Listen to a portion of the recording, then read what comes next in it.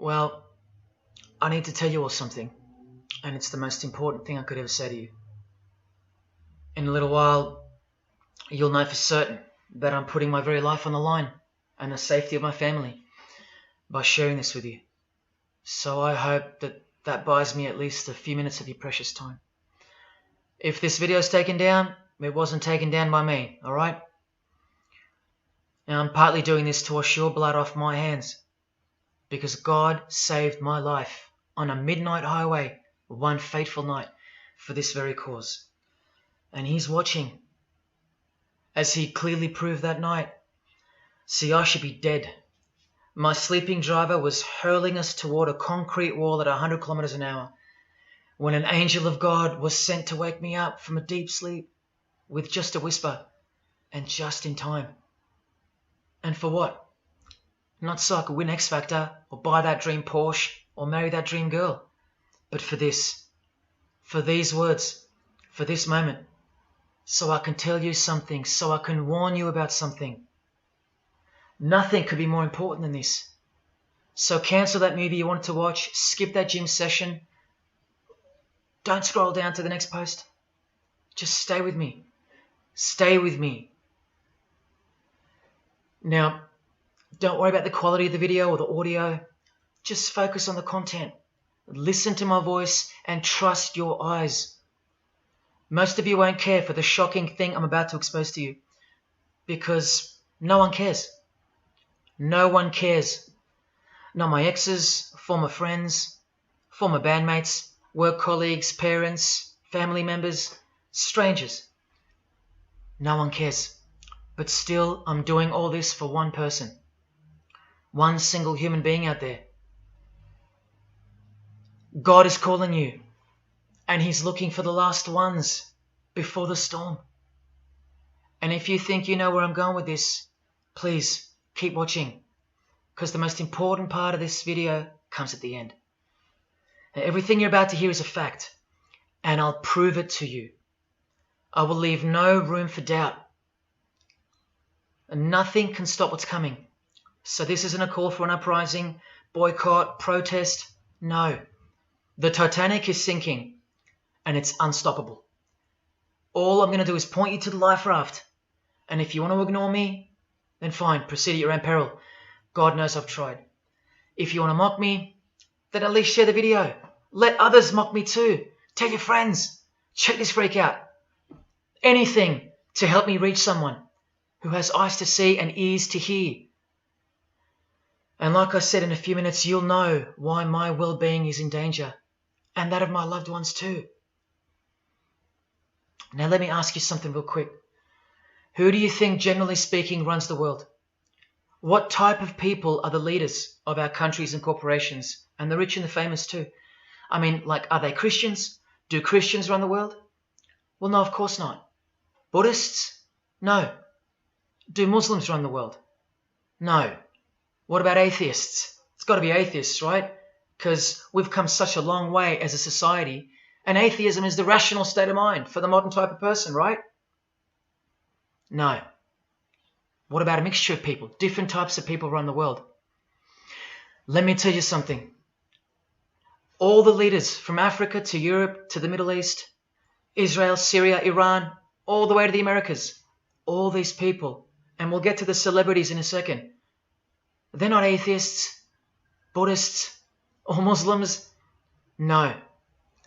What if I told you that they all belong to the same religion? A secret religion. One that none of them are allowed to talk about. One that you should worry about because it affects you beyond belief in ways that you never imagined.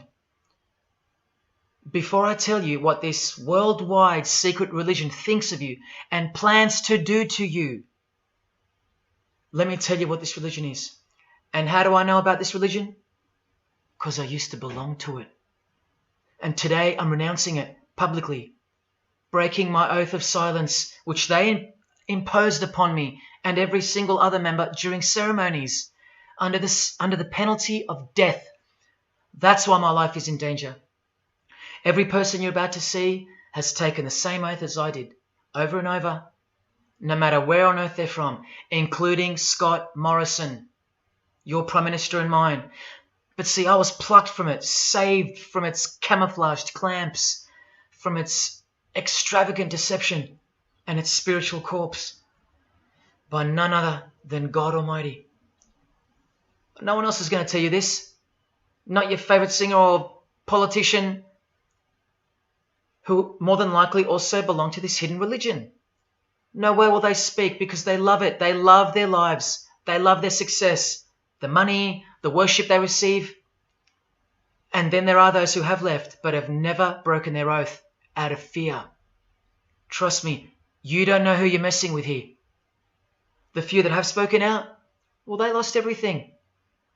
Or either their reputations and livelihoods are threatened or destroyed, or they're framed for a crime and end up in jail, or they're murdered and made to look like an accident or suicide.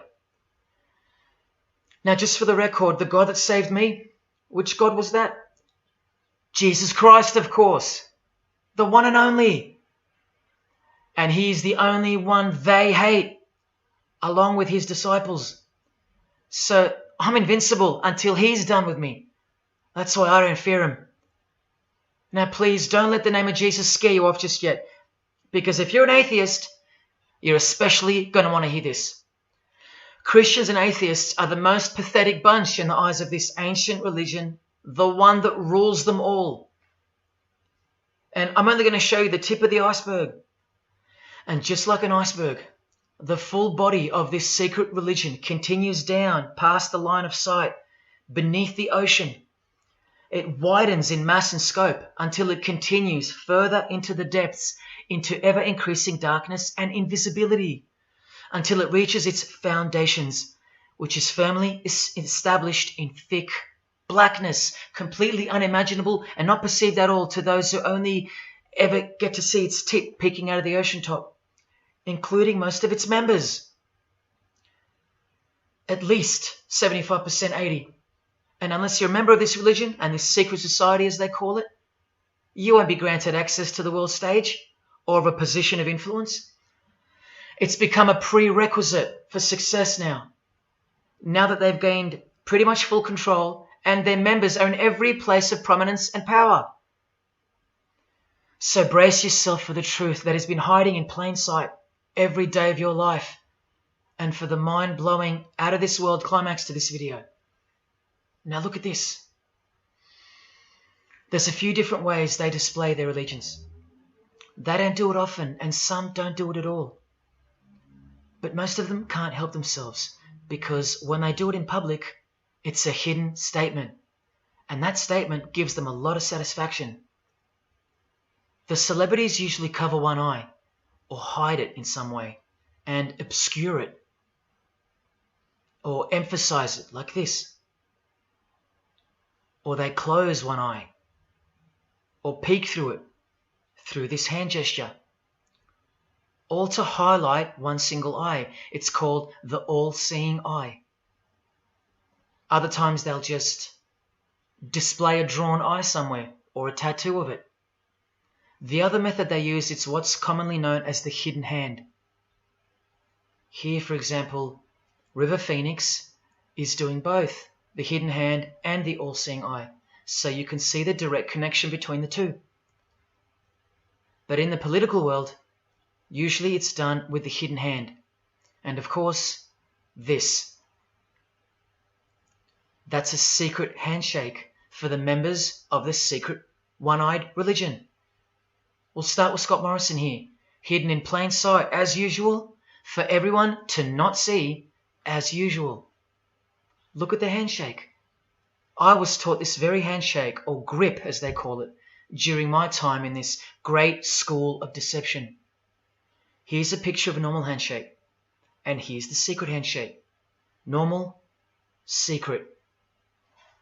Now here's Scott Morrison with Daniel Andrews.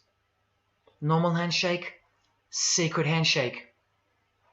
All of them are sworn to secrecy under the penalty of death. And remember, I'll prove it to you very soon. Here's former Prime Minister John Howard giving the secret handshake, and Kevin Rudd bowing down to this bloke in front of Julia Gillard. all of whom are members of the religion. And Tony Abbott, you'll see in a second, and he's Julia again. Now, I once heard Julia being asked in a brief interview on TV while she was the Prime Minister.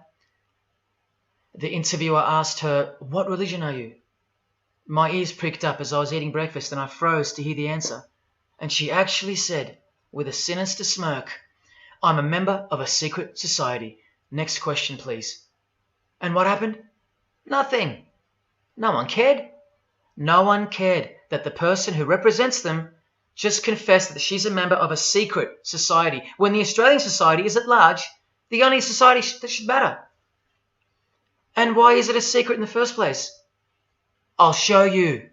Very soon you'll know their beliefs, and you'll know their master plan, and you'll know why they take such extreme precautions with such hideous oaths of silence under the unbelievable penalties, including death, to stay hidden from the public. So what's the name of this religion? Well, I'll tell you right now. But keep in mind, the magic word you're about to hear only hides the true religion inside of itself. That's how it's secretly flourished to spread like a cancer around the world. It's a religion within a fraternity. The name of the international fraternity, the one that camouflages, conceals, and cloaks the secret religion inside it, is this: Freemasonry. This is their official symbol, the square and compass. Sometimes with a G in the middle, and sometimes with the eye, the all-seeing eye. This is the same eye that these people are referring to. That's where it comes from. The eye is sometimes placed in a triangle, and that's where this comes from, the eye in the triangle. Here's Chris Angel doing it, standing also next to a mate with a square and compass shirt on. Not a coincidence. This is not something Jay-Z invented. This is the religion Jay-Z belongs to, and proudly, as you're about to see. The Freemasons also placed the eye at the top of a pyramid because the Egyptian pyramid is integral to their secret system. Here it is on Chris Angel's shirt and Madonna's jacket. That's a Masonic symbol. The Freemasons are sometimes called the Masons for short. It'll all come together and make sense really soon. Here it is hidden in plain sight at the Australian MTV Awards. And this is the MTV headquarters, by the way. Trust me, there's no doubting this. Here's the same eye in a pyramid on a Crowded House logo. Yes, initiated Freemasons. Here's the eye on the Harbour Bridge for a New Year's Eve gig. And I wonder what that eye could be referring to. So what's the connection? The religion is the connection, the secret religion. And you'll see. Prepare yourself for an incredible revelation and the amazing climax that comes at the end of this video. Now this is where the Freemasons are counting on you to lose interest or roll your eyes and move on. Because in their beliefs, the uninitiated, meaning you, are ignorant and stupid compared to them. You're technically called the vulgar and the profane. Please prove them wrong. Prove them wrong. And stay with me just a little longer. Now the secret identity of this one eye lies in the heart of this religion that lives, breathes, feeds and grows deep inside of Freemasonry. And Freemasonry camouflages it very successfully. So it goes undetected and undisturbed until it ultimately fulfills a thing called the Great Work. That's what they call it. And they will succeed very shortly. Nothing can stop it now. And I think some of you can sense that something's coming. And who do we trust more than anyone in the world right now? This bloke. And there he is, giving the sign of the hidden hand in front of the whole world. The hidden hand sign is technically called the sign of the master of the second veil in Freemasonry. Veil, get it? Meaning hidden.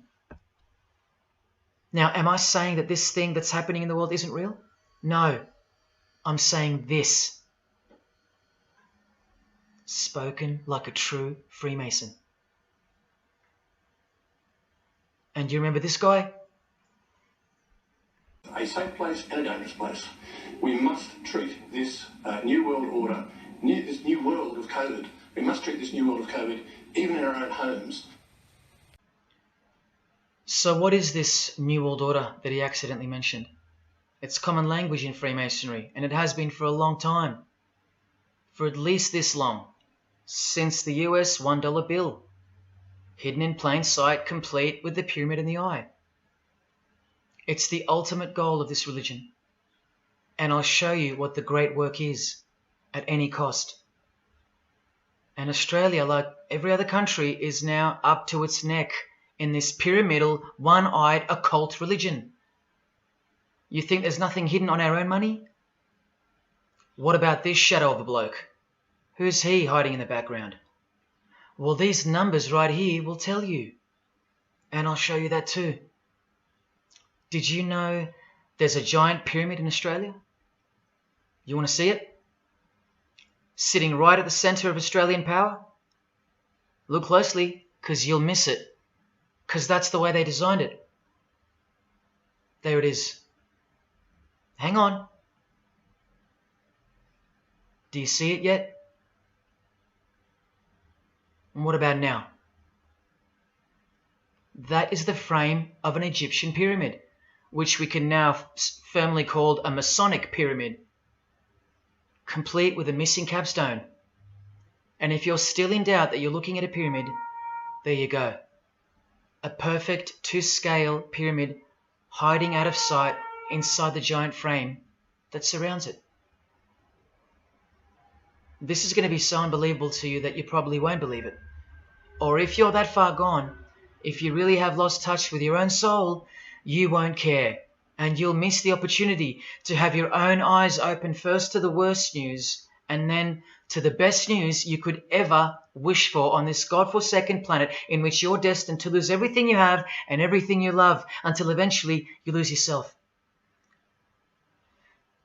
We have to establish what this religion that's hiding inside of Freemasonry actually is, and we will. And it's shocking, but it's reality. The symbol of the Freemasons itself is not what it seems. It's a squaring compass on the surface, but it conceals something that'll become obvious when I show you. But before we uncloak Freemasonry to see its true nature, its ugly face and its shameful nakedness, because I gave you my word that I'm going to prove it to you. This is the oath they have to take. This is the oath that I took.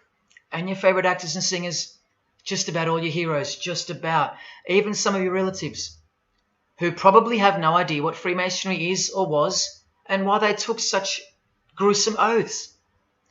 So for those who are going to say, my grandfather was a Freemason and he was a great bloke, or don't the Freemasons run that retirement home? Just wait. Because I'm talking to Freemasons here as well. And don't you worry, they're going to come out of the woodworks. But they're all under the oath of secrecy. Don't forget that, no matter who they are. Adele, Neil Finn, Chris Angel, or Scott Morrison. The oath comes first. And here it is. This is taken from an official Masonic publication, not intended for the public. This is Duncan's Ritual of Freemasonry. In brief, I, of my own free will and accord, do hereby promise and swear that I will never reveal any of the secrets, arts, parts, point or points of the Master Mason's degree to any person or persons whomsoever.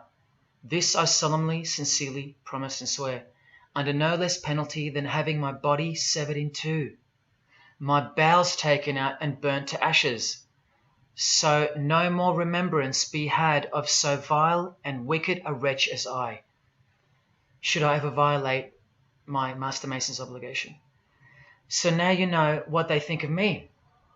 I'm a vile and wicked wretch for breaking my oath. So how can anyone ever trust a Freemason when he speaks about Freemasonry? Unless you're speaking to a rare breed like me. Never reveal any parts, not even a single point, to anyone.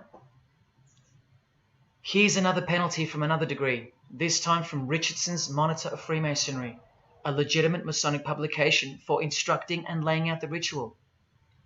binding myself under no less penalty than having my throat cut across, my tongue torn out by the roots, and my body buried in the rough sands of the sea. These are the penalties they swear to. And yes, the lodge has penal authority to execute. This is how they look when they're initiated.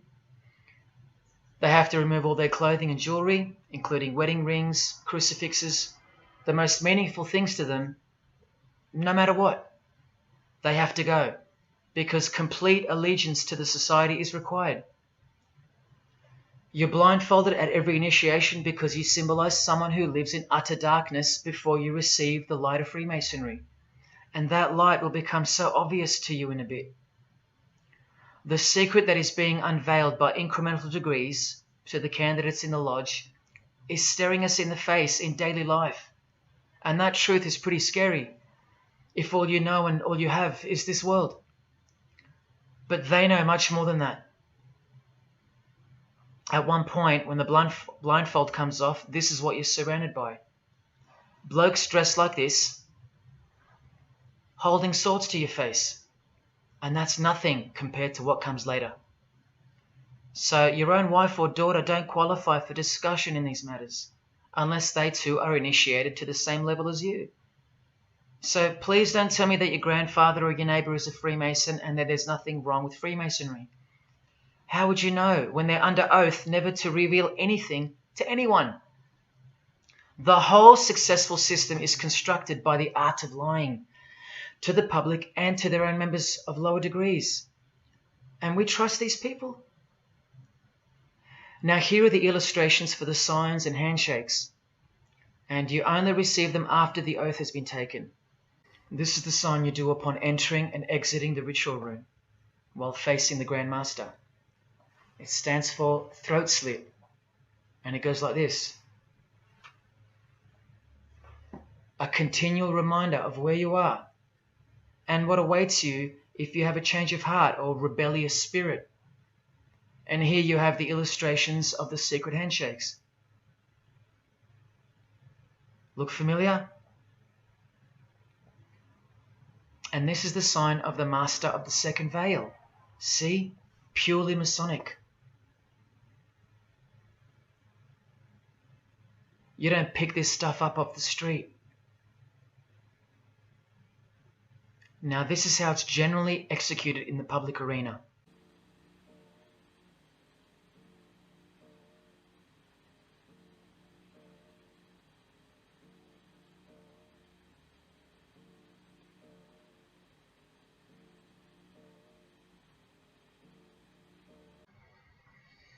Sneaky, sneaky, huh? So when you see this, or this, you know for certain where it comes from and who they belong to. Look at Kramer on the front page of the privately circulated Freemason magazine, officially a Mason, like fellow brother Tony Abbott, and he's doing this. That's a direct link to the mysterious all-seeing eye of Freemasonry. There it is on the walls of the inside of a lodge room. So there's no reason to doubt that those who do this belong to this. This is another sign they do quite prominently. It's the sign of silence. This is from Richardson's Monitor of Freemasonry again, a finger over the lips. Now these signs are slightly morphed over time, so covering the mouth in a variety of ways is the expression of being bound to secrecy and silence. Silence or death, as Little Wayne here is portraying. Here's the oath of a second-degree Freemason on page 21 of Richardson's Monitor of Freemasonry. Binding myself under no less penalty than having my left breast torn open and my heart and vitals taken out, thrown over my left shoulder, should I wilfully transgress any part of this my solemn oath. In this degree, the penalty is to have your whole body dissected, bowels removed and heart cut into pieces and thrown into a field where you are eaten by animals, all to protect the secret religion of the rich, powerful and famous. In the Knights Templar degree, the penalty is to have your head cut off. Listen to this penalty. And this one has happened throughout history more than any other, because it works so well without having to resort to death or the threat of death, and it's easier to execute. Now this applies to all areas of industry.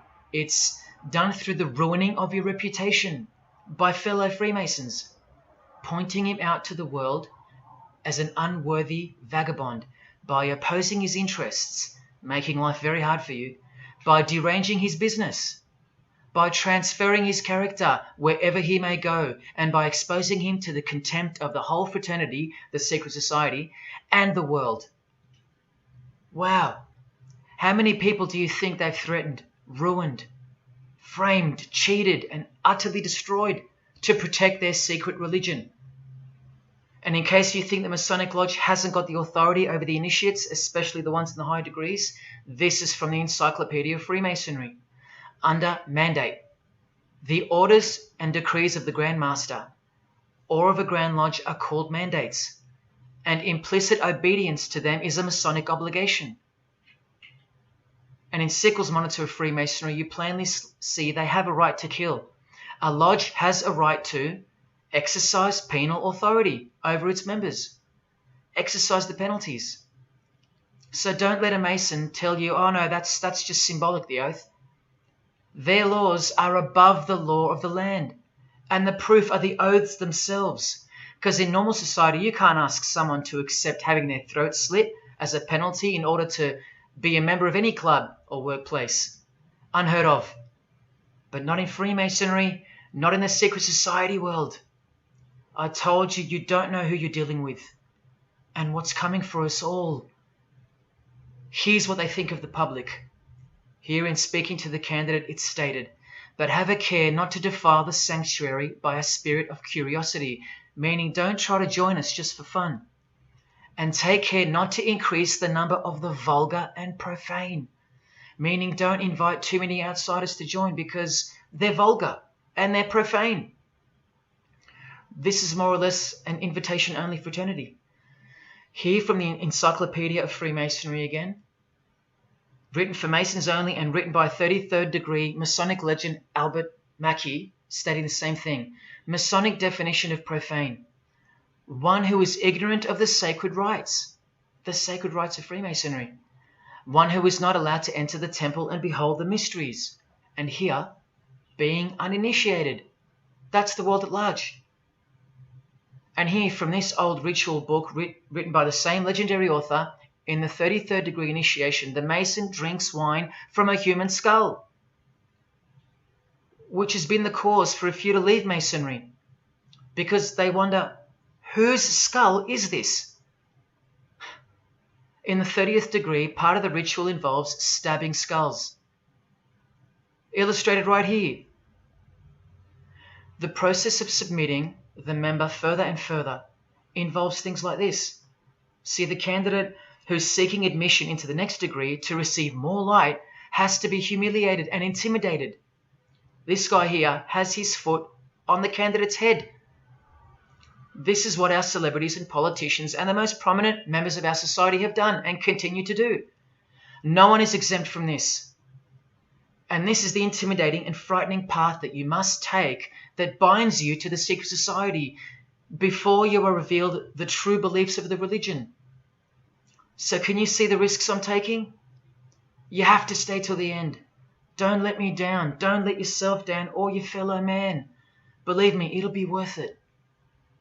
Now here's one of the 3 greatest Freemasons of all time, who actually helped construct the 33 degrees or rituals of modern Freemasonry, Albert Pike. A hideous man with a deeply complicated mind, and one who will soon help you to see who they really are. This is how important he is to Freemasonry. He's buried here, in the House of the Temple, a Washington Masonic Lodge, just around the corner from the White House.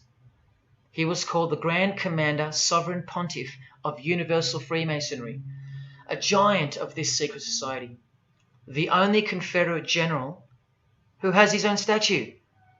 And who were the Confederates? The dudes that fought for slavery, not against it, defeated by Abraham Lincoln, who was surrounded by these Freemasons, and who was assassinated by this one, John Wilkes Booth. doing the same sign of the master of the second veil. A Freemason assassinated Abraham Lincoln. Undisputable when you have the eyes to see. Now, Albert Pike writes in his colossal work, which some refer to as the Bible of Freemasonry, called Morals and Dogma, and on page 113 he says, "What can there be in common between the vile multitudes and the sublime wisdom?" That's what Freemasons possess, sublime wisdom. That's what their secret is. It's sublime. The secret I'll reveal to you. Now, just quickly, here's Freemason Kanye West. Here he's giving the Masonic grip to his brother Mason Jay-Z.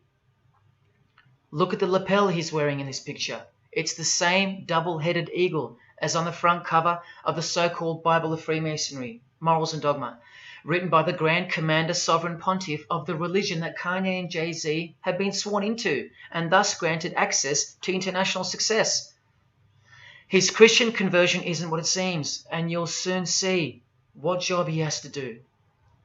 Now look at what else Freemasonry thinks of the uninitiated, from the words of the Grand Commander himself. The truth must be kept secret, and the masses need a teaching proportioned to their imperfect reason. I hope you're listening, because we're about to get going here. These truths were covered from the common people as with a veil. There's that veil again. And the mysteries were carried into every country. Freemasonry was secretly imported from the East into the whole world to weave its web in the darkness to increase and advance its agenda. The sages, meaning the enlightened ones, always had an esoteric creed, unknown to the vulgar. And here he says, to the end that the vulgar herd, seeing, might not see anything, and hearing, might comprehend nothing. Are they right? Am I wasting my time, laying it all down for nothing? Because they know you so well? Your favorite celebrity and politician's secret religion is beyond the reach of the vulgar. Vulgar is what you are to them. He won't tell you. She won't tell you. And they won't tell you.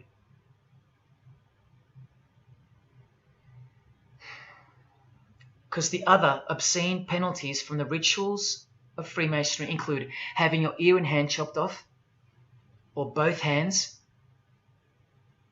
being hung in your own home, and my personal favourite, having the top of your skull cut off so your brain is cooked in the sun. Now, can you imagine what they're hiding? And then the ritual monitor goes on to illustrate the same secret handshakes and signs. Hidden hand, sign of silence. These people mocking us, sometimes to our face with their symbolism, while we respect them, admire them, and sometimes even love them and idolize them.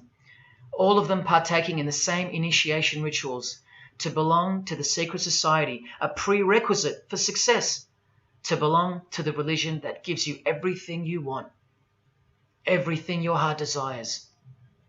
While the Gospels teach accurately that the heart is wicked. Now here is a practical example of how Freemasonry comes first, even above the title of president. Here's a portrait of George Washington doing the sign of the Master of the Second Veil, and here, Freemason, before and above president. And if you think that's just by chance that they put the word Freemason above president, then here, read this genuine quote from Harry Truman. This should tell you how deep the consequences of Masonic initiation go and what lies deep within. It's Freemasonry above everything else. There's the Queen showing her allegiance over and over. And here's the Queen leaving a very special hospital with a very special nurse. And this was the Queen's father, fully dressed in his Masonic regalia and that God-forsaken apron they wear, which also hides something, just like the square and compass. In fact, what the apron hides is what the square and compass really represents. And it's staring you right in the face. Can you see it yet? Prince Charles, handshake, hidden hand.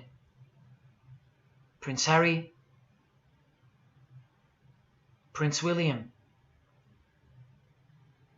And here is the Grand Master of English Freemasonry, Prince Edward, also in full gear. What a lovely looking chap. And now he's giving the Masonic grip in front of this stone that was placed there to memorialize his visit to Cape Town Lodge. And what about this guy? Prince Philip, husband of the Queen. Do you remember him saying this? Yeah, and here's the article in case you think he didn't. Initiated member. Do you slowly see what the Masonic mindset is? We are beneath them. And the craziest thing is, if they can turn you into what they think of you, then you deserve what's coming. It's a natural law. It's the law of nature. And I'll soon show you their real Bible, for lack of a better term, which justifies it all, and the one which guides their morals. And it makes a lot of sense, because the power of the deceptive phenomenon of Freemasonry lies in the fact that it contains real truth, intertwined with untruth. Now, this actual book that guides their morals and plans, it isn't written by hand, and it's been around longer than the Bible. So they think it's purer, sublime as they call it. And it's the foundation on which the religion is built upon. And that Bible, so-called, that unwritten Bible, is the key to unlocking its secrets. I'm going to hand you that key. And it's all going to come together like a flood. So they're going to own it all by their own words and actions. And they're going to introduce us to a new system of life, but only after a number of shocking events take place, which I'm so close to telling you about.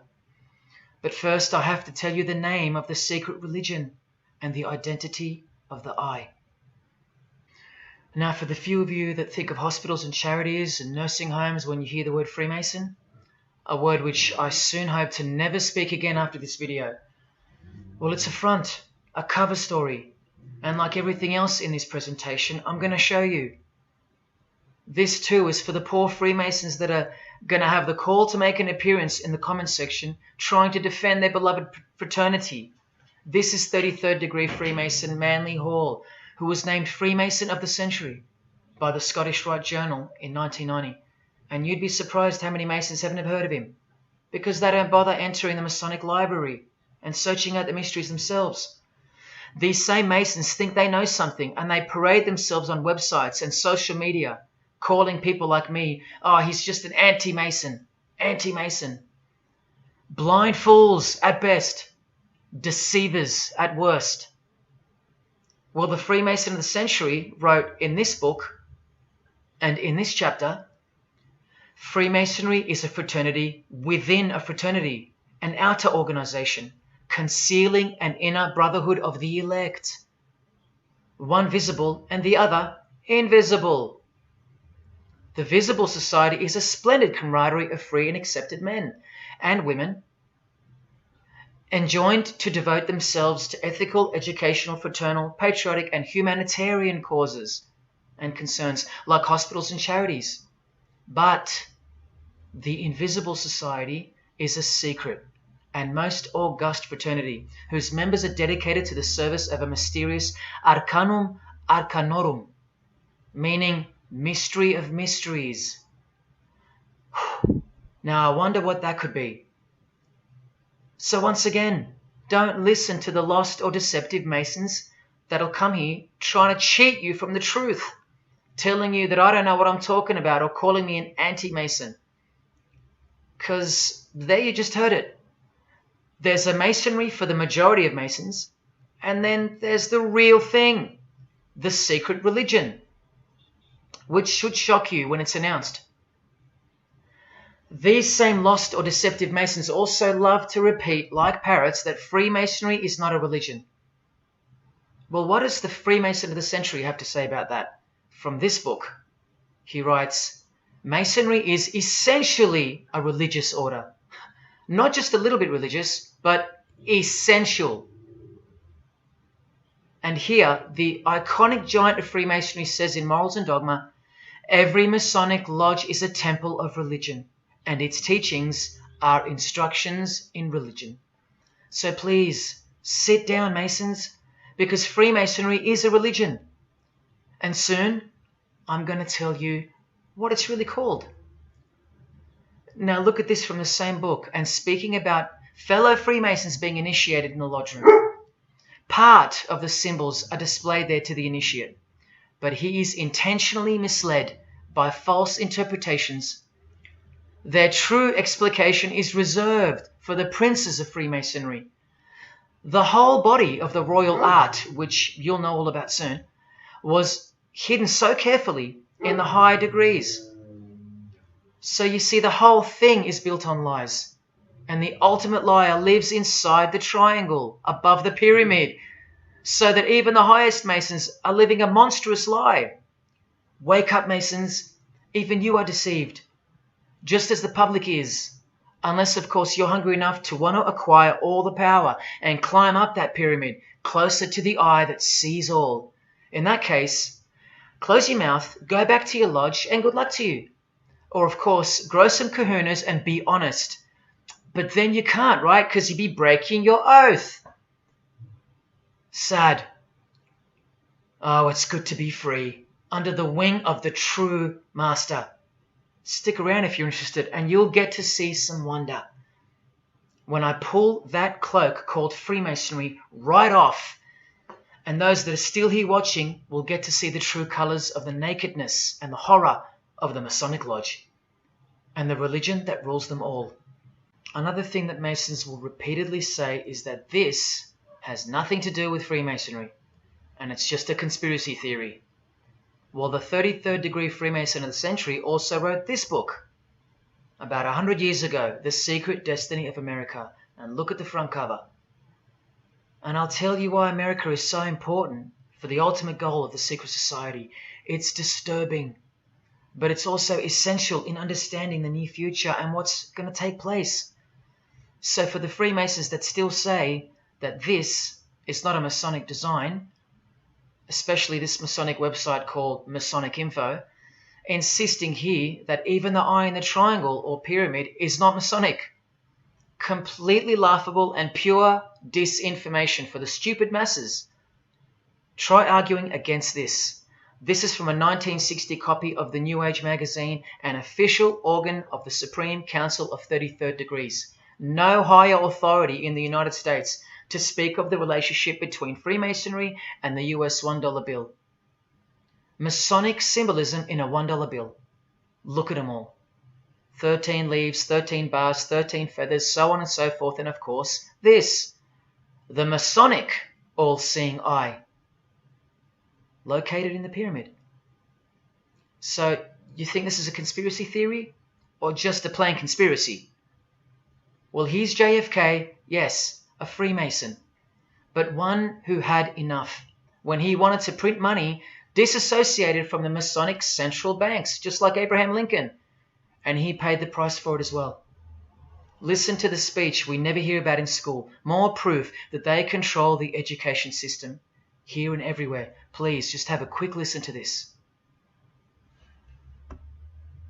Ladies and gentlemen, the very word secrecy is repugnant in a free and open society, and we are, as a people, inherently and historically opposed to secret societies, to secret oaths, and to secret proceedings.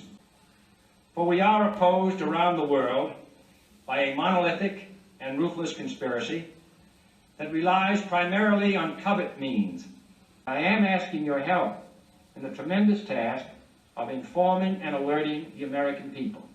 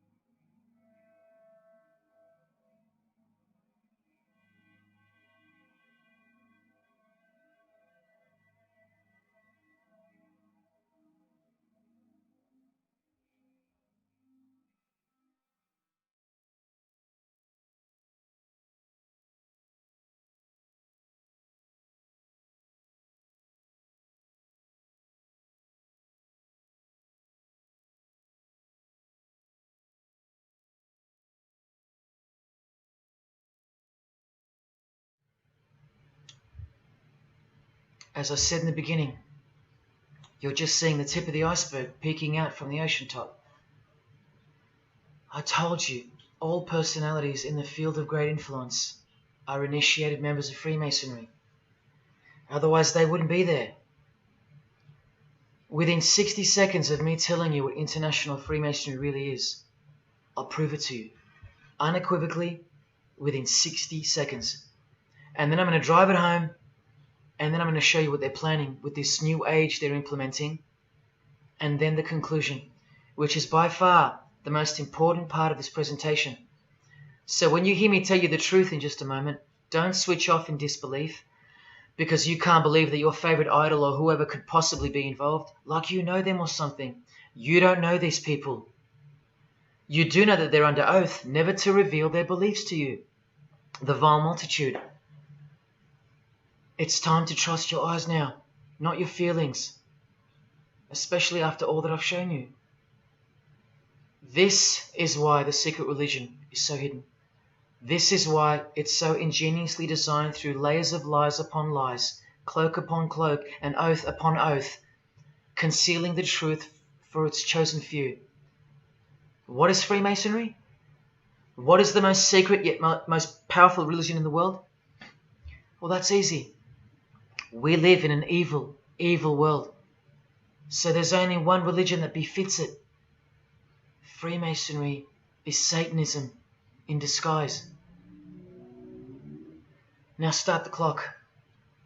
From Morals and Dogma, prepared for the Supreme Council for 33rd degree. That's the highest degree in Freemasonry, and written by the undisputed heavyweight champion of modern Freemasonry, Albert Pike.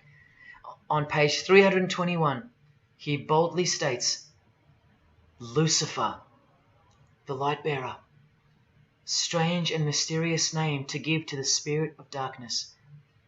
Lucifer, son of the morning. Is it he who bears the light? Doubt it not. Did you hear that? Lucifer is God, and do not doubt it. Come on now, stay with me. Here from the Encyclopedia of Freemasonry, written by 33rd degree Freemason, a beloved member of the craft, Albert Mackey. He tells us whose name represents the good principle in Freemasonry's secret worldview. Writing under the Masonic meaning of the word pentagram, he says that the pentagram, depending on its position, represents good or evil. See how he puts the positive aspect in the first position?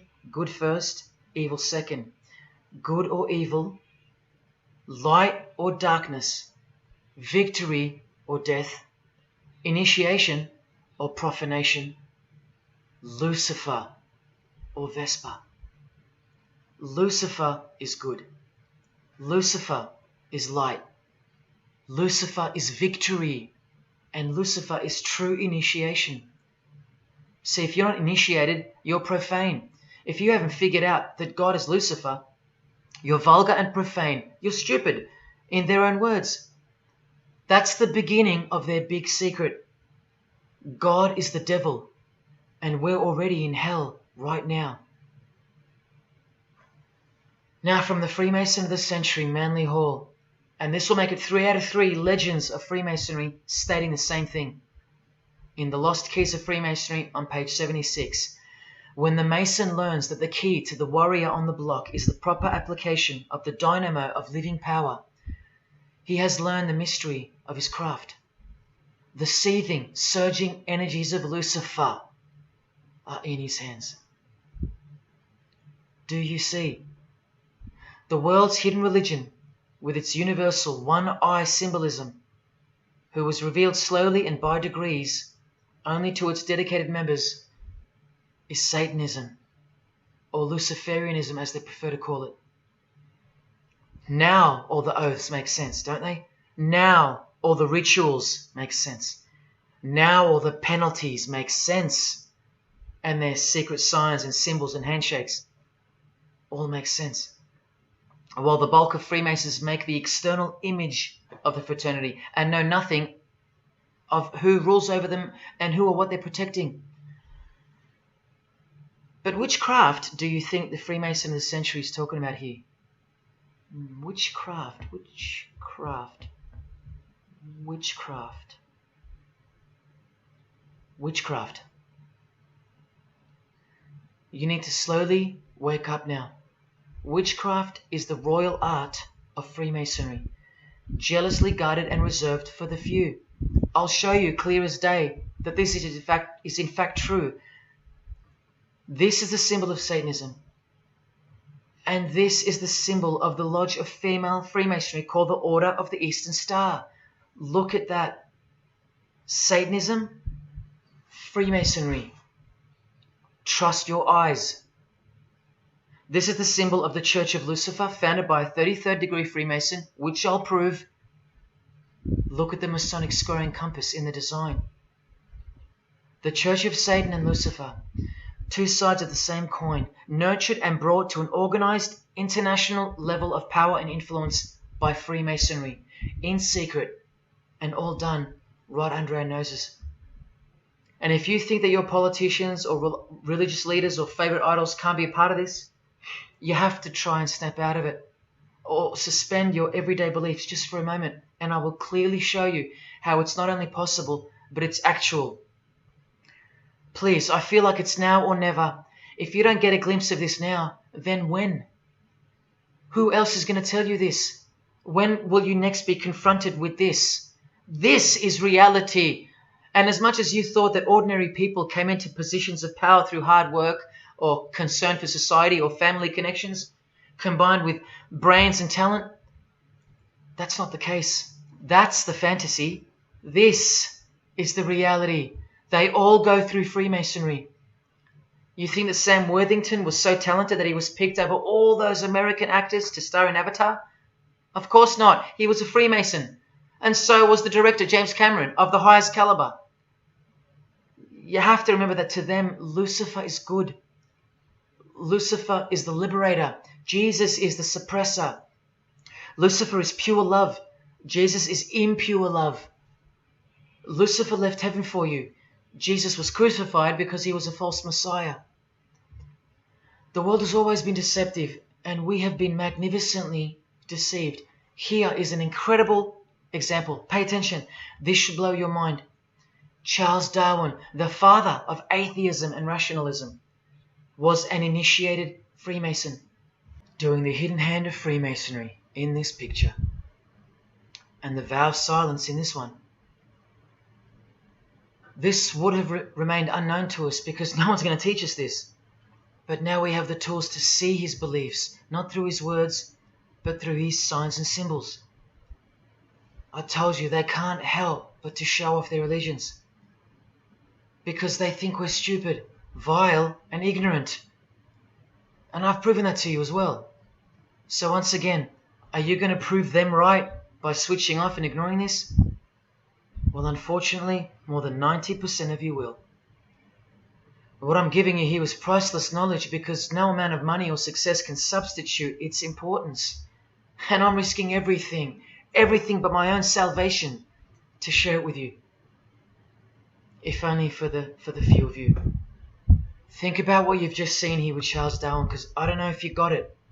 You cannot be accepted as a candidate of Freemasonry unless you believe in a supreme being, as exemplified here with Phil Collins, speculated by some to be an atheist, but this seems impossible because being a Freemason, he has to believe in a higher power, or more accurately, supreme being, and I can personally vouch for that. And look here in the Masonic Oath itself. The candidate says, I will not aid or be present at the initiation of an atheist, a madman, or a fool. Freemasonry believes that to be an atheist is to be the equivalent of a madman. And they're right. Yet while they propagate atheism around the world, in universities and schools, Charles Darwin himself was a believer in an intelligent designer, a supreme being. He had to be, because he's a Freemason. And that intelligent designer that gave birth to us is named Lucifer in the highest degrees of Freemasonry. See? Never tell. He lied to you, because that's what Freemasons do. The whole thing is a giant lie that was carefully constructed by mutilating the truth, because mutilated truths make the most successful lies. This is the secret to their success, a lying tongue and a lying spirit from the 1st degree to the 33rd degree, to each other and to us. I've proven that as well. And what did Jesus, how did he describe their God? The father of lies. How accurate. The one who comes to cheat, kill and destroy. How accurate again when I tell you their plans. Look here, Charles Darwin is noted as an influential figure by the Satanic Temple. And proof for them, apart from the intelligent design that is all around us, that Lucifer is real and that he's the god of this realm, is the power of witchcraft or magic. Magic works because there's a hierarchy or a pyramidal power structure in the spirit realm, a realm devoid of any love for you. And these spirits can be conjured up and summoned by the practitioners of the royal art of Freemasonry. They ask for something in return, however. Listen to Bob Dylan, a Freemason. Hidden hand, one-eye symbolism. Out here doing these songs, you know, you're still on tour. I do, but I don't take it for granted. Why do you still do it? Why are you still out here? Well, it goes back to the destiny thing. I made a bargain with it, you know, a long time ago, and I'm holding up my hand. What was your bargain? To get where I am now. Should I ask who you made the bargain with? with the chief commander. On this earth? And in this earth, and then in a world we can't see. How does one communicate with Bob Dylan's chief commander, Lucifer? By the jealously guarded royal art of Freemasonry, witchcraft. This is from the Encyclopedia of American Religions. Secrecy is bolstered by a system of initiations and degrees, the Freemasonic system. The material which is kept secret is the magical knowledge of the group. This knowledge may consist of rituals and powerful magical formulas. Do you think J.K. Rowling isn't a Luciferian? In this article, J.K. Rowling reveals the inspiration behind the Deathly Hallows symbol. And what is it? The Masonic square and compass, with the one eye that all the celebrities mimic. That's the inspiration. They're all members of the secret society. If you think that doesn't prove anything, here she is with her new tattoo. It says Solve Coagula. Also a song titled by fellow Freemason Marilyn Manson. And where does it come from? Here, the Baphomet. The image of Lucifer as conceptualized by another Freemason, Eliphas Levi, in his book, The Doctrine of Transcendental Magic. This horrid thing, with breasts, a penis, and a goat's head with 2 horns, has these words written on its arms, Solve Coagula. The impact of the meaning of these 2 words should disturb you to soberness when I tell you about them. Because apart from other things, they involve the process in which the new system will be implemented at unbelievable cost to you and I. Here's a statue of the Baphomet at the temple, Satanic Temple, complete with 2 little kids admiring it. That's J.K. Rowling's religion, Satanism. The secret religion for the highly evolved and the highly successful. Welcome to the real world. The same Masonic author writes in The Doctrine of Transcendental Magic, in the ceremonies practiced at reception by all secret societies, there are found indications of a doctrine which is everywhere carefully concealed, and that is witchcraft. And in his History of Magic, he tells us it is the royal art. And that's what Freemasonry calls it. And where did he get his inspiration for the Baphomet? From the Knights Templar, another secret society who were banned, and some of its members were executed in the 1300s for glorifying evil, as it's openly stated here in the Satanic Rituals. And where do modern day Knights Templars reside now? Within high degree of Freemasonry, right here. Again from the encyclopedia, and listen to this. The continuing impact of speculative Freemasonry, which means modern day Freemasonry, provided fertile soil in which new magical orders could grow. Magical orders, meaning other branches of secret societies, of which Freemasonry is the umbrella.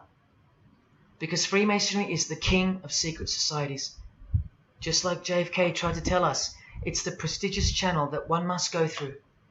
And it is the reason that the oldest religion in the world has made a colossal comeback and is now on the brink of success, which, as I said, nothing can stop now. And again from the encyclopedia, the groups wear ritual garb and meet in magical lodges. And where do Masons meet? In the Masonic lodge. Like here with a magical pentagram on their checkered floorboard.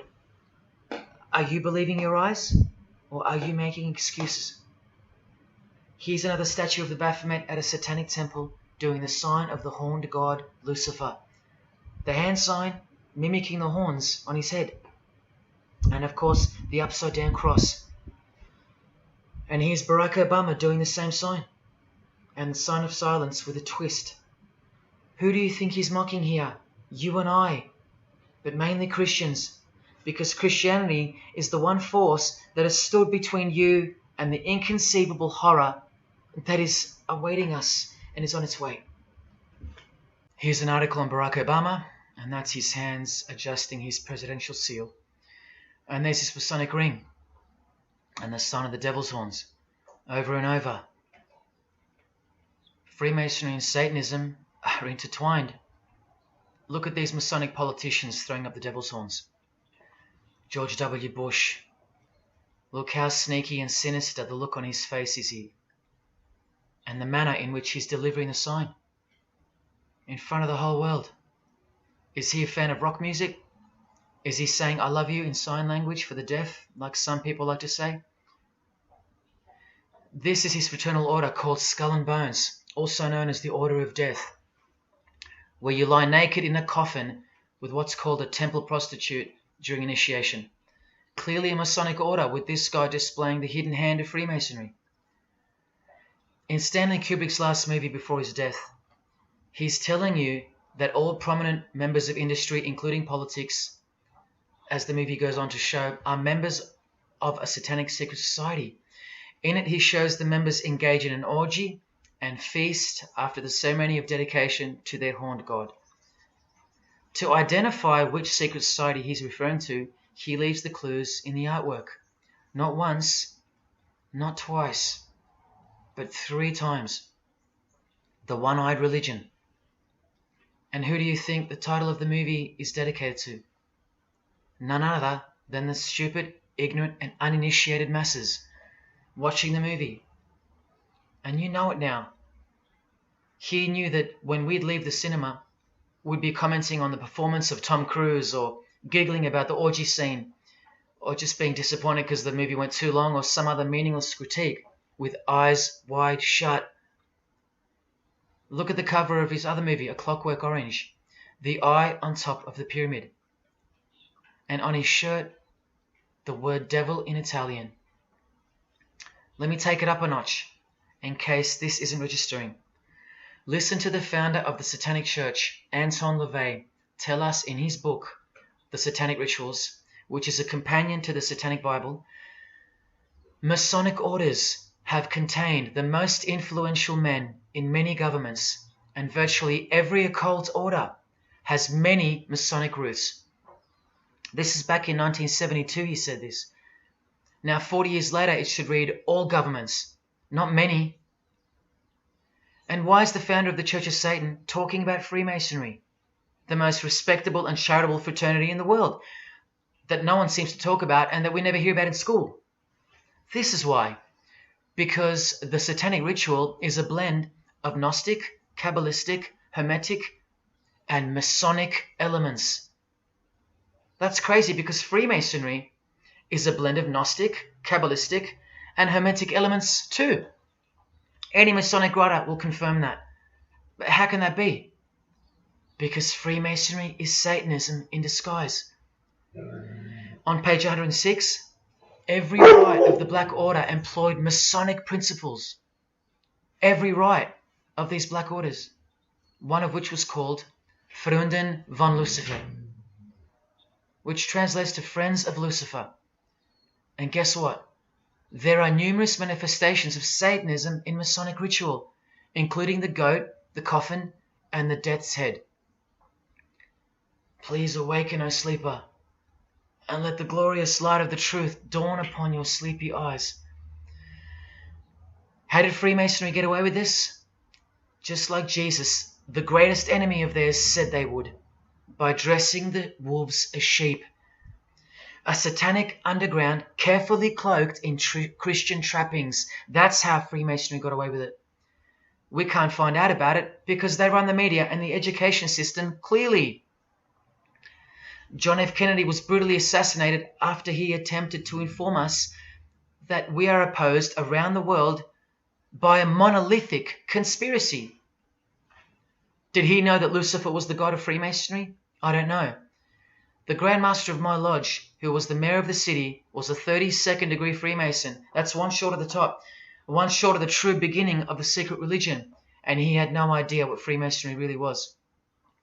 After 42 years in the lodge, they never invited him into the 33rd degree initiation because he couldn't see past the Christian trappings, as they were designed to do exactly that, trap the Christian, or trap anyone else who was too sensitive to behold the truth.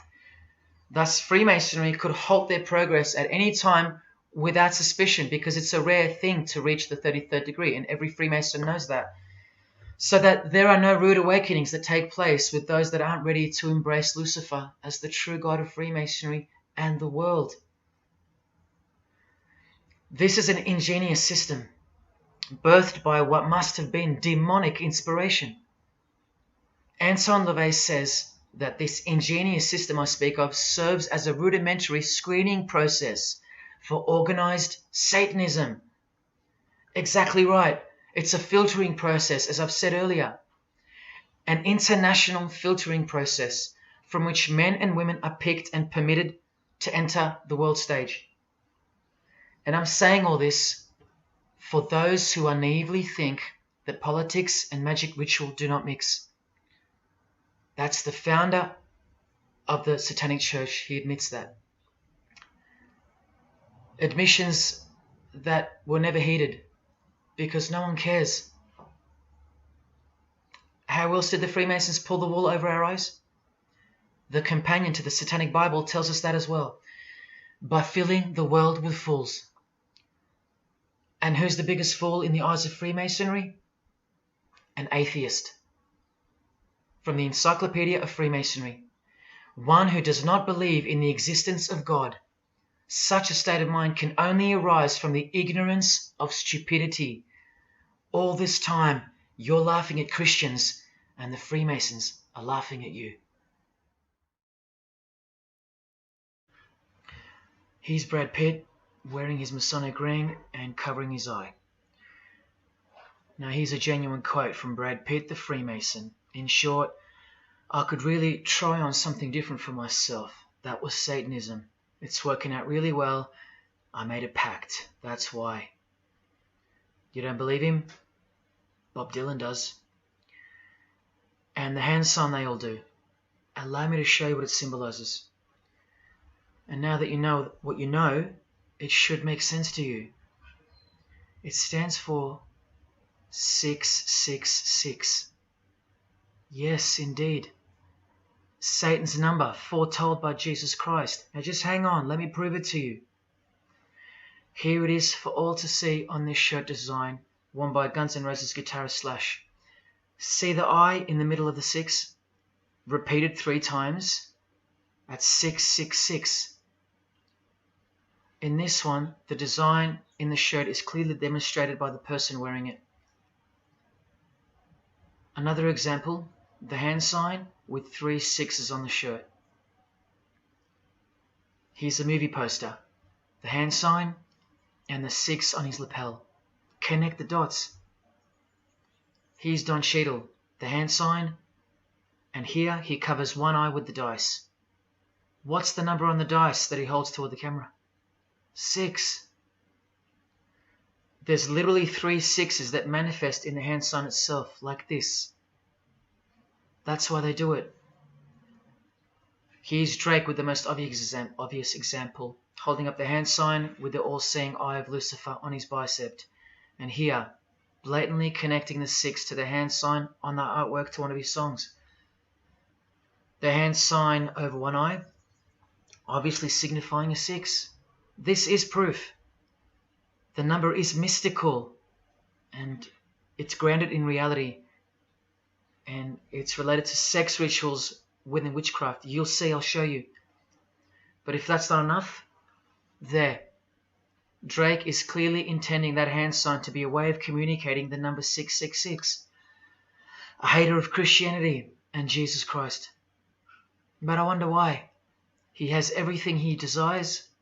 Christians aren't suppressing him. He doesn't hate Buddha or Muhammad. None of them do. No. Jesus is who they hate. But they protect Freemasonry by communicating its presence in their lives not by word, but by symbols and signs. Disciples of Lucifer. While you don't believe it, they take it very seriously, and they mock you by displaying it in your face. They know the truth. The chief commander, the one at the top of the pyramid, is Satan, the god of this world, just like Jesus told you who he is. Britney Spears doing the 666 over the eye, and look at this. The devil's horns while she wears the seal of the US $1 bill, designed by Freemasons. You know why now. You just have to stop denying it. Freemasonry is Satanism in disguise. This is how they tell you. Let's go to Britney's close friend, whom she tongue-kissed in front of the world, sexualized as these people are, and for all the girls out there to be inspired and corrupted by. Madonna, wearing the same Masonic design as Britney. 666 hand sign, the one-eye symbolism, and the vow of silence. The vow of silence with her fellow practitioner of witchcraft. The Masonic eye in the triangle behind her, and now the upside-down cross of Christ on her outfit. A member of the secret society who hates Jesus with a passion, as you can see here with Lucifer, the god of Freemasonry, giving her oral sex. Deep despisers of Christianity. Are you wondering why yet? The sign of the devil's horns here, meaningfully placed and done with precise intent, like with all of them. And here teaching her poor children to follow in her footsteps. Truly only God knows how many young people she's perverted in her career, all orchestrated by Freemasonry. Here's the founder of the Church of Satan again, Anton LaVey, showing the horn sign. The horned god of the witches, as illustrated by Una Woodruff in her book Witches. And here, with a member of the Agora sect of Hinduism partaking in a ritual of the oldest religion of the world. She's drinking blood here from what? A human skull. Sound familiar? That's right. That's what all the high-level Freemasons do, except they use wine, until they themselves are invited into the secret religion. It's ritualistically done to gain magical abilities, not a myth. And look at her hand sign. It's also known as the El Diablo. Do you still think this hand sign is a joke, or it's misunderstood or misrepresented by people like me? Look at the cover of Anton's other book called Satan Speaks. Look at the eye. He has one eye emphasized. Can you see? What about the image of Lucifer in the Satanic Temple? Look at the right eye. It's darkened. You ready for this? From the Bible. And this passage is thousands of years old. Woe to the worthless shepherd. His right arm shall be completely withered, and his right eye shall be utterly darkened. Where do you think this hatred for Jesus comes from? Do you think it's because we've outgrown it? Or because it speaks the truth? Who do you think this worthless shepherd with one eye darkened is? And who said, I am the good shepherd? Who said that? Jesus Christ is the good shepherd, not the worthless shepherd with one eye. You think this is all just a coincidence? Just hang tight a little longer and you will see some wonder. Here's Anton LaVey with Freemason Marilyn Manson, and here's Marilyn covering his eye. In case you forgot that this is the eye of Freemasonry, the international religion they all belong to. Here he is giving the sign of the master of the second veil, the hidden hand of Freemasonry, along with his Masonic ring. You know how many presidents and journalists and common men have tried to expose Freemasonry or get it shut down, get it banned? Well, those days are long gone. Marilyn Manson, the Freemason who tears the Bible into pieces on stage during his performances, he captured the fundamental purpose of Freemasonry's existence very well when he said in an interview with Spin magazine in 1996, "Hopefully I'll be remembered as the person who brought an end to Christianity," echoing the dreams of grandeur, just like his spiritual father. Now Kesha, one-eye symbolism of Freemasonry, the eye in the triangle, and the sign of silence. So she's a member. And behold, an inverted cross in her music video, inverted cross on her outfit, and a satanic pentagram on this outfit, just like the symbol of female Freemasonry. You think none of these Freemasons look like witches? Really? And none of these witches in the making? Remember, 90% of them don't know what they're serving, or what they're doing there, or why they're taking oaths of such silence and such penalty. Avril Lavigne does, showing her allegiance with the one-eye symbolism, participating in lesbianism in a video, influencing the masses, subtly stealing our innocence. And what's on her helmet? One eye. And doing the El Diablo with pentagrams at her concert. Anthony Bourdain with his one-eye symbolism, he was openly a hater of Christianity. And what kind of woman would suit a man like this? Well, a fellow member of the secret society who hates Christianity too, of course, Asia Argento. One-eye symbolism, again and again. The sign of Lucifer's horns, and this pose of his image. Remember the Baphomet. There's Asia mimicking its pose, complete with the finger position. Creatures with breasts and an erect penis and a goat's head. You know, things you find normal now, thanks to international Freemasonry, normalizing evil and filth through multiple levels of and avenues of propaganda and influence, including television, movies, music videos, schools, education, through legislation, through passing of laws to protect the evil nature, and of course through your favorite idols. Chris Hemsworth, just your everyday good Aussie bloke? I'm afraid not. One-eye symbolism and the sign of silence, both of which mean he's taken all the disgusting oaths of Freemasonry under the penalty of death, thus catapulting him over the competition, never to promote Christian values or Jesus Christ again. The 666 hand sign, and now, see how the hand symbol makes sense? Amber Heard, who was married to this Freemason, who's best friends with this Freemason. I told you they only date, marry and associate with their secret society. Here with the 666 over one eye, and this tweet. I think it's a tweet, I don't know. Look at the one eye closed, darkened if you will, and identifying its meaning with the devil's hand symbol.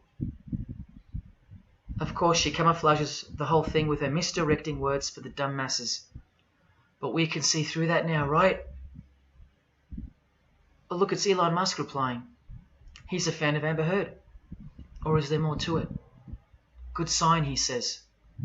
The sign of the devil's horns. The fertility god. The sex god. That's what he's referring to. Why on earth would he point that out? You know why. But to be sure, let's go to his wife or girlfriend, Grimes.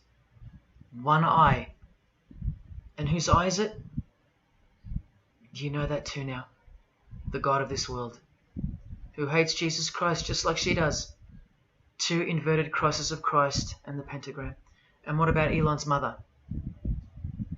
Of course, all members of the secret society. Most of us who never even knew it existed. Blink-182 initiated member with some of his secret brothers from the lodge. Vow of silence.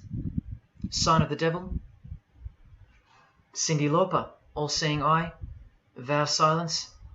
the sign of the god of this world. Christian Bale, who thanked Satan at an award show, doing the sign of the master of the second veil, the hidden hand of Freemasonry.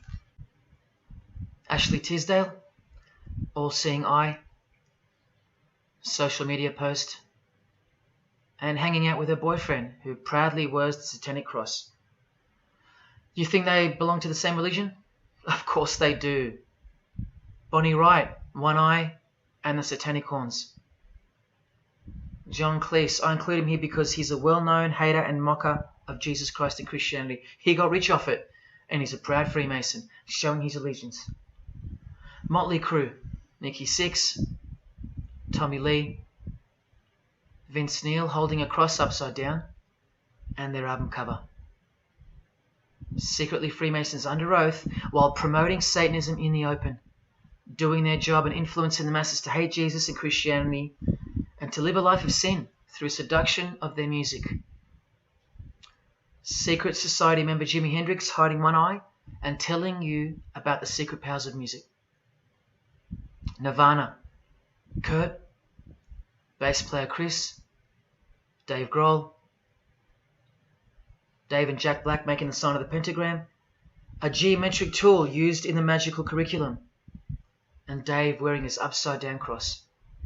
Hard to listen to all those beautiful songs he's written now. Courtney Love and her daughter glorifying the symbol of Satan, and Nirvana discovering something on a road trip while covering some numbers up. Proud Satanists, all secret Freemasons. Here's Quentin Tarantino. Now that we know what we know, can you see through this picture to reach its true meaning? The all-seeing eye, whose identity is revealed by the hand gesture, which is 666, with the vow of silence and throwing up the devil's horns, which I hope you can finally see means something. Share. Can this get any more obvious now? The sign of the vow of silence being made with the sign of the devil, telling you that the secret which isn't to be spoken of is Lucifer, right there in front of you. Speaking through signs and symbols, like Confucius said, signs and symbols rule the world, not words nor laws. Cardi B, I just want you to see a few connections between the one-eye symbolism, the 666 hand sign, and the horned God symbol.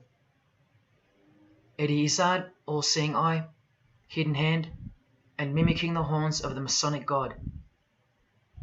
Oh, but men love the darkness rather than light, as the scriptures put it so solemnly. Look at how precise that statement is, with high-ranking Freemasons loving the darkness so much that they define the darkness itself as light. Watch. In MasonicWorld.com, an article by Worshipful Master John Alexander, who has journeyed from the lower degrees to the high and sublime degrees. This is the religion of our leaders and celebrities, so listen. He writes, every ritual from the high and sublime degrees that I've ever read contains the statement, I beg you to observe that the light of a Master Mason is darkness visible. I put it to you, brethren, that this is the most accurate description of Masonic light that you will ever find. Think about what you just heard, because this is what they learn. Masonic light is darkness. And this is before they enter the real religion of Freemasonry, Satanism. That's why in the high degrees the ritual states to the candidate, I beg of you to observe, meaning to ponder, to contemplate what they mean by the statement. My 32nd degree Grand Master, he never understood. And they don't push you, remember? It's all a screening process to weed out the weaklings who can't handle the truth. The truth that this is how the all-seeing eye sees things. Evil is good and good is evil. Look at what he says immediately afterwards. In keeping with our normal Masonic practice of burying our important truths deeply, the ritual sets out to immediately disguise this truth. Usually people bury their lies, but Masons bury their truths. Because their truth is that God is the devil and that we are in hell. So everything has to be flipped on its head in order for things to make sense in this place where lust creates life, where might is right, where compassion is weakness, and of course, in order to succeed. Look here, with another Freemason of the highest degree, Helena Blavatsky. She writes in her book, The Secret Doctrine. Doctrine means belief. So the book is called The Secret Belief. The Secret Belief of Freemasonry. She says, the sons of God, of whom Satan was one, all those spiritual beings were called angels of darkness, because that darkness is absolute light. Do you see how far they go to protect and glorify the darkness? Because men love darkness rather than light. If these were just randoms next door or some minor cult, I wouldn't be telling you about them, and I really wouldn't care this much. But these are not randoms. These are our heroes. These are those who have crept into the power structure very slowly since 1717, when the first Masonic Grand Lodge was organized, to overthrow Christianity and the world. These are those who we admire, trust. And these are those who have perverted our culture with one hand, the hidden hand, while upholding it with the other hand.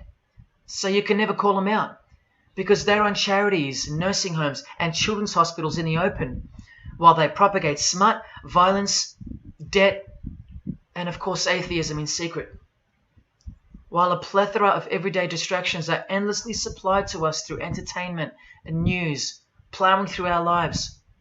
That's political Freemasonry, politicizing everything, including entertainment, supplying you with their heroes and their idols. And now that 95% of the world have been spiritually disarmed by thinking, oh, the world is a good place and Jesus is a myth, they've rigged our infrastructure and they're about to bring it down so they can build up their new world from the ashes. A completely new system of life on this planet is coming. I promise you that. In a book called Satan's Master Plan, LaVey affirms his commitment to destroy Christianity. Now check out Anton LaVey, once again in perfect parallel with Freemasonry, stating in the Satanic Bible, waiting at the darkness visible for that bright and morning star. Bright and morning star being a reference to Lucifer. The exact same expression as the Freemason and worshipful master John Alexander that we just heard describing Masonic light. Darkness visible. Identical language. Because Freemasonry is Satanism in disguise. This is what the initiated queen of Freemasonry, Helena Blavatsky, says of the bulk of Freemasons in her book. The knowledge of their members about the full signification of their symbols is nil. And that's of course true to the Freemasons listening. How do I know she's a Freemason? Because her diploma was reproduced on page 66 in Freemasonry Universal, Volume 5, Part 2, in the Autumn Equinox, 1929. And also because she's displaying the Masonic penalty sign, like all these Freemasons. Drew Barrymore, all-seeing eye, vow of silence. And see, the symbol of her secret god. Elijah Wood, one eye, hidden hand of Freemasonry, and the devil's horns. Sammy Davis Jr., the eye of the Freemasons is the all-seeing eye of Lucifer. Because here he is with Anton LaVey, the founder of the Church of Satan.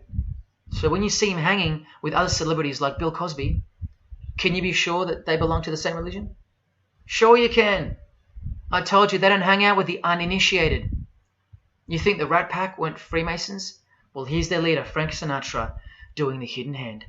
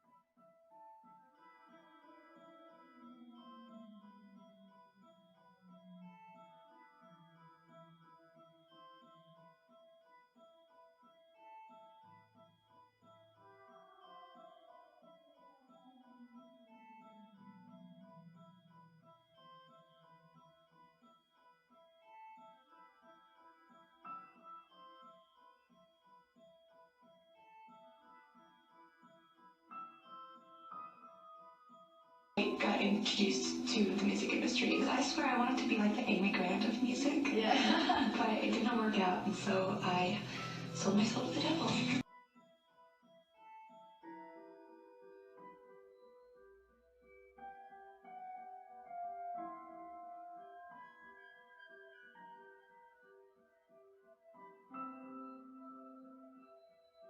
On that, how do you consider maybe doing more acting? I only had a few lines.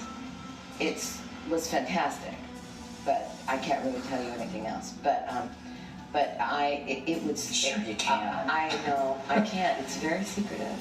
It's a very secret society.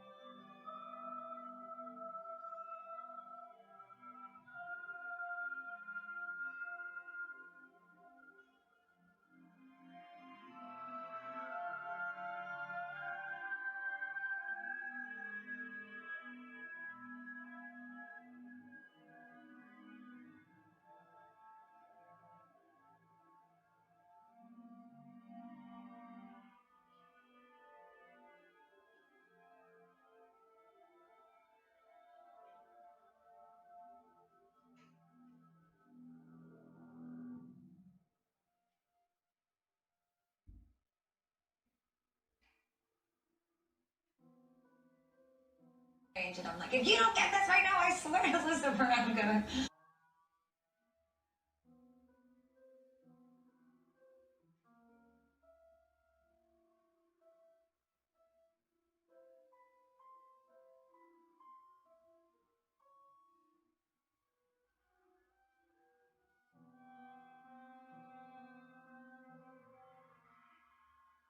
poker facing with your sexuality. When I was making love to my old boyfriend, I used to think about women sometimes. Oh, good Lord. I'm sure he was delighted when you told him. Oh, good Lord. I'm sure he was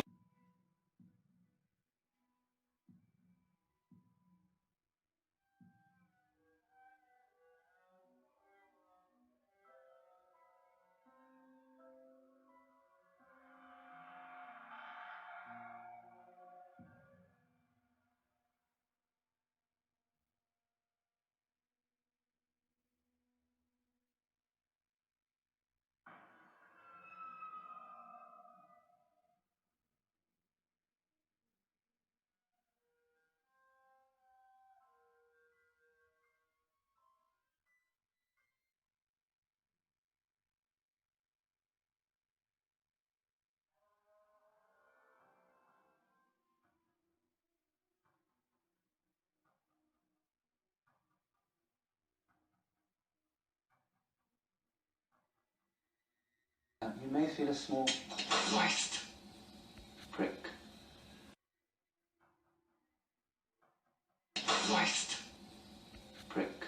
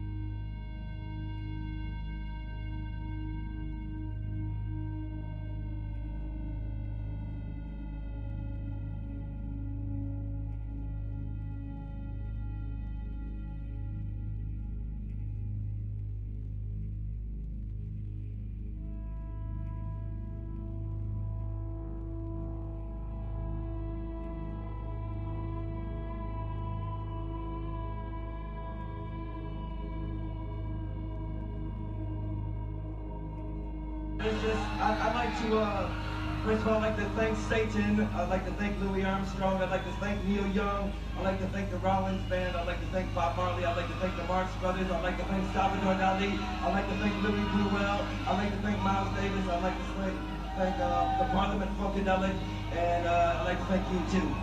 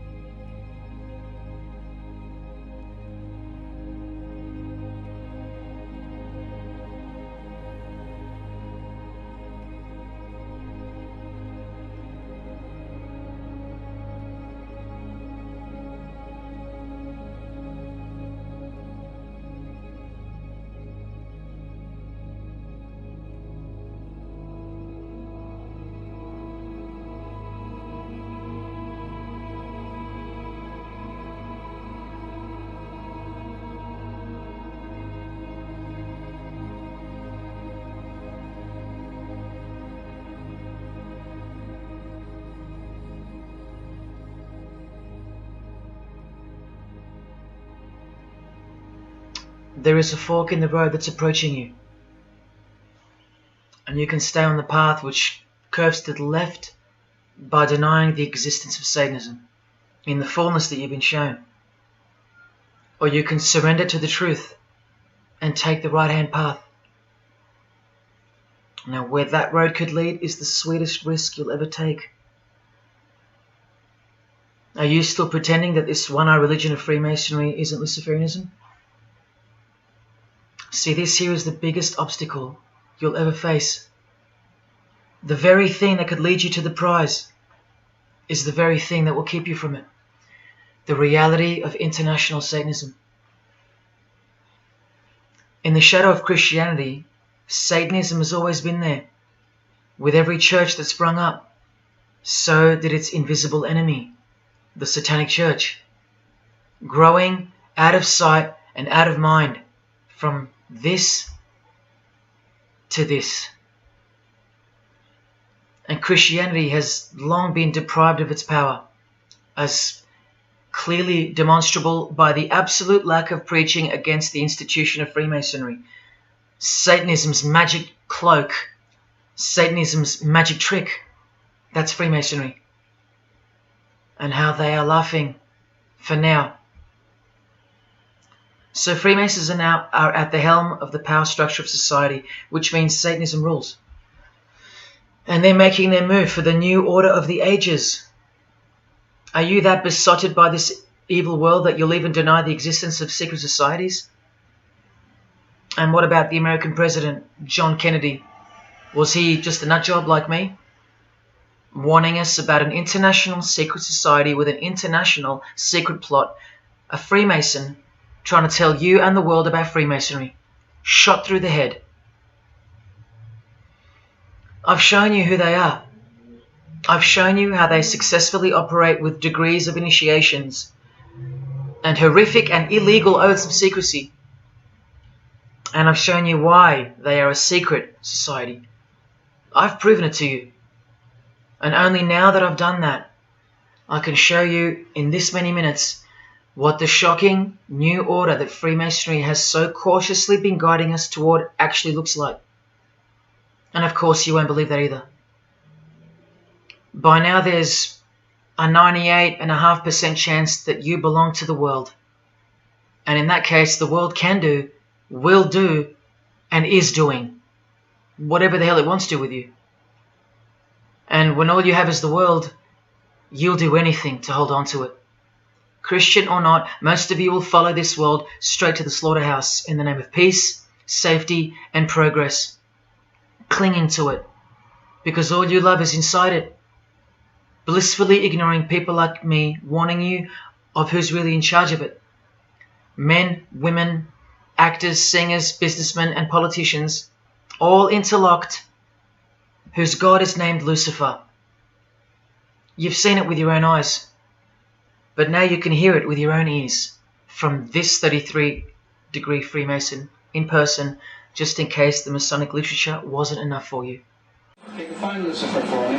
Pure, virtuous, wholesome, innocent individual that's out to help people. Lucifer is? Yeah. Say that again. Lucifer is a pure, holy... Virtuous. Virtuous. Now, see the Lucifer that God created? That's the same one. Oh, man, this is great. I'm going to put this on the internet. Oh, God bless you, Amen. brother. Because that's exactly what the Shriners and Masons teach us, that Lucifer is light. No. And you're about those confirming hospitals? You know what, sir? Jesus said, many will say to me on that day, Lord, Lord, did we not do these good deeds in your name? And you'll say, away from me, you workers of iniquity, I never knew you. Jesus said it? In Matthew chapter 5. You've been bred from childhood to fall for the biggest lie ever told, that Satan doesn't exist. And if Satan doesn't exist, well then neither does Jesus. And while your heroes and idols know full well that they do exist.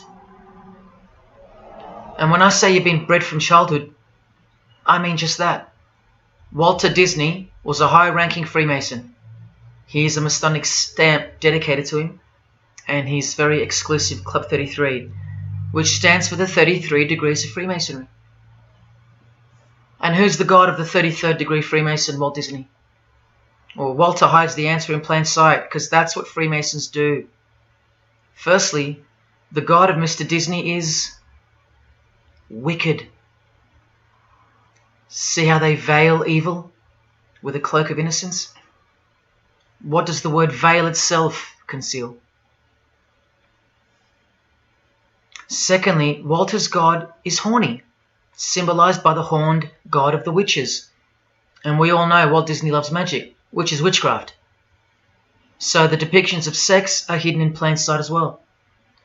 Remember, lust produces life, not love. So lust is purity, lust is love, for the high degree Freemason. And thirdly, he hides the number of his God's name in the open as well.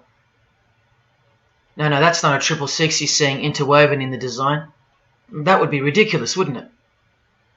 Not even when they separate the sixes from the name, all three of them, and place them together for you like this, in plain sight. No, not even then will people see. Do you think things are any better 50 years later? Here's the eye of Lucifer in the Nickelodeon channel, and his lightning flash. Remember what they actually believe about Satan. From Freemason Helena Blavatsky's book, The Secret Doctrine, meaning the secret belief. Who is Satan? He is the angel who was proud enough to believe himself God, brave enough to buy his independence at the price of eternal suffering and torture, beautiful enough to have adored himself in full divine light, strong enough to still reign in darkness amidst agony. Helena Blavatsky is suggested as recommended reading by the Encyclopedia of Freemasonry right here.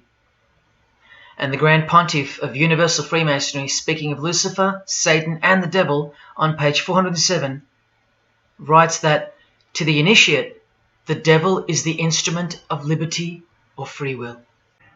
That's who Lucifer is to them, okay? To show you how little you know of who you're dealing with and the extent of this religion's influence and power, not to mention their plans, let me jump ahead for a minute. Watch this. This is Lucius Trust. The Lucius Trust is a non-for-profit service organization incorporated in the United States in 1922, and their objective from Lucius Trust website, dedicated to the establishment of a new and better way of life for everyone in the world based on the fulfillment of the divine plan for humanity. The divine plan. A new way of life. Like a new world system. Like a new order. Now you want to see who they work for? The Lucius Trust has consultative status with the Economic and Social Council of the United Nations. The United Nations, the UN. They consult the United Nations of the world. They advise the United Nations of the world. Now look at this. The Lucius Trust's publishing company was founded in the early 1920s as Lucifer Publishing Company. The Lucius Trust says that the name was probably chosen to honor Lucifer. What on earth does a modern day consultant to the most powerful and progressive force engaged in uniting all nations under one banner, the UN, have to do with the fallen angel of the Holy Bible? The one that Jesus Christ told us would manifest on earth as a world ruler, to deceive the whole world into a new world system.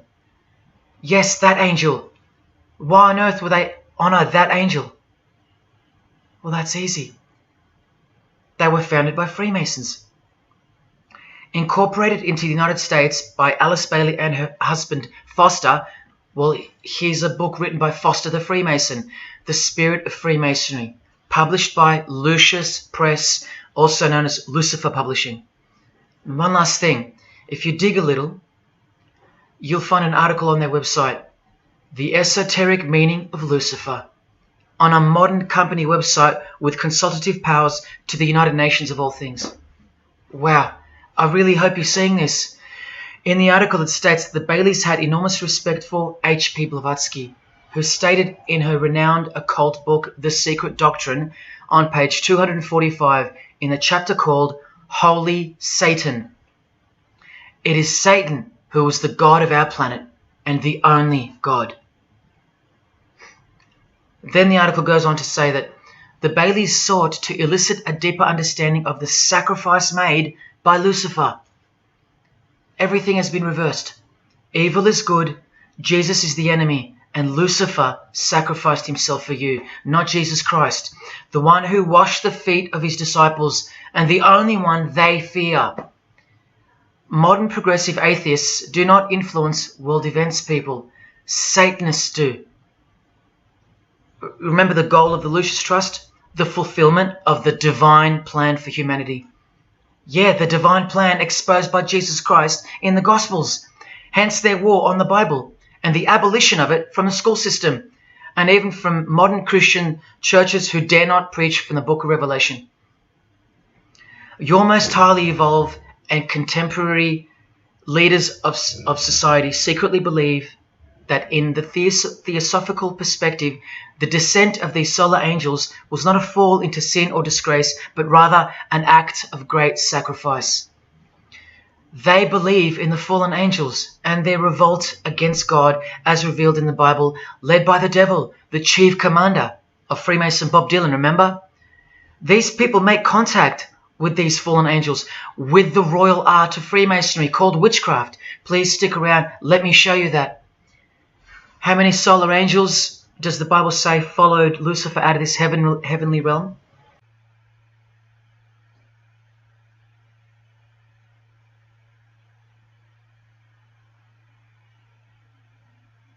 A third of the angels makes 33%. Does that number sound familiar yet?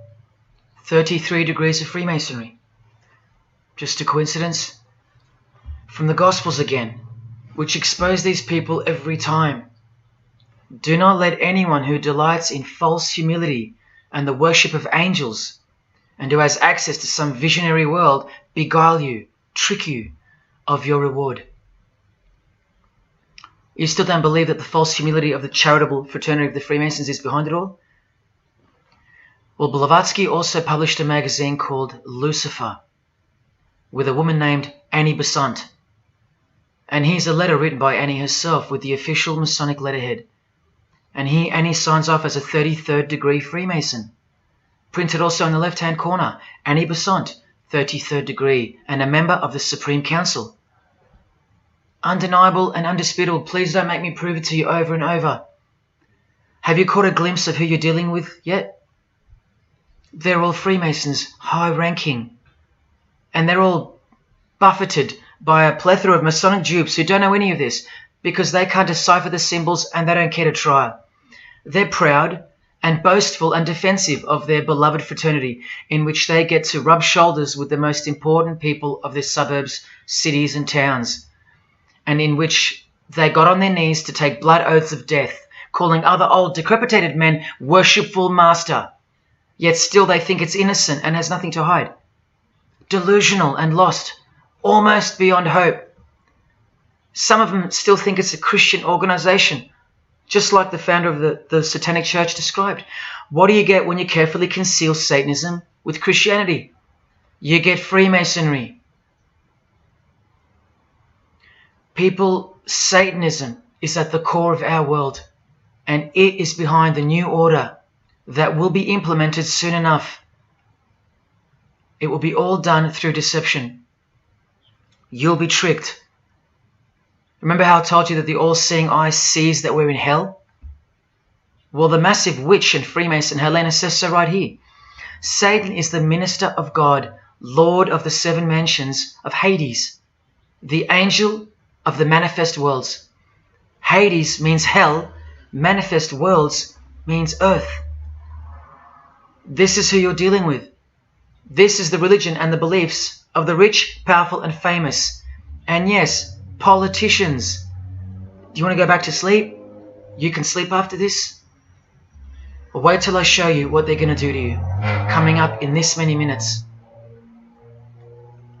For those who simply refuse to believe that Bono or Scott Morrison or Prince can be Luciferians because they all go to church, let me show you another Masonic ritual they do. And this is before Satanism or Luciferianism is revealed to the candidate. And then you tell me if Bono or Scott are capable of secretly believing in Lucifer. It all starts here with the Masonic apron.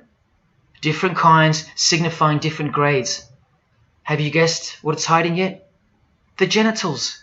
Pretty obvious. Like everything else they hide, once you can see. The genitals are the true working tools of a Mason. Freemasonry is foundationally a sex cult, like Satanism, because it all starts with sex, doesn't it? Life itself starts with sex. So the mystical force of the true God of Freemasonry hides in the hidden part of the human body. That's the Holy of Holies, covered by the Masonic apron, the seat of God, the seat of Lucifer. See here with Satanist King Diamond's artwork? The eye is attached to the horn god, but look at where the eye starts, from the waist down. That's where the apron of a Mason begins. And the one eye of Freemasonry is also the one eye of the penis, where life generates and springs forth. See the openly hidden secret of the Masonic square and compass now? You're looking at the sex act. That's the female in missionary position, and that's the male mounting her. The sex act. And the eye in the middle, with these emanating rays, is the orgasm and the ejaculation of the penis. See life shooting forth. That's how they see the sun and the earth too. The sun is the visible penis of their true God, shooting forth life continually. The light itself is the mystical sperm of the God of this world. The sun and penis generate life, while the earth and female womb produce life. The letter G, when replacing the I in the middle of the square and compass, stands for generation, sexual generation. The practical aspect of Freemasonry and Satanism's religion is that of a sex cult. You see Rod Stewart telling you he's a Freemason? By displaying the hidden hand of Freemasonry, also known as the Master of the Second Veil, and look at his other hand, taking the Masonic apron's place for covering his penis, which is the Holy of Holies, the seat of God for the Mason. And from the Grand Pontiff of Freemasonry, Albert Pike, hence the significancy of the phallus, the penis, or of its inoffensive substitute, the obelisk. Straight from the horse's mouth, the erect penis graces us, or should I say disgraces us, with its presence in every country in the world, marking its territory. The Masonic obelisk in our face, everywhere, making its bold statement, yelling, screaming in silence. This is another reason why we're considered the ignorant and stupid masses. Another example of hidden in plain sight. And here's an erect penis on the front page of the female Freemasonry magazine, The Eastern Star. I once stood in front of this obelisk in Sydney, and I must have asked 30 people what they thought it was. Not a single one of them knew. To the Freemasons of the higher degrees, the whole universe is in fact one giant and continuous sex act. This is the structure of Freemasonry. You can take this path to the top or this path. And way up here, you have the Order of the Mystic Shrine. The Mystic Shrine is what's found behind the Masonic apron, because that's where life comes from. That's the Mystic Shrine. You have to be a 32nd degree Freemason to be asked to join the Order of the Mystic Shrine. And then, once you're inside, you can be invited to join this order, the Royal Order of Jesters. See, Freemasonry is like Russian dolls, and Satanism is at its center. Look at some of the pins and lapel designs for the Order of the Jesters. You can only join them unless you're at least a 32nd degree Freemason. Sex and debauchery.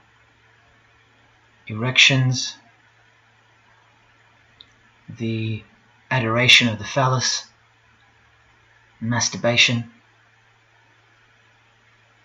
Devils. Demons. Fallen angels. This one here, mocking holiness, reference to the anus, and sodomy, anything to mock the Bible. This disgusting one has King Momus sitting on a female's face, and hidden in plain sight is the square and the compass, for those who have eyes to see. Bestiality, yes indeed. this bagpipe player has an erection and the sheep is running away scared. Self-explanatory. This character has an emphasized eye, if you can see that, and the skull has an emphasized eye also. The wink and the one eye of the Indian. And the secrecy, the symbols of secrecy. On the far right here, the monkey covers his groin area, symbolizing the Masonic apron, and the black and white dogs, well, they symbolize the checkered floorboard of the Masonic Lodge, which is sexualized male and female principles, the horned god, where evil and good don't exist. And in the first degree, Masons are given a Bible stamped with a square and compass, oblivious to the inherent mockery and the foundation of the whole fraternity, as alluded to here with a genuine Royal Order of Jesters private lapel. This is a certificate that a jester receives after his initiation, and you see here their patron is named King Momus, and he was a god, or a daemon, which is a variant of the word demon, who was expelled from heaven, as the legend goes. Sounds just like Lucifer, because it is. Did Freemasonry disassociate themselves from the tax-exempt branch of Freemasonry known as the Jesters?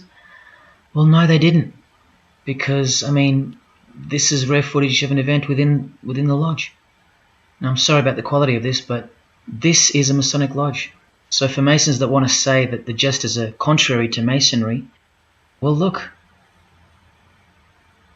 at these dirty old men, masters of the lodge, with sublime morals, all married, probably all have daughters and granddaughters, yet still this, inside the lodge. But for you it should be obvious, because you can see the square and compass, the sex act, and the all-seeing eye right in the middle. I told you that Satanism was the oldest religion in the world, and it is. The sex act was ritualized and organized as a religion before we called it Satanism. But Satan has always been the god, the horny god, the horned god of these sex cults. All of them, from Sumeria to Egypt to Greece and so on, that's called paganism. And the real Bible of the Freemasons and the pagans, the one not written by hand, the one that's older than any book, the one that supersedes all the rest in age, thus making it the purest and most unadulterated word of God in the eyes of the Freemasons, is nature. Nature is their Bible. And before you think there's nothing wrong with that, wait a second, because you're not thinking straight. Ask a Mason, whether he be a first degree or a 33rd degree, what is Freemasonry? And the universal go-to answer is this: a peculiar system of morality, veiled in allegory and illustrated by symbols. Now, why would you need to veil your morals? Because in their peculiar system, evil is good and good is evil. That's Satanism 101. A peculiar system of morals. That should tell you something. That should tell you everything. Why would your morals need to be a secret? Because their deeds are in fact evil. Glorifying the laws of nature, where cruelty and self-obsession are virtuous characteristics. That's nature. Nature is as cruel as she is kind. The checkered floorboard, where everything is legal. It's Christianity that lives in reverse. The first shall be last. Love your enemies. The meek shall inherit the earth. These are unholy and unnatural concepts in the eyes of visible nature, the nature of Freemasonry, which is Satanism. What the Freemasons really mean by this morality veiled in allegory is that they're allowed to steal because nature allows it. They're allowed to kill because nature allows it. They're allowed to commit adultery because nature isn't monogamous. They're allowed to lie, indulge in all their God-given senses, especially sexual, because nature encourages it, as long as no one finds out, under oath. Jesus said, narrow is the road that leads to life, and broad is the road that leads to destruction. The Freemason of the century says, no true Mason can be narrow, for his lodge is the divine expression of all broadness. Because broad are the divine laws of nature. While they glorify those laws, Christianity breaks those laws. It becomes supernatural, because only then can you love your enemy. And so it goes that Christianity is despised by Freemasonry, the real Freemasons, because their Bible is nature. And by nature, they know the personality traits of their God Satan, because he's the God of this world, just as the Freemasons, the enemies of mankind, say that he is. And just like Jesus said he was too.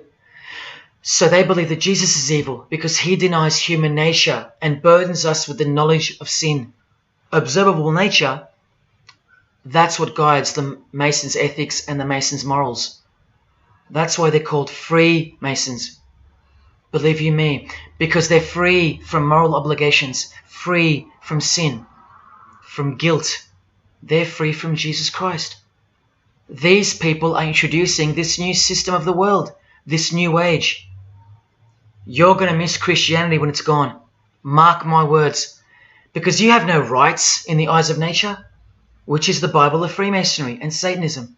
And soon that will become painfully plain as a fact of life. Now please, I give you fair warning of what's to come in this presentation. It's very disturbing, or at least it should be. But cause to celebrate follows the disgusting things you're about to see. This is precisely where my own life and well-being come into danger. So let me say this right now. If you hear of my sudden death, or of my possession of 0.5 kilogram of cocaine or child porn, or my overdose or my suicide, remember this video.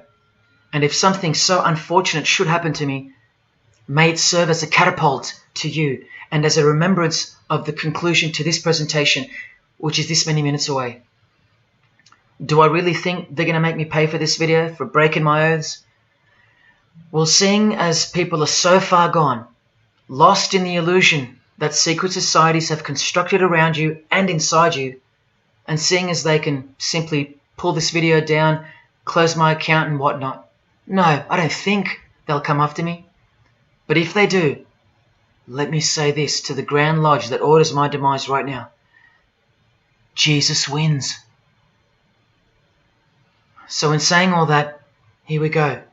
Is Scott Morrison a Satanist? I'll let you answer that. Here is a ritual that Scott and every Freemason from this guy to this girl have performed. There is one Masonic apron you'll never see being worn. This one. And when I bumped into it, I thought it was a fake. Until I found this in Richardson's Monitor of Freemasonry, official Masonic literature, written for Masons only. On this page, what is that head doing there? You'll find out in a sec. Let's read the description of the apron worn in this degree. Speaking of the initiates, it states, they wear white aprons sprinkled with blood red and lined and bordered with black. On the flap of the apron, a bloody arm holding a dagger, and on the apron, a bloody arm holding a bloody head by the hair. Now this is why there's an illustration of a decapitated head. And this is going to become to a bone-chilling conclusion. So during this ritual, the candidate removes the blindfold and discovers a basin of water with a tumbler beside it. He is also astonished to find a human head lying on the floor. The master of ceremonies returns and directs the candidate to take up the knife in his right hand and the head in his left. Yes, this pope, this rock star, this pop star, this actor, this actress, and this beloved Prime Minister. This is what they've done. All of them, hands down. And you thought all you needed to be is talented to succeed? No, you need to belong to the secret society called Freemasonry. And believe me, when you belong to them, you belong to them. Now you tell me, can these people end up believing in Lucifer? Is that really a stretch? Carrying around a bloody head? Swearing to have your brain cooked, tongue torn out from the roots if you ever reveal anything? No, the stretch is that you think they couldn't believe in Lucifer. That's the stretch. Lucifer, the one who sets you free, remember, from sin by sinning. Can you now see the bloody spirit of Freemasonry lurking behind the veneer of charity and the veneer of Christianity? Because Scott Morrison goes to church, apparently. The Pope is a Christian, apparently. But look at these people. So-called Christians or Christians gathered around a giant erect phallus in the middle of the Catholic square. This is Freemasonry, the demolition of morals, the creation of hypocrisy, and the demolition of true virtue. These minds are directing the future. Now, to be fair, I don't know if these heads are real heads. I never got that far to find out. But I will tell you this. All the skulls they use they're real. All the skeletons they use they're real.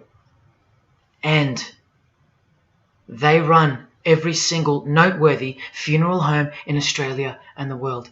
I know that personally and for a fact.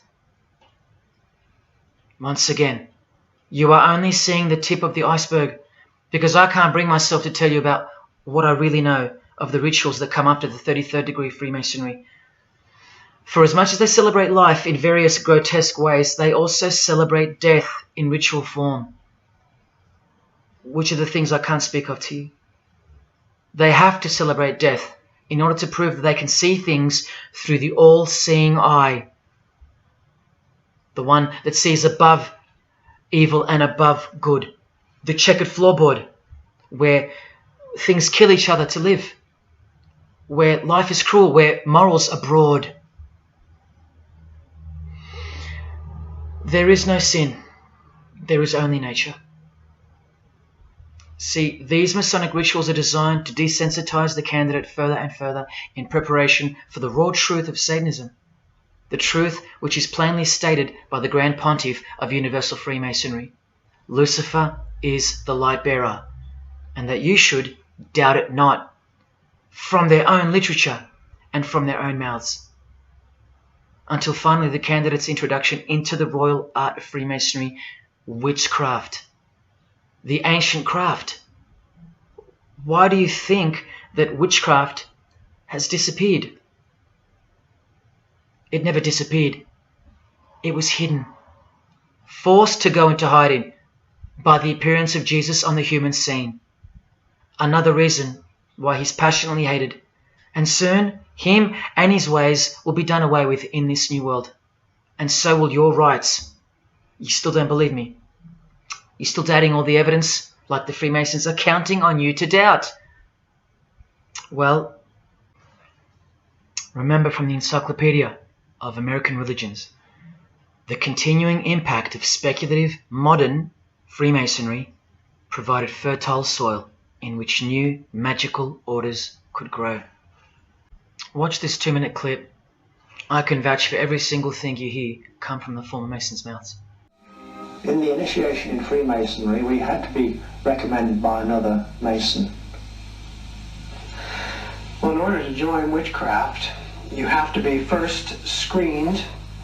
You have to be recommended by somebody currently in witchcraft. Well, when I was initiated, I was blindfolded and bound by a rope, and on your bare chest was thrust the point of a spear. In witchcraft, we were initiated through a very involved ritual, initiation ceremony, wherein the candidate was led blindfolded, bound by a rope to the edge of the magic circle. And the rope is around your neck and you're led forward. And up front, at the eastern end of the building, is a person who's a worshipful master. And you kneel down before him as if he were a god. You were met by the high priest or high priestess at that time, usually with a sword to your chest. When I went to enter the lodge, a sharp object was put to my left breast. And I was warned that should I reveal any of the secrets of Freemasonry, to know what to expect. When you're presented before the high priest, a sword is held against your chest, and you actually take a blood oath, promising to remain faithful to the secrets of witchcraft. Well, when you are in the room, this blindfold is taken away from you, And this is a time when they say that you're coming from darkness into light. During the initiation ceremony, the initiate is led by the lieutenant of the high priest and is challenged at the edge of the circle by someone saying, "Who goes there?" And the answer is, "One from the world of darkness." In Masonry, the prayers are ended with "So mote it be." Oh, and one of the other aspects of, or distinctives of the craft was that we would always end any spell or ritual where we released the power, this is where the power was released, with the word "So mote it be." By now this should sound like a stupid question, but why do you think that the initiation ceremonies into witchcraft are almost identical to that of Freemasonry? I'm not even going to answer that. Come on, people, wake up with me. Here's Kylie Minogue, a Freemason, okay? Hidden hand of Freemasonry and the one-eye symbolism of the god of her religion. Now here she is giving the vow of silence, but what the masses fail to see is what's written on the book she's holding. Witchcraft, the royal art of Freemasonry. This is what her vow of silence is referring to in the picture. Yes, Kylie Minogue is a witch. And if you're still that deluded by the magic wand that is television, entertainment, movies, media and whatnot, then you'll no doubt fail to use the incredible eyes that God gave you, from which to see the real world with, the evil world, where Satanists are at the helm.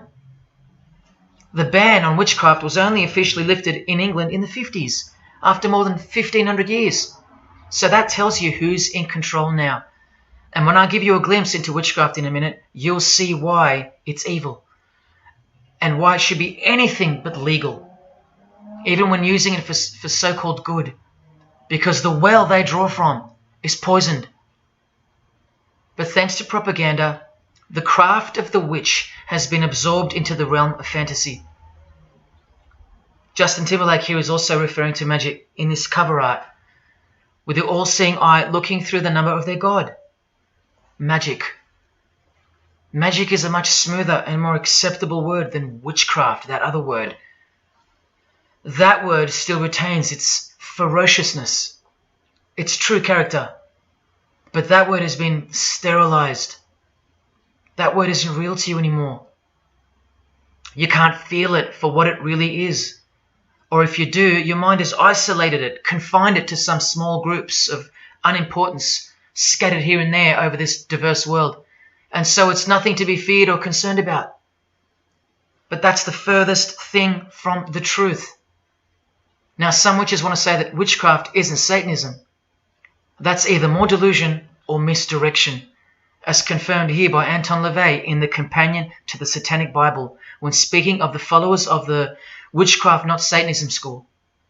He writes very accurately that they cannot afford to admit to an affinity with anything that bears the name Satan. He knows where the power of witchcraft comes from. Now, does that mean that Justin Timberlake is a Satanist because of his symbolism and the use of his word alluding to witchcraft in his artwork? Well, yes, actually, that's correct. He is. Here's a quote from one of his songs. You want to see who else is in good company with these famous idols? Suzanne Atkins. Same sign, same religion, Satanism. Do they all have to admit it in the English language for you to believe me? Or can the symbols they use finally be enough for you? Look at what another legendary Freemason, Arthur E. Waite, states. Out of evil comes good. And the confusion of tongues gave rise to the ancient practice of Masons conversing without the use of speech. Out of evil comes good, so it's good to do evil. That's what he's saying. See, I'm trying to include you into the conversation that the Freemasons are having with each other in public via symbolism, unbeknownst to you. Listen to what famous US footballer Tom Brady said regarding his wife. So, man, I listened to her. And right after the game, she said, "See, I did a lot of work. You do your work, I do mine." She said, "You're lucky you married a witch. I'm just a good witch." Well, this is Tom Brady. And this is his wife. Both initiated into the secret society. Of course they are. Wait, she's not displaying the one-eye symbol of the Freemasons, is she? That's just art, isn't it? Well, no, it's not. She's a witch, and her husband just told you she was. Here's Steve Miller's front cover to the famous song Abracadabra, and he covers his eye because he's a member of the one-eyed religion, and abracadabra is a legitimate word used in witchcraft. Here it is in the 100-year-old Encyclopedia of Freemasonry. Why would the word abracadabra be in the Encyclopedia of Freemasonry, the fraternity that runs charities, hospitals, nursing homes, and that secretly supply us with popes, presidents, prime ministers, kings and queens, and the bulk of our entertainers? Why? You know, I really think it's time to show you what the Satanists dressed as Freemasons are going to do to you and the world to finally establish their new world, their utopia. And this is going to be the segue into that. This is my last practical example of Freemasonry's satanic roots. And then I'll close this presentation with the most shocking thing you'll see or hear. You probably won't care, but to the precious few who remain, I will send you off with the greatest and most beautiful shock of all.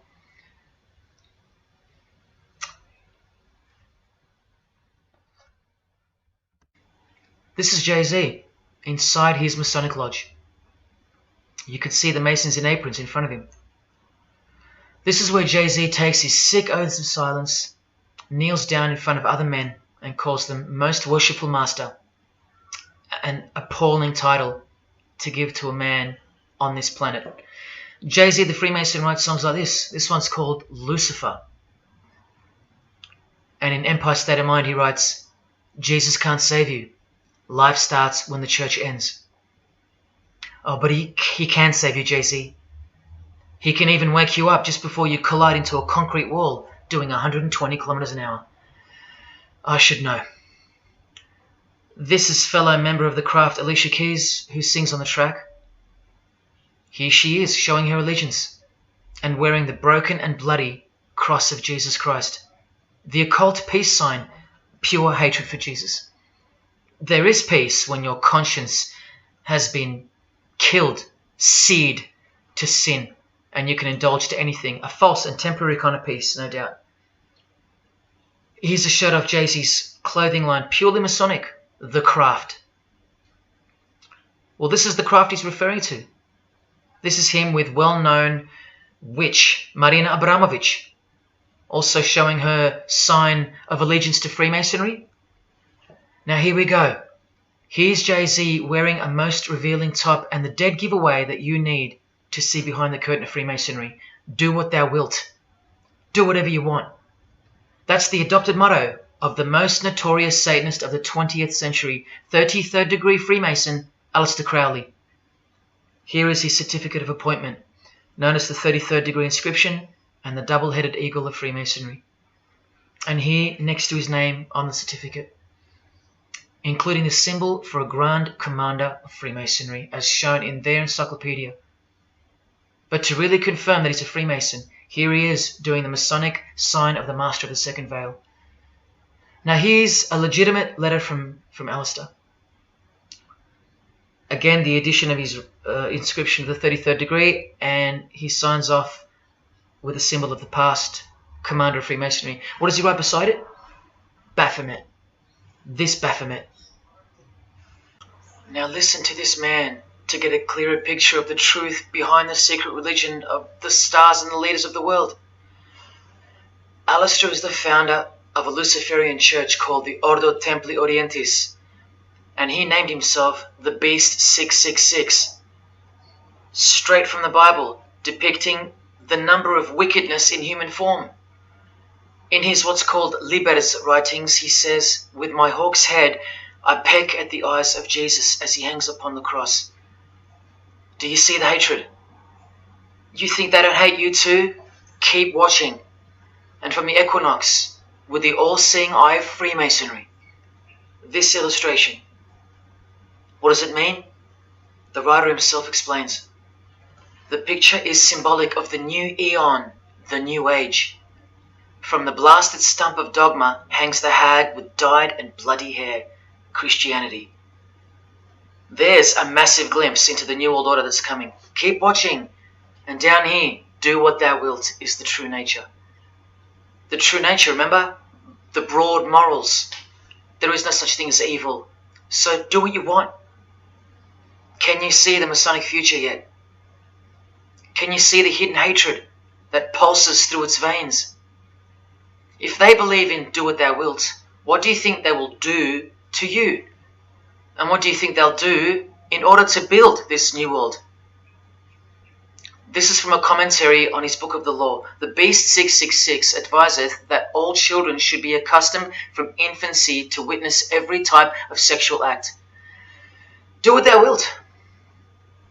And what about the royal art of Freemasonry? Magic is the highest, most absolute, and most divine knowledge of natural philosophy.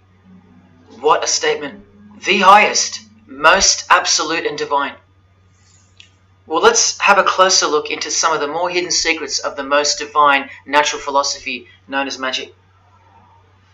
Any living being is a storehouse of energy, varying in quantity according to the size and health of the animal. At the death of the animal, this energy is liberated suddenly. The animal, therefore, should be killed within the circle, within the magic circle, so that energy that's released can be captured and directed to serve the will of the witch, male or female. This is a science, a hidden science. But now hear this, coming from a 33rd degree Freemason, and don't you forget that. For the highest spiritual working, one must accordingly choose that victim which contains the greatest and purest force, a male child of perfect innocence and high intelligence is the most suitable sacrifice. Can you see? This is who Jay-Z is quoting on his top. This is who this Jonas brother holds in high esteem. This is who the Beatles have on their front cover as a figure they admire. No worse, they put at the top. This is the same picture of the front cover in a mirrored form, and after some kaleidoscoping, you'll find this. Fellow Freemason Aleister Crowley sits at the top, and down the bottom there even appears the phallus with the testicles, and up here the vesica Pisces, also known as the vagina. Does this picture make more sense now? All Freemasons, yes indeed. And by the way, that's where Jay-Z got his symbol from Satanism, as portrayed here by Satanist and Freemason Aleister Crowley and by Satanic Church founder Anton LaVey. Does anyone still think that Freemasonry isn't Satanism in disguise?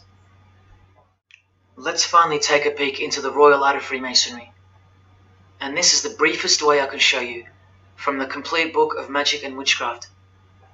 This is a practitioner's manual, not from some bogus author trying to expose witchcraft. Just so you can get it through your head that this is real and this is protected. The writer or compiler of this God-forsaken book warns the reader that the recipes may seem disgusting, that the knowledge revealed has been forbidden, and has caused suffering and death to witches and the victims of witches. You don't think witchcraft was a serious menace in times past and present? Come with me, and I'll show you how bad this menace actually gets, as the world's most powerful and secret religion moves ever closer to fulfilling its biblical destiny, and it will. Close your eyes or not, it will fulfill its destiny. Firstly, let's connect this sick art straight to modern Freemasonry with the word abracadabra, both written in triangular form, from the Manual of Witchcraft and from the Encyclopedia of the Secret Society that your Prime Minister belongs to. And just like high-ranking Freemasons, male and female witches also drink out of a human skull.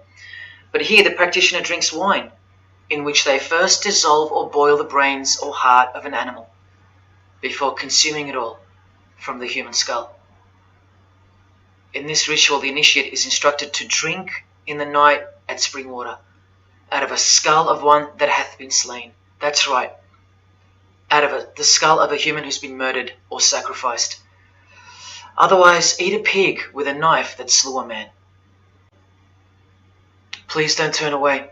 Look straight ahead and open your eyes to the planet you are on, because the real monster under your bed doesn't actually go away when you close your eyes. In other rituals of the craft, you burn a rooster while he's alive. With the use of a poisonous plant used in ointments and potions of witches, you can assure death and destruction on a victim. You want to make a female enemy sterile or a male enemy impotent for the rest of his life? Otherwise, you can just kill them. The hand of glory is the severed hand that is dried and preserved to be used in black magic. Yes, a dead human hand.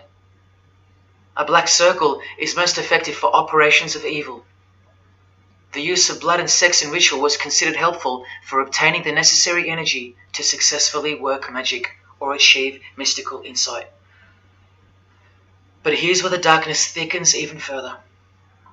Animals such as black cats or children may be sacrificed, and participants may drink the blood of the sacrifice. And just so you know that Stanley Kubrick wasn't joking, an orgy of participants sometimes follows the mass. No remorse, just science, the science of witchcraft, the royal art. And here, what's necessary for the working is the fat of young children, dead children. How many children do you think go missing in Australia every year? That's how many. And what about the world? Is it 1 million? Well, according to the International Centre for Missing and Exploited Children, it's 8 million children per year. Do you think that the highest, most absolute, and most divine knowledge of natural philosophy has anything to do with that? Any chance of an international secret system that is bolstered by initiations and degrees and bound under the most brutal penalties that the human mind can ever devise? Do you think that has any involvement? Any chance of that? Am I saying that this Freemason has sacrificed children? No, I never said that. But did he ever even remotely mention the secret societies? Did he ever try to warn you? Educate you? No, he was under oath. Am I saying that these Freemasons have sacrificed children? No, I never said that either. But have they ever warned you about the secret society that believes that Lucifer is the savior? The society functioning right under your nose, that secret society? No, not a chance. Julia Gillard admitted she belonged to one, but that's about it because they're all under oath. So where does this ancient craft originate from? It originates from the spirit realm, from spirit beings. That's who taught mankind the royal art before civilization began. In this chapter, The Rites of Satanism and Witchcraft, the manual explains that a typical satanic Sabbath was, number one, a homage to the devil, usually performed as the osculum infami, also known as the kiss of shame, which is so shameful that we'll just put it this way. The ritual involves kissing the hindquarters of the devil, the rear. Surely this is far removed from anything to do with Freemasonry. People, the original order of the Knights Templar were found guilty of this very same obscene ritual. And where do you find the modern variant of the Knights Templars of today? I told you, in the highest degree of Freemasonry, right here. Here's a couple of them now. And what's on this Templar's head?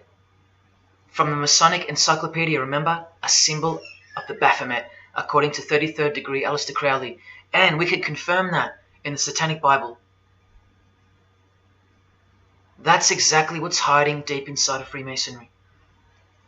I'm only showing you this to show you the reality of Satanism and the demonic realm, the world you can't see. On this earth? And in this earth and then in a world we can't see. Look here. The hierarchy of demons occupies a more important place in both black and white magic rituals. Both black and white. This is where the power of witchcraft comes from. And this is the reason these bizarre rituals actually function and actually work. Because after the ritual is performed on earth, its effects are carried out to their conclusion in the spirit realm by spiritual beings or demons, actual demons. The reality that is hidden from you. Because if you found out that Satan was real, then that would have to make Jesus Christ real too. And he is the one they hate. And if Jesus Christ is real, that changes everything. And this is how much they hate him. The prayer that Jesus taught his disciples is performed backwards. The high priest is sometimes naked. A prostitute assists him, and a naked virgin, who may later be deflowered, is the altar. Everything that is sacred is defiled, and everything that is filthy is honored as pure, because of their burning hatred of Jesus Christ, just as he's hated by the fallen angels that they worship. It gets worse when you hear what they use as a substitute for the bread that Jesus broke and told his disciples to eat in remembrance of him. A wafer which initiates me with this, this, and this, or the name of Satan may be written upon it. And this isn't even witchcraft. This is just a ceremony announcing who they love and who they hate. So is Satan real? It continues to state in the hierarchy of demons at the very top, Satanakia, whose title is the Commander-in-Chief. What did Bob Dylan, the Freemason, call the one he made a bargain with? Should I ask who you made the bargain with? with the chief commander. Same title, Commander-in-Chief, Chief Commander. Are you following? But watch this. In case the darkness is getting a little too thick and encompassing for you, let's shine a little light. The true light that only the Gospels can supply. Speaking to us humans and revealing something about Satan, the Gospels state, you follow the spirit of the age in this world system as dominated by the commander of the spiritual powers of the air. Satan, the god of this world, the commander. You still think the Gospels are wrong or fake? See, Satanists know that the spirits also live in the air, just as the Gospels reveal. You can summon any of these demonic spirits by name if you possess the royal art. Who do you think this figure on the front cover represents?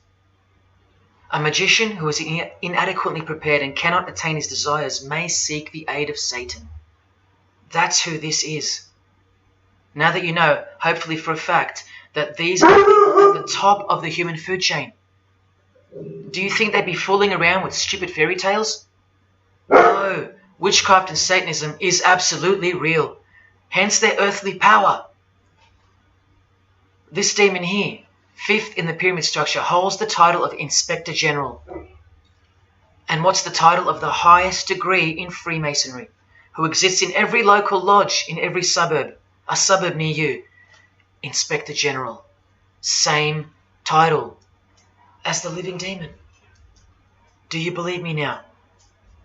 You can even conjure Lucifer himself, or be Beelzebub, who the Gospels call the Prince of the Devils, both of whom are listed as superior spirits in this book of Witchcraft and Magic. I can show you so much more from this disgusting book, but I'll cut it off here with the seal of Saturn, a demonic sigil from the complete book of Magic and Witchcraft. And this is his seal. Can you see? Do you see? This is the society that lives amongst you, above you.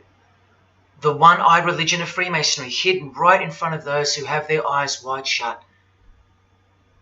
I'm going to now show you what that world that they are building, from the ashes of the one you're currently living in, looks like. But lastly, to drive this business of blood sacrifice home, here's American rapper Azealia Banks with the 666 hand sign, and now over the all-seeing eye in her video, the eye in the triangle of the Freemasons on her shirt, and the devil's horns, her liberator, her master, her commander.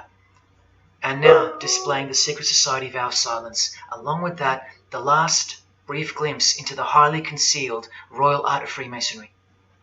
The amount of crap that's about to come off my floor right now, guys. Oh my god. 3 years worth of brujeria. Yes, you know I gotta scrape all this shit up. And what does brujeria mean? You know what it means. Witchcraft. Azealia Banks, the witch, with her eye in the triangle shirt, and the logo of, for example, the Grand Lodge of Freemasonry in Spain. one and the same symbol. The logo of the Fraternity of the Freemasons and the logo of this Church of Lucifer. The one eye. One and the same symbol. Freemasonry has deceived you. Yes, people, now you know how Satanism has functioned out of sight and out of mind. You still think there's no such thing as witchcraft? Or that it only existed in the olden days? You still think that blood isn't a part of the royal art? You still think that local Masonic lodges of the world are not filtering systems for Satanists and a cloak for organized Satanism with a grand master plan for the world? You think there's nothing to the blood sacrifice of Jesus Christ? After seeing all this and the Azealia Banks clip, and after realizing that there exists a hidden and guarded science of the art of blood sacrifice, you think there was no science behind Jesus' crucifixion, a deeper reality that we can't see or understand? You think Jesus didn't know what he was doing? Or are you one of those who still think he didn't exist? Tell me, how can they hate something that doesn't exist?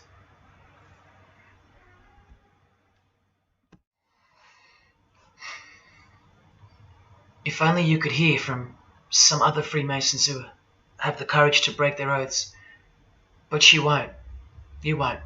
This is probably it. But I once heard from a Freemason, an honest one, in about 2016, after I posted this picture on Facebook. He knew the truth, just like you do now, or just like you should. And he wrote to me, and he said, by the time we are done, every church will be a brothel. Well, in case you think that that's impossible, this is a fashion show that was held in a church, a real church, and it was organized by high-ranking Freemasons, who you will see now to be Satanists. Designed to be a heart-wrenching mockery and a colossal sign of the times, this event. Just so you know, it's a Masonic production. Here's the inside of a lodge. See those twin pillars? Well, here they are. See the Masonic checkered floorboard? Well, there it is. See the Masonic square and compass? Well, there it is. And do you see the eye of Freemasonry? Yeah, there they are. The lower square in the square and compass has been disfigured so that as to not make it too obvious. But now that we've established that, here is the spirit of Freemasonry, as displayed through just a few of the models. This one wears the horns of the Baphomet, the horns of Satan, with his all-seeing eye in the background. More horns. This model wears the all-seeing eye, as does this one. And this disgusting thing with another huge all-seeing eye of Lucifer in the background.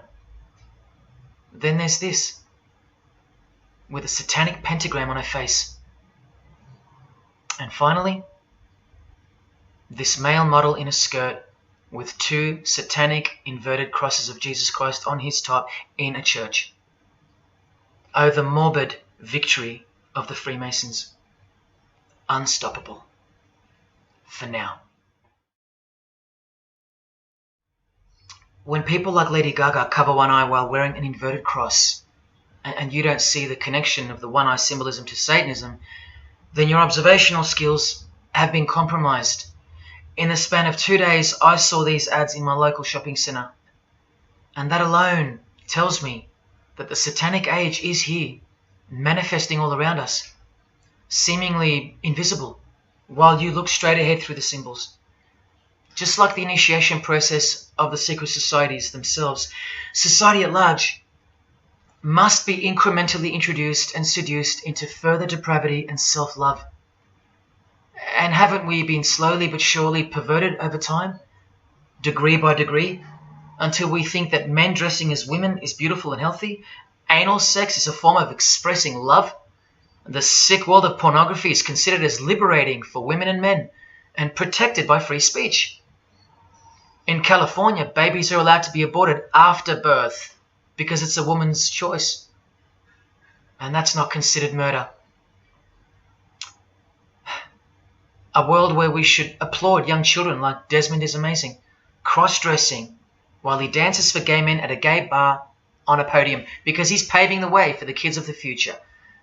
And we should get shamed, fined, and even jailed if we point out that this is sick, sinful, and dare call it evil, which is what it is. What spirit is behind Desmond is amazing? Oh yeah, an evil spirit, no doubt about it. You think Freemasonry and their peculiar morals aren't behind the decline of Christian morality and morality worldwide? It's all by design. The Masonic war on Jesus and the Christian social structure, generally undetected by human perceptions, and still people will write to me and comment on how absurd what I've said is. A cloud over the eyes of their heart. Well, I tell you this, there is no bigger axe that has ever been grinded than the one Freemasonry grinds. Because the appearance of Jesus Christ pretty much destroyed their religion, drove it underground, and they will have their revenge. Soon you're going to see it. We've all been initiated into the lowest levels of materialistic Satanism under the banner of secular humanism. I know blokes who think that life's great, mate. Life's terrific. Life's what you make it.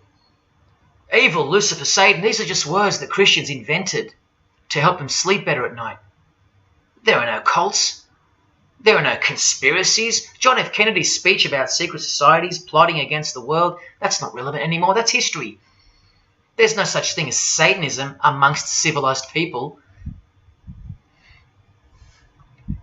Oh, children, when darkness comes to your door, takes your wife, takes your health, your job, your home, your freedom, your children, then you call out, oh my God, this is evil.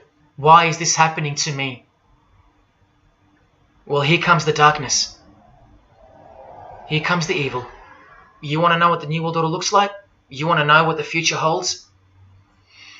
You want to know what horror is coming to our planet?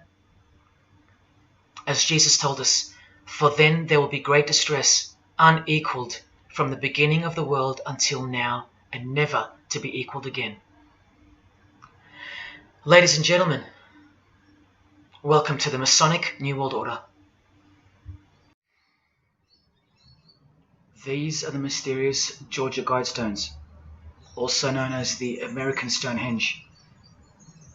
They are a set of granite monoliths which were constructed in 1980 and funded by an unknown and anonymous group and commissioned by a man using the pseudonym R.C. Christian.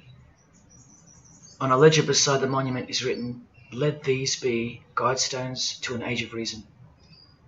Here we have a reference to a new age. With this, we get a clue as to the spirit behind the structure. The Age of Reason happens to be the title of a book by Thomas Paine. Now, you can colour him any which way you want to, but whichever way, one glaring colour shines through. Thomas was a hater of Christianity. That's the second clue to the spirit behind the Georgia Guidestones. The third is the fact that the Guidestones feature as what could be seen as a replacement to the Ten Commandments of the Christian God with the new Ten Commandments of the New Age. Because I will not steal, cheat, lie, kill, and so on. They're just, well, too narrow for the New Age, for the Age of Reason. Clearly designed to be a take on the biblical commandments, being 10 in number. They are all very vague indeed. But anyone can ascertain the horror that must first take place before this New Age can begin by looking at the first guideline. Because this one's not vague at all. Maintain humanity at under 500 million. That's right, a reduction of at least 7 billion human beings would be necessary for that. This thing cost the equivalent of $500,000 US to build, and the street it's located on is named after it, so that tells you how much reach its creators had. Its presence alone is a disgrace and a declaration of execution to most living people alive today. But let's go on to the fourth clue, as to the spirit behind these monuments. the monuments outlining the Age of Reason. The name R.C. Christian, the so-called person who commissioned the building of these giant slabs, anyone who's versed in secret societies or is a high-ranking member themselves would instantly recognize the pseudonym as a reference to the secret society known as the Rosicrucians, which is just another secret society branch that exists under the umbrella of Freemasonry, which is an extension of all secret societies of the past and is now the mother of all of them. In this Masonic website, Worshipful Master Wynne Westcott urges the Freemasons to consider their status as Rosicrucians. The RC stands for Rosenkreuz. Christian Rosenkreuz is the mythical founder of the Rosicrucian order.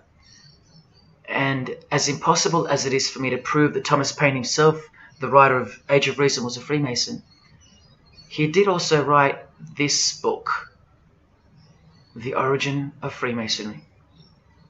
That is the spirit behind the Georgia Guidestones, the satanic spirit, and a straight off the bat view of this approaching new age.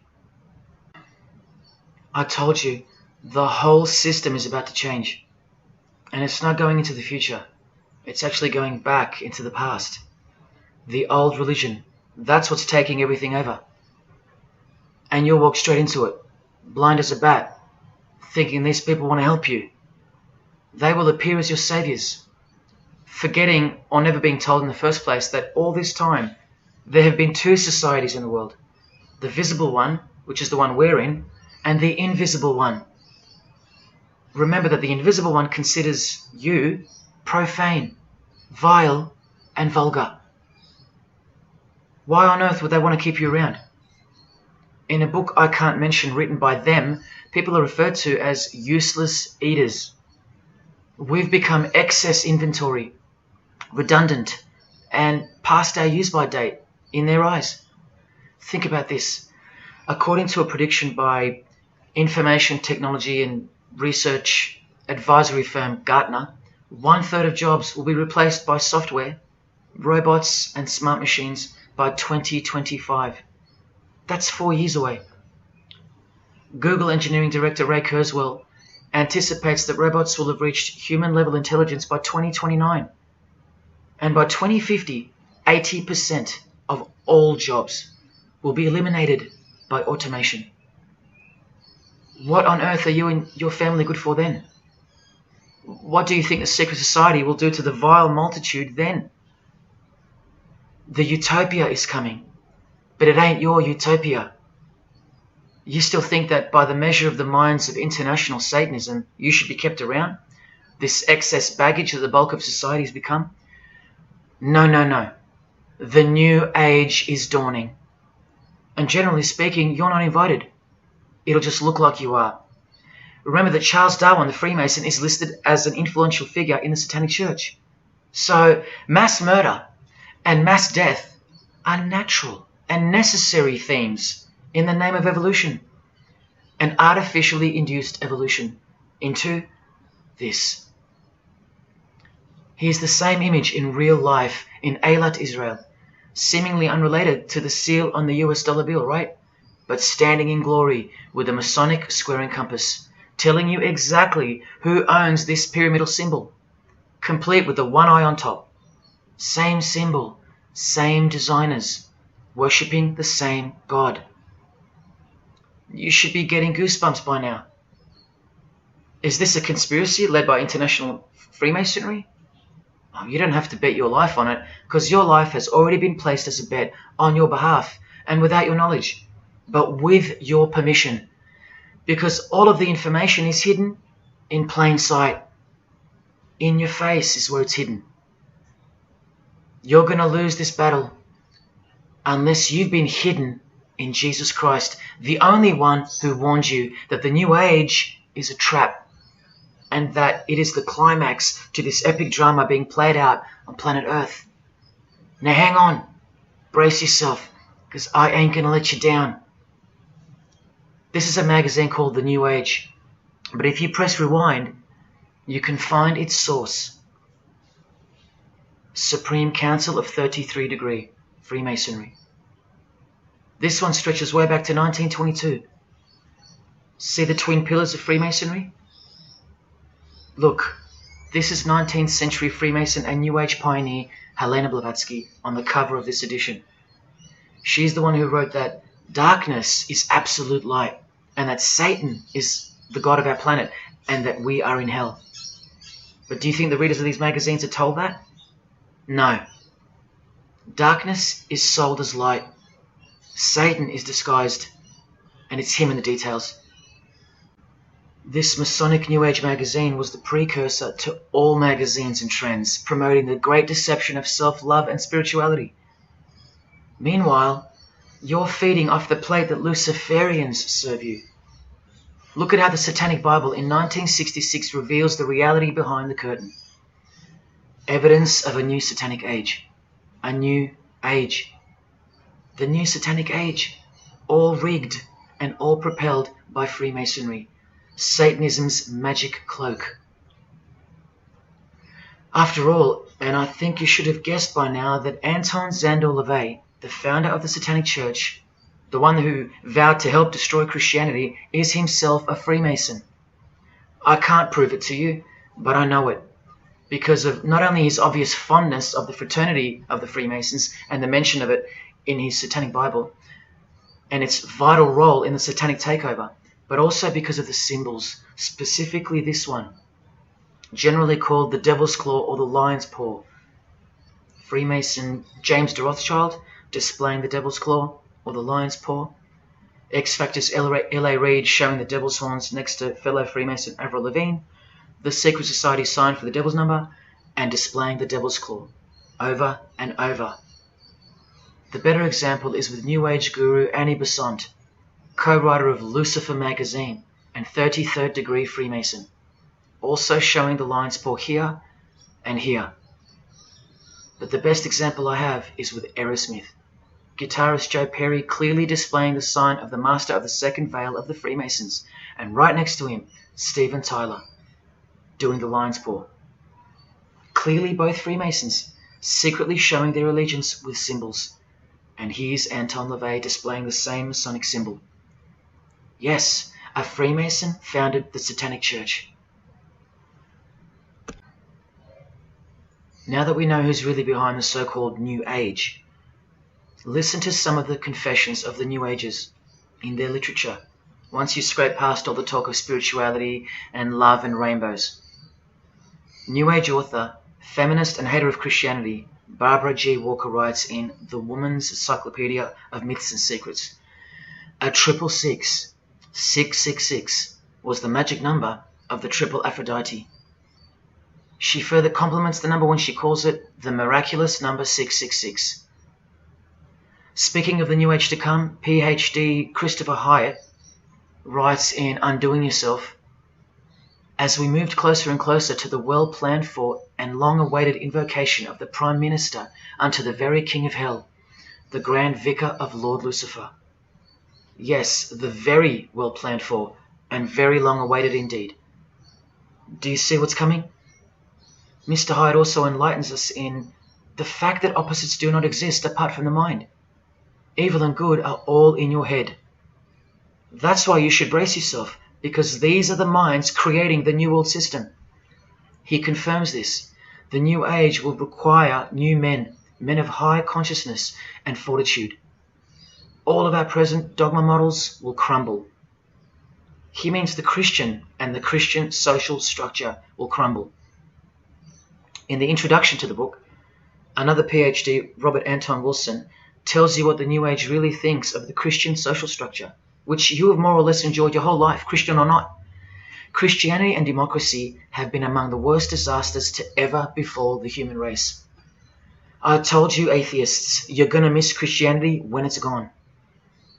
Here's a picture of Robert with the Masonic eye in the triangle on the wall behind him. Remember where the term New Age came from. So once again, do you think that the new system, the New Age, is going to be democratic, a system that respects you or gives a damn about what you think once it's in place? Let me answer it this way. Christopher Hyatt quotes from one of his literary heroes and famed philosopher, Friedrich Nietzsche, who said, "What is more harmful than any vice? active sympathy for the ill-constituted and weak Christianity. So to be a Christian and to actively have sympathy for the weak, that's the worst vice. That's backward and evil. So the answer is no. This is what I'm warning you about. And look, Frederick's work has exerted a profound influence on modern history. That's from Wikipedia. You know what else Frederick said? You probably won't find this on Wikipedia. The domestic animal, the herd animal, the sick animal man. That's the Christian. And what book of Friedrich Nietzsche were these quotes pulled from? The Antichrist. Nietzsche also wrote Beyond Good and Evil. That's how the all-seeing eye sees things, remember? So does Christopher Hyatt mention mass murder and depopulation in his book? Sure, here you go. Those who would survive can do so only by grasping the vision of what lies ahead. The new wave that will carry them into an interesting future. Yeah, where the vicar of Lucifer is God and Prime Minister. He openly admits the identity of this man. This Antichrist that most of you still think is a fairy tale figure from a fairy tale book. Jesus calls him the man of sin whose number is 666. The actual Antichrist, beloved of the secret societies. Yes, people, the New Age is satanic, actually and literally. On the front cover of this book, in which Christopher was co-writer, you can clearly see the eye in the triangle of the Freemasons above the Baphomet. Christopher admits in another book that both satanic cults and Christian fundamentalists are closer to seeing the truth than most normal people. Yes, indeed, how true that is. In Coming World Changes, Harriet and Homer Curtis speak of a prophecy they received from a mysterious spirit titled King of the World. Now, I wonder who that could be. Think not that any country in this broad world can escape. And they also speak of the long-expected great teacher, the king of the new one-world government. The victors will remain as the seed of the new race to people the new land, for the new sixth great race. This is the race that Luciferian Lady Gaga referred to. All part of the plan. In Threshold to Tomorrow, New Age author Ruth Montgomery writes on page 206 that only those open to the reality of one world will be around to enjoy it. Sounds like another vague suggestion for mass murder. Vera Elder Stanley's book title implies much the same thing. Initiation of the world. That's right, it's coming. You think Vera hasn't been initiated into the secret one-eyed religion? What else has she authored? How about The Finding of the Third Eye, the all-seeing eye? New Age author John Randolph Price writes in The Planetary Commission, in question and answer form, how do you define the Antichrist? The answer is pretty amazing. Any individual or group who denies the divinity of man as exemplified by Jesus Christ, the higher self of each individual, which Jesus Christ never exemplified because he is God. If you deny that mere men and women are divine gods, you are unfit for the glorious New Age kingdom. And you are the definition of Antichrist. In Practical Spirituality, he prepares his readers for a population drop of 2.5 billion people before the New Age era can begin. On page 32 of New Age author Barbara Marx Hubbard's book, Happy Birthday Planet Earth, she states that people will either change or die. That's the choice, she says. Notice the New Age has a new gospel, yet all the while, the world will be neglected of the information in the real Gospels, where it warns and predicts. For if someone comes and preaches another Jesus, not the Jesus whom we preached, or another gospel, you are most beautifully tolerant of them. In the Book of Knowledge, The Keys of Enoch, the writer has a quote-unquote direct experience with two spirits, Enoch and Metatron, and they share with the writer spiritually scientific teachings regarding the new system of things soon to be fully manifest.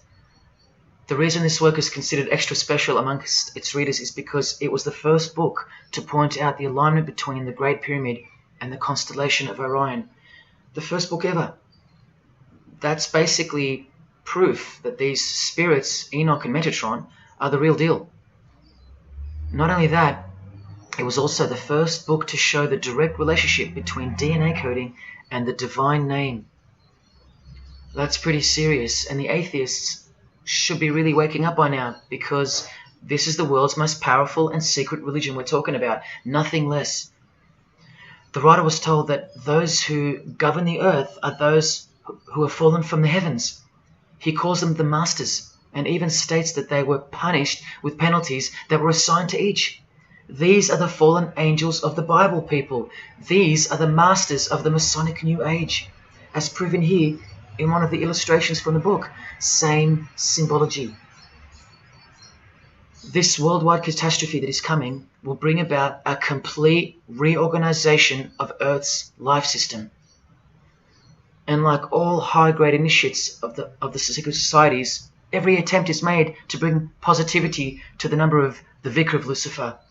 I was given instruction to use the specific light harmonics 666, 999, and 12-12-12.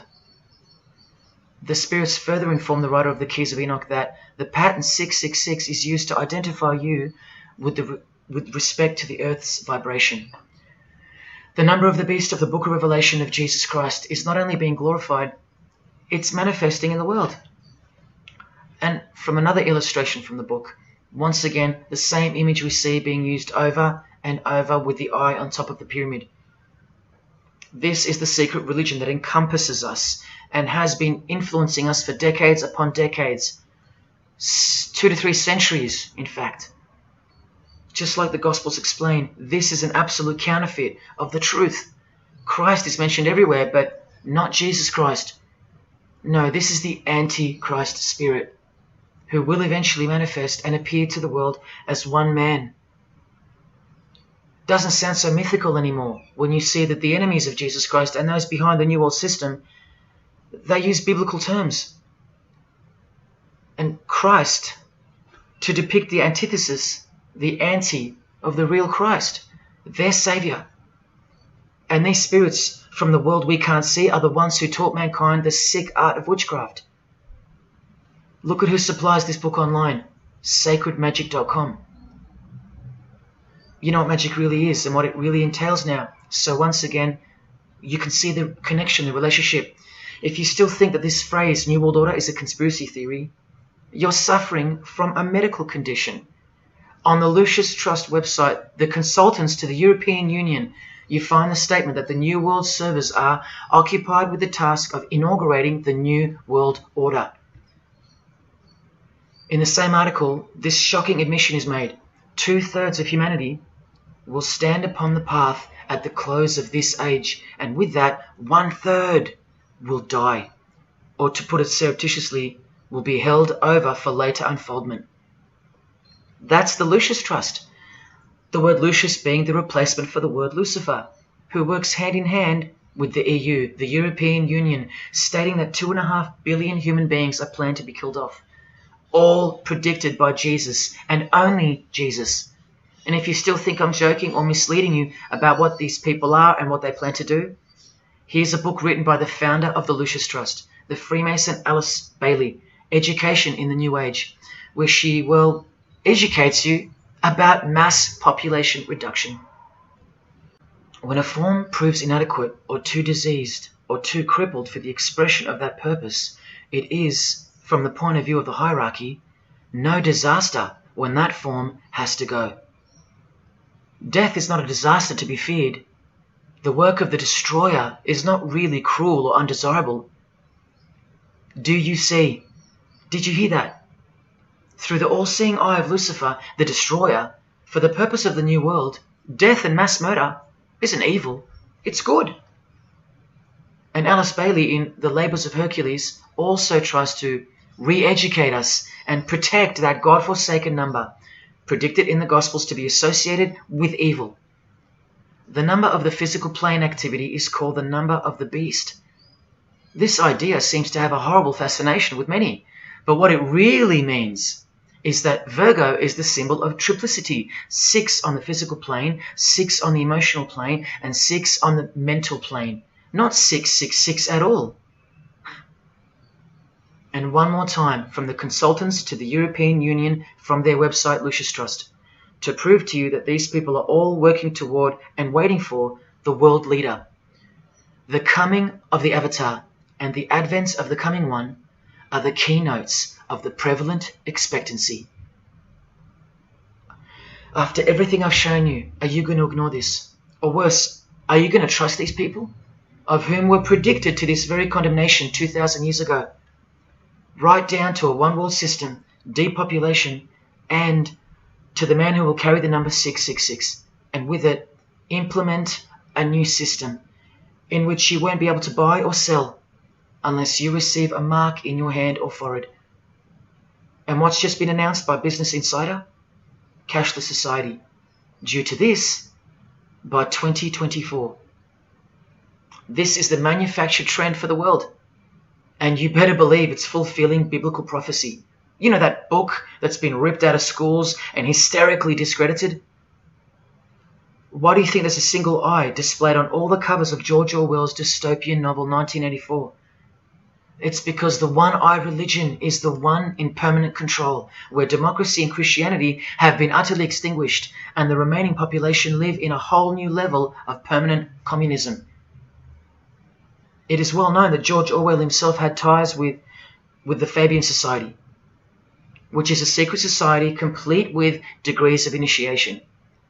Tucked away neatly somewhere under the wing of Freemasonry, the Fabian Society's logo used to be this: a wolf in sheep's clothing, which is exactly what Freemasonry is. And it was a metaphor for gradually advancing socialism. And socialism is communism for slow learners. This level of denial on our part has been brought on by mass propaganda, because everything has been weaponized to work against you and God's truth. Education, entertainment, and economics. You're a slave to each one. And Freemasonry is the slave master.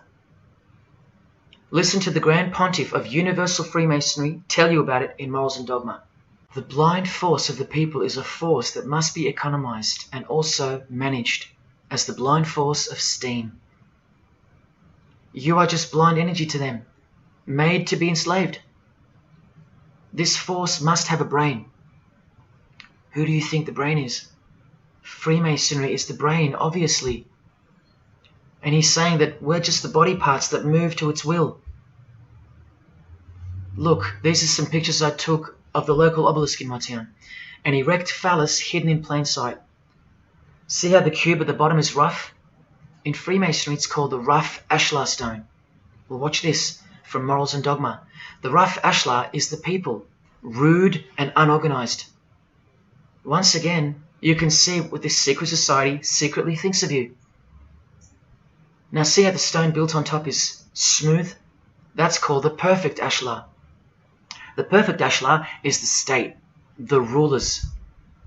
Yeah, the one-eye sex cult of Freemasonry, which hides its master, Satanism. Now, where is this brain taking us?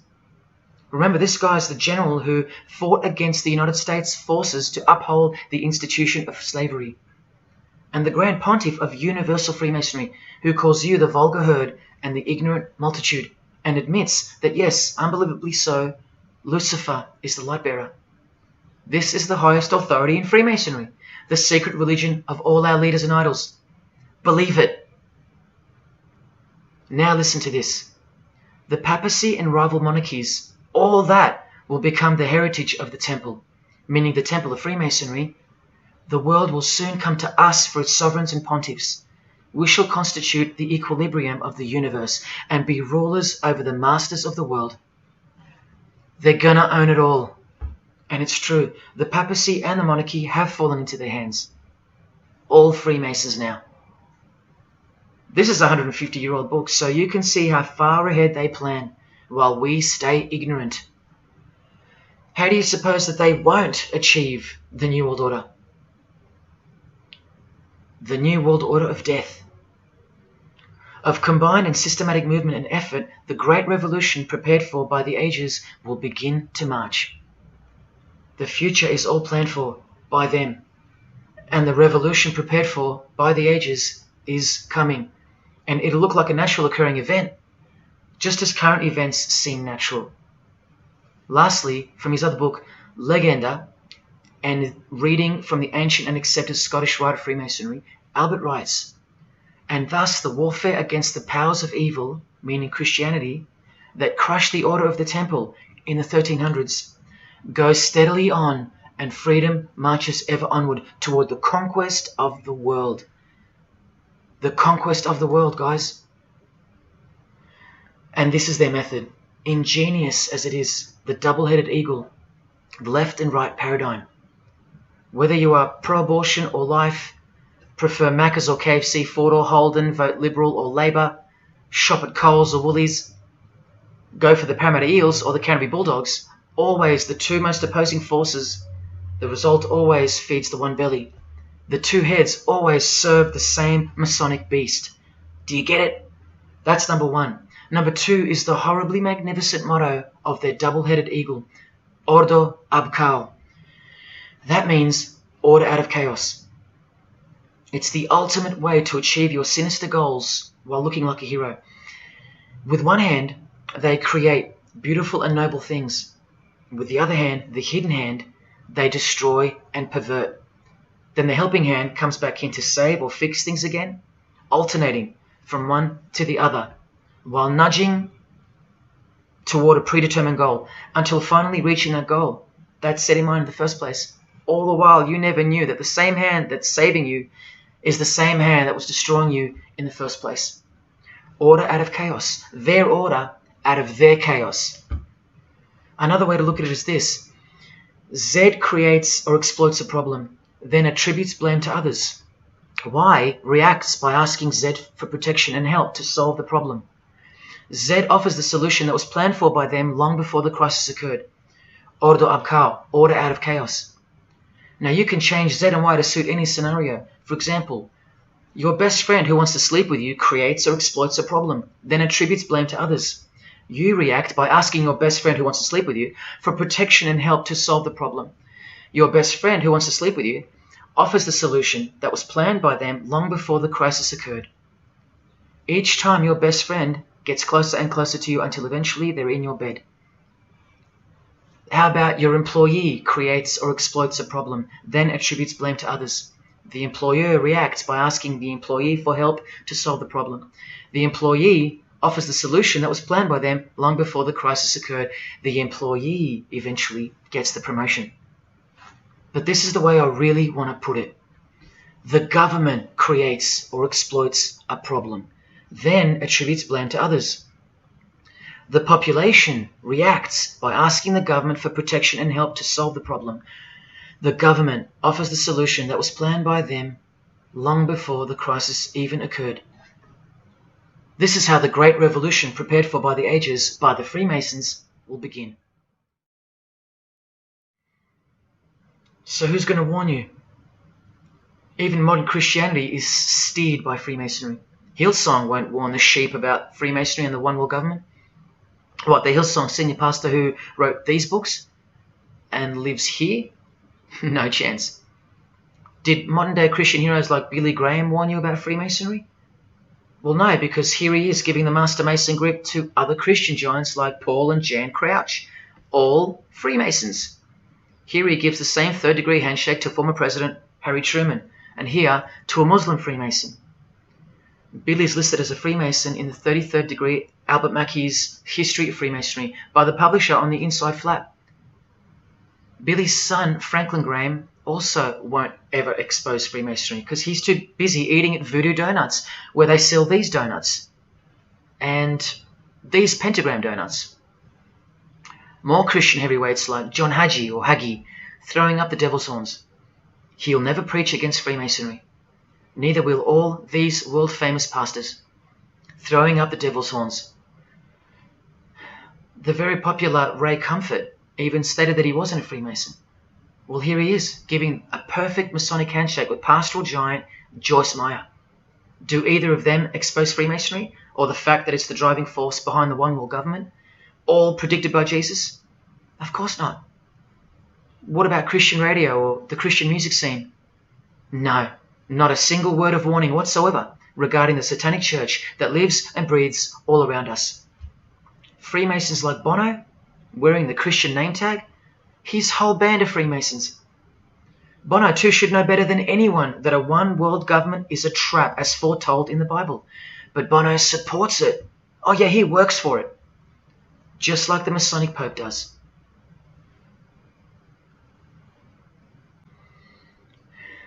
Even if by some freak chance they didn't know any better. No disciple of Jesus can bend their knee to another man in the Masonic Lodge, calling him master and swear to keep secrets. Look what they call each other from the Encyclopedia of Freemasonry. Master Mason, Grand Master, Most Eminent Grand Master, and the most appalling title of all, Most Worshipful Master. Most worshipful. Do you see how extra deluded the Christian Freemason has to be when Jesus said, "Do not be called master, because one is your master"? And what about all those oaths? Don't worry, Jesus covered that too. What I tell you is this: do not put yourself under oath at all, but let your yes mean yes and your no mean no. How's that for an idea? But the Freemasons' yes means no, because they all swear to lie and conceal from the first degree initiation all the way through. What is whispered in your ear, proclaim it from the rooftops. That's Jesus. You see the contrast? How precise he was and still is. You think Bono and the Pope don't know about the Masonic calendar and how it's not the same calendar as ours? From the Encyclopedia of Freemasonry, the real date of the world is found by adding 4000 to the Vulgar era. This whole Christian era is vulgar. So the year in the Masonic world is actually 6021. And this abbreviation is in French, the Vulgar era, beginning since the year of the Lord, since the year of Jesus Christ. That's how they feel about the current age, which is coming to a mind-blowing end by design. Now, do you think Freemasons aren't capable of mass murder? Well, Joseph Stalin murdered approximately 20 million people, and he was a Freemason, displaying the sign of the master of the second veil of Freemasonry. Vladimir Lenin was the leader of the Bolshevik Party, and he paved the way for the mass murder of 60 million people, mostly Christians, and he was a proud Freemason.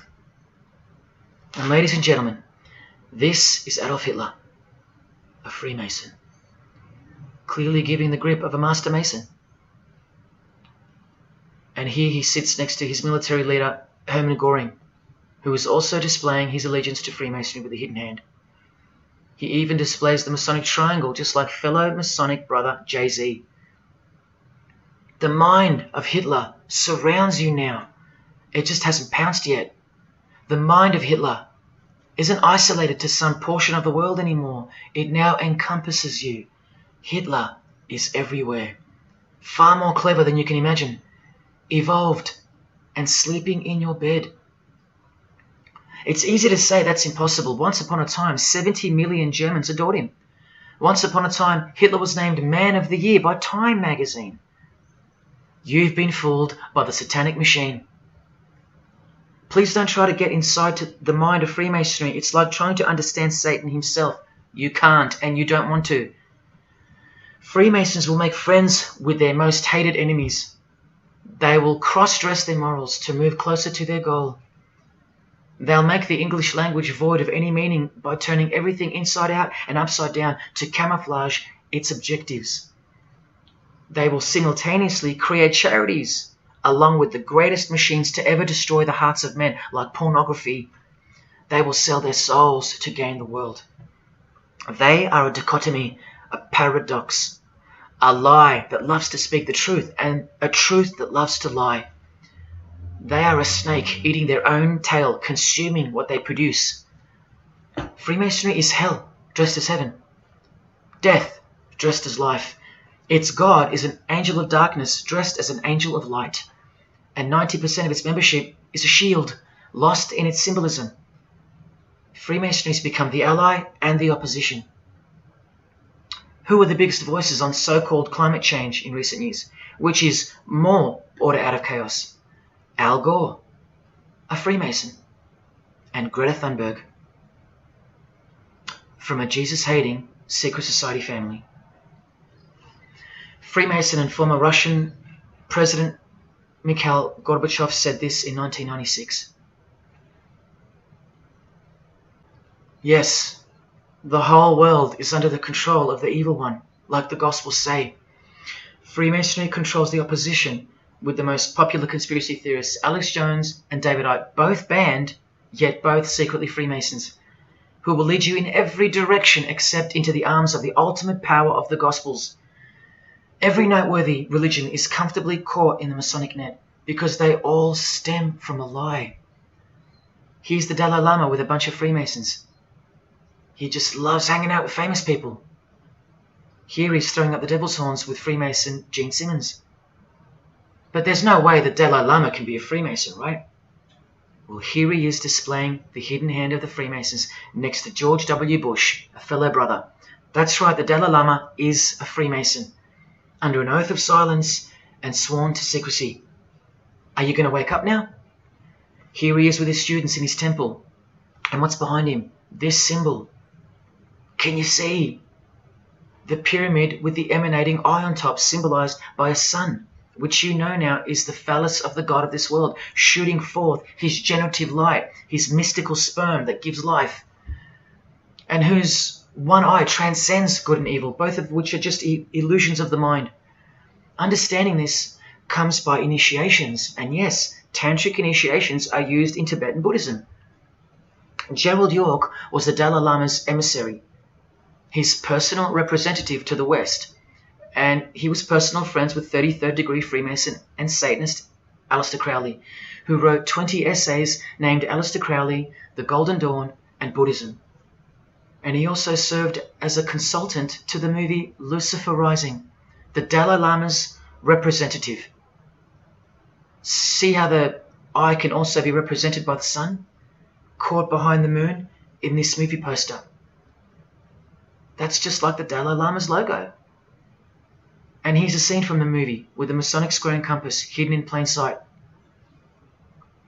Look at the symbol of Buddhism, and look at the floor inside every Masonic lodge, symbolizing opposites and equilibrium, which creates life, and where evil is not what it seems, it's necessary. Why do you think the New Age author Christopher Hyatt, who writes that the Grand Vicar of Lord Lucifer is soon to be crowned Prime Minister of the world, notes in that same book his appreciation of Nietzsche, the man who states that the Christian is the sick animal man, the Zohar, which is witchcraft, and Buddha. These are the people he appreciates. Why does he lump Buddha into the same basket? I'll tell you why right now. Because in his highest manifestation, the Buddha, seeing the illusionary world through the all-seeing eye, his third eye, would not interrupt a rape if he happened to walk by, so as to stay detached from the karmic cycle. Whereas Jesus, knowing everything and more than the Buddha, would sacrifice himself, because he was born to destroy evil, not transcend it. So tell me, who would you rather have walked by if you were being raped? A transcendental meditator or Jesus Christ? Whatever you think of me, you will have to reconcile the fact that all the leaders of the world, from Scott Morrison to the Dalai Lama, belong to the very same secret society as Adolf Hitler did, Freemasonry. The secret religion no one speaks about, for good reason, and by good I mean very, very evil. What do you think is going on here? I've told you almost exactly what's going on. We're in a lot of trouble, because in the land of the blind, the one-eyed man is king, and Hitler, Stalin, and Lenin combined will be child's play compared to what's just ahead. Now here's a point-blank picture of the future and the reality of their most brutal truth from the 33rd degree Freemason Aleister Crowley's The Book of the Law.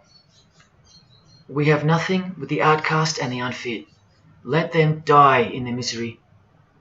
Compassion is the vice of kings. Stamp down the wretched and the weak. This is the law of the strong. Do you see? Can you see the future yet? Now please pay attention from his other book, Magic in Theory and Practice. This is what all the degrees of initiation are for. And this is what it takes for them to create the New World Order. He speaks of the initiation in the true order of the Rosy Cross. Rosy Cross being another name for the order of the Rosicrucians. Remember the guys that built this? Now this is a 33rd degree Freemason speaking. It is extremely desirable that he should have attained an absolute degree of moral emancipation. That is purity of spirit and perfect understanding. I've shown you this over and over. Because the world is full of evil, they mimic the morals of nature, because they are the true morals of the true God of this world. That's purity to them. That's true honesty and perfect understanding. Evil is good. That's the moral emancipation he's speaking of. Now watch this and brace yourself, because this is the future. There is a magical operation of maximum importance, the initiation of a new eon. When it becomes necessary to utter a word, the whole planet must be bathed in blood. This bloody sacrifice is the critical point of the world ceremony of the proclamation of Horus, the crowned and conquering child, as Lord of the Eon. I've shown you that secret societies participate in the science of blood rituals. Well, this is what it climaxes into. A massive blood ritual in the name of the new Eon, the new age, which revolves around a divine plan not of this world, as confessed by all of them. You are not who you think you are. You are not where you think you are. Do you see it? Can you fathom? And what blood means in this world? So much more than what you may have known before now. Blood sacrifice is of the utmost importance. It's what the beings in the other realm require, desire. We can't fully understand it. But do you see how the blood sacrifice of Jesus Christ takes on a whole new meaning now? A very real meaning. And guess what? Because of it, the good guy really does win in the end. You either fall under the blood of the world or under the blood of him. There is no middle ground. Blood is like the monetary currency of the spirits, and that's how God bought us back from the legal ownership of the ruler of this world with blood, his own blood. Now you can begin to understand why they hate him so much. Because that's why he was born into the world of flesh, to produce blood of his very own. Not by means of perishable things were you set free once and for all, by the payment of ransom money, but by costly blood, by the one who was visibly manifested at the closing years of the times, for your sake. That is the truth. Do you think it's just a coincidence that this is the last age before the long planned for new order of the ages? That's ages, plural. That means forever. That's the plan. That's why the Gospels say that he was visibly manifested at the closing years of the times, at the end of this last age. In the book 1984, George Orwell told us, if you want a vision of the future, imagine a boot stamping on a human face forever. I've shown you that this so-called new age is in actuality a new satanic age. And it's not really new at all. It's very old indeed, it's ancient. But like I said, its progress was derailed by the appearance of Jesus on the human scene. Now I'll prove to you that the New Age is an old religion. Novus Ordo Seclorum is part of a quotation taken from the Roman pagan philosopher Virgil's fourth eclogue, which was borrowed by him from the Symbolism records, which were ancient prophecies delivered by an oracle through witchcraft or divination. That's where the phrase Novus Ordo Seclorum comes from. Now look at what the full phrase actually says. A mighty order of ages is born anew. Both the prophetic virgin and Saturnian kingdoms now return. Now a new progeny is led down from the lofty heavens. Favor, chaste Lucina, the boy soon to be born, in whom the iron age shall come to an end, and the golden one shall arise in the whole earth. We've just been told that the New Age is a Saturnian kingdom, which returns, so it's been here before. Next we see that a new progeny, meaning a new seed, a new race, there's that race again, is coming to earth. And that a boy will be born, who will bring the Iron Age, which is the age we're currently in, to an end. And that the Golden Age, the New Age about to begin, will again arise over the whole world. Now, what is the Saturnian kingdom? Well, for starters, this is a band called Saturnian Mist. And here on their front cover, we have a reference to magic. Then we see by the singer's shirt, they're Satanists. Then with his other shirt, we see the connection once again between the inverted pentagram of Satanism and the one eye of Freemasonry, the secret religion of the who's who of planet Earth. Freemason and Satanist Marilyn Manson has a song called Saturnalia, and on a satanic website on ritual offerings for demonic bindings, we find that Satan is Saturnian in nature. Here on the front page, we see the inverted pentagram under the head of the Baphomet, and right next to it, a version of the square and compass of the Freemasons, of which a lodge is located near a suburb near you, no matter where on earth you live. The Satanic Church hidden in plain sight. Now let's go straight to the source so you can see for yourself the nature of the New Age Saturnian kingdom found in the full quote of the Freemasons' New World Order seal. From this book, which is a factual study of the single most influential occult organization in modern Germany, the Fraternitas Saturni, or the Brotherhood of Saturn. We learn of the path of the Saturnian initiate, which is outlined in detail with the meaning of all 33 grades, 33 degrees of Freemasonry. This is the very same thing, the same objectives. All secret societies work for the same goal because they all have the same spirit. The only difference between Freemasonry and this Saturnian fraternity is that your local Masonic lodges are veiled and camouflaged filtering systems for future Satanists, from which all influential figures of society are chosen, where the real religion begins at the 33rd degree. Whereas with orders like the Saturnian Brotherhood, there is no filtering system. As such, you're a student of Satanism from the first degree. That's why Satanism's takeover would have been impossible without international Freemasonry. The Saturnian teachings include sexual mysticism, sex magic, and Nietzschean Thelemism. Nietzsche, remember the guy who says that Christians and the mindset to help the weak makes up the sick animal man? The guy who wrote this book and doesn't believe in good and evil. And Thelemism from 33rd degree Freemason, who says that in this book that to initiate the New Age, the whole world must be bathed in blood in a bloody sacrifice before man can accept the law of Thelema. Nietzschean Thelemism. That's what the New Age Saturnian kingdom, from which the Freemasons took this phrase from, actually looks like. This factual study on the Saturnian Brotherhood is filled with references to Lucifer, Satan, magic, sex magic, blood, sacrifice, the number 666 as mentioned by Jesus Christ himself, and of course, Freemasonry. The secret society that all of our politicians and entertainers belong to. And what's the demonic sigil for Saturn? The Masonic square and compass. Are you going to snap out of it now? When you see a beautiful sunrise and smell the fresh air, or hear a great song, or see a great movie, are you going to forget where you really are? When you hear people using Jesus Christ's holy name as a cuss word, are you going to forget where this phenomenon really came from and why it's taking place? Now that you've seen how actual and bona fide the reality of 666 is from their own mouths and symbols, let me show you where else it's revealed. Do you see these Roman numeral numbers down here? They add up to 1776, the year that America officially became the country we know of today.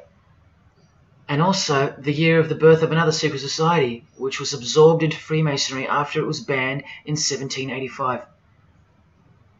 But look, the base numbers. M is 1,000, C is 100, and X is 10. All you have to do is subtract the base numbers. 1776 minus 1,000 minus 100 minus 10. Or simply remove the Roman numerals which represent the base numbers. No, I'm not playing tricks on you. Neither are your eyes. But someone else is. Now that you've seen the prevalence and seriousness of this horrid number, now that you've seen what you've seen, I can show you where else it appears. This figure.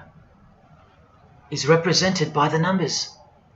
To make this work, they had to remove the number 1 altogether and separate the 2. Of course, we'd be too dumb to pick up on it. But 789 minus 456 is this, multiplied by this lonesome 2. That's right. This dark and mysterious figure is none other than the long-anticipated Antichrist, the ruler of the Saturnian kingdom, which is on its way. And Australia has been steeped up to its neck in secret society since the early 1900s. World Economic Forum logo, with this slash through the O's, is of course representative of the number of the ruler of the New Age, 666. The barcode is the primitive version of the worldwide system that Jesus predicted would revolve around the number of the beast. And as you can see, the base of every single barcode in all the world is 666. No matter if the lines are on the ends and in the middle are elongated or not. I found that out from the horse's mouth in an interview with the man who was commissioned by IBM to come up with a new way to automate data collection. There are in fact 3 6s in the Google logo, which comes from this occult symbol. Coincidence? And he found in a Masonic lodge the square and compass symbol appears in the middle of a hexagram, which is a symbol used in the royal art of Freemasonry, Witchcraft, as shown in this book. Well, among other things, the hexagram itself can be broken down to quite clearly represent 666. This is a Masonic square and compass designed by the Manal Masonic Lodge, symbolizing world unity. Up the top you find the logo of the United Nations. Well, there are 33 segments in the UN logo, symbolizing the 33 degrees of Freemasonry. See this crop circle here, with the Masonic eye on top of the pyramid? I know nothing about crop circles and the phenomenon of them, but I know how many rays are coming off the eye. 33. 33 degrees of Freemasonry. Don't forget that the highest authority of Freemasonry already admitted to be the designers of the pyramidal seal in a 1962 edition of their magazine, The New Age. I've shown you how the inverted pentagram makes for the spelling of the word Mason in the same seal. Well, that same pentagram with the elongated top horns appears here in a European Union logo. An inverted satanic pentagram right in front of our eyes. Here's the European Union building architecturally mimicking the Tower of Babel. That was the very same tower that the God of the Bible destroyed thousands of years ago, according to the Bible, when Nimrod, one of the admitted founders of the original craft of Freemasonry, tried to unite the world under one world government. So this logo and this building design is a clear statement to the God who intervened the first attempt at a world government.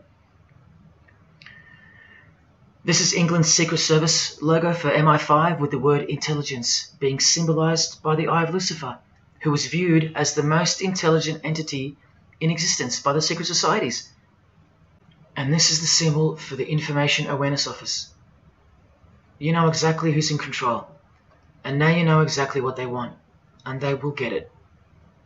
In a 1962 article written by former US President and Freemason's wife, Edith Roosevelt, in the New Hampshire News, and speaking of the spiritual counterpart building for the United Nations, called the Temple of Understanding, she writes that the symbolism planned for the building dates back to the black magic practiced by the high priests of ancient Egypt, and that the building will contain a giant eye.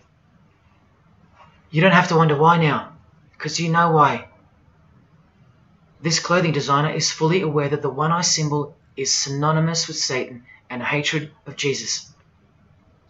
Does this movie poster make any more sense to you now? Well, are you ready for the second biggest shock of all? Whatever you think of what you're about to see, please come see me on the other side of this so I can show you something.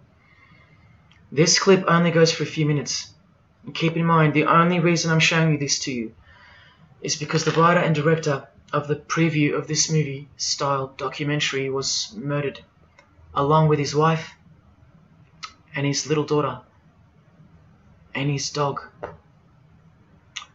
all before the production could begin. The murder was made to look like a murder-suicide, the news of which never made national broadcasts, just the local news. Case closed, nothing to see here.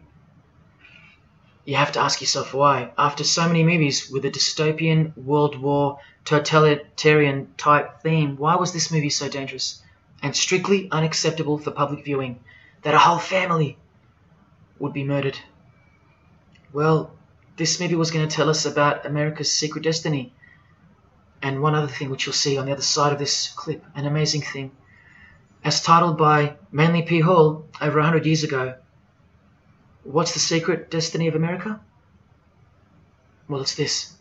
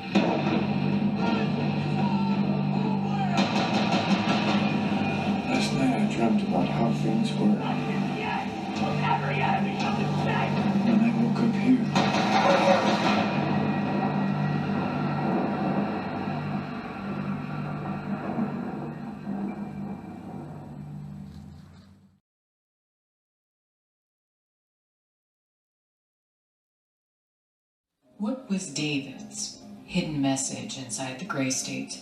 And could it be the reason for his death? Perhaps the scariest part of Gray State's conceptual trailer is this character here, who appears to be operating a guillotine. David Crowley was very intentional in this frame of the movie. He added something that I believe he wanted the people to know about. Who is the identity of this executioner? If you look closely, you will see that this terrifying character is wearing something around his waist. It appears to look like an apron. The executioner wears a Freemason apron, complete with the all-seeing eye, the compass, and the two pillars. I do believe David Crowley is trying to tell us something. He is telling us that the organization behind the French and American revolutions, the organization behind the Italian Revolution of 1830, the organization that outlined a plan to overtake the Vatican in a document called the Alta Vendita, the organization behind the Trail of Tears and the deaths of thousands of Native Americans under Freemason Grandmaster Andrew Jackson, the organization behind the Ku Klux Klan in the United States post-Civil War and its rebirth in 1915, the organization behind Hiroshima and Nagasaki during 33rd degree Freemason Harry Truman's presidency. These are men with a radical revolutionary agenda throughout the entire world because they worship and follow a radical revolutionary deity, the first to have led a revolt against the Most High Lord.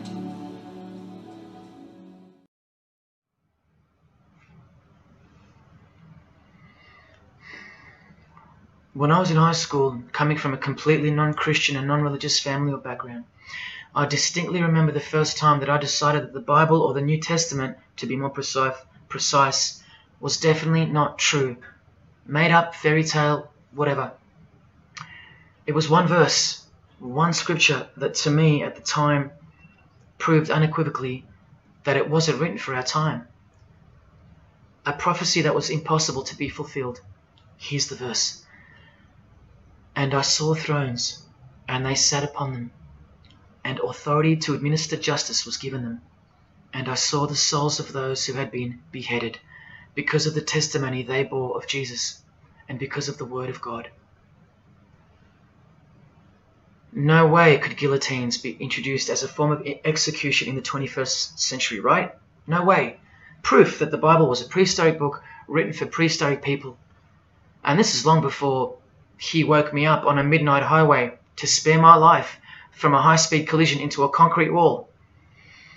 Ladies and gentlemen, in 2021, like the smartphone or the smartwatch, this is called the smart guillotine. Built by Chanel. You know, the perfume and clothing and accessories brand for the rich. What on earth does a perfume company have to do with chopping people's heads off? Well, I thought I told you that all of this is just the tip of the iceberg. I wonder who really owns Chanel. Well, here's their logo, and there is an eye in the design. And have you seen their drip design? How odd. Welcome to the real world. You ready? This is from a legislation archive from the Georgia House of Representatives in the 1995-96 sessions. This is Bill HB 1274 on the death penalty, guillotine provisions. How far along are we into enacting these bills worldwide? I don't know. Maybe they've been enacted already. But I just wanted to show you that in 1995 the ball was already rolling. Another ball that's rolling are the 7 universal Noahide laws. They sound great from the outside, designed so to conceal some terrifying details on the inside. Firstly, they were signed into US law in 1991 by George H.W. Bush on March 26. Here's the bill and resolution. It was named Education Day. As you can see in the details of Resolution HJ 104, they are the 7 Noahide laws, resolved by the Senate and House of Representatives of the United States of America in 1996. Every single president since H.W. Bush has annually re-signed this resolution. Many world leaders have called for the acknowledgement and observance of the 7 Noahide laws, including the President of the European Union in July 2014 and the Australian Governor-General Michael Jeffrey in 2008. And this will be international law. So what's the problem? Well, just for starters, the law against idol worship will include, quite specifically, the worship of Jesus Christ as the Son of God, which the Noahide laws will classify as blasphemy, and the punishment for transgressing the 7 Noahide laws and for blaspheming the ineffable name of God by calling Jesus God is decapitation. I'll let you take that in for a second. This will be governed by a world court with no possibility of appeals.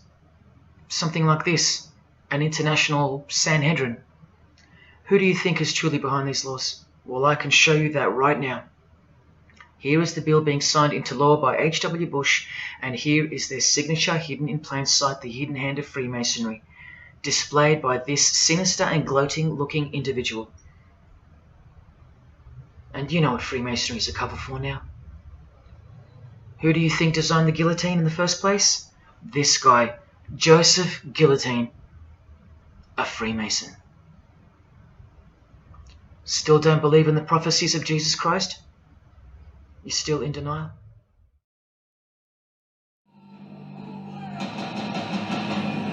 Last night I dreamt about how things were. And I woke up here.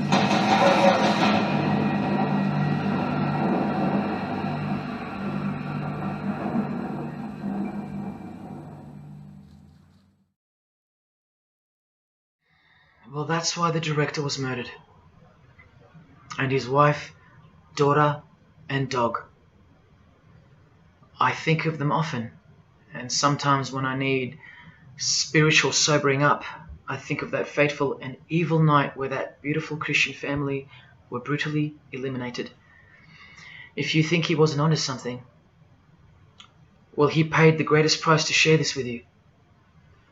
Prophecy will be fulfilled. Listen to the words that come right after the execution by guillotine scripture in the Gospels.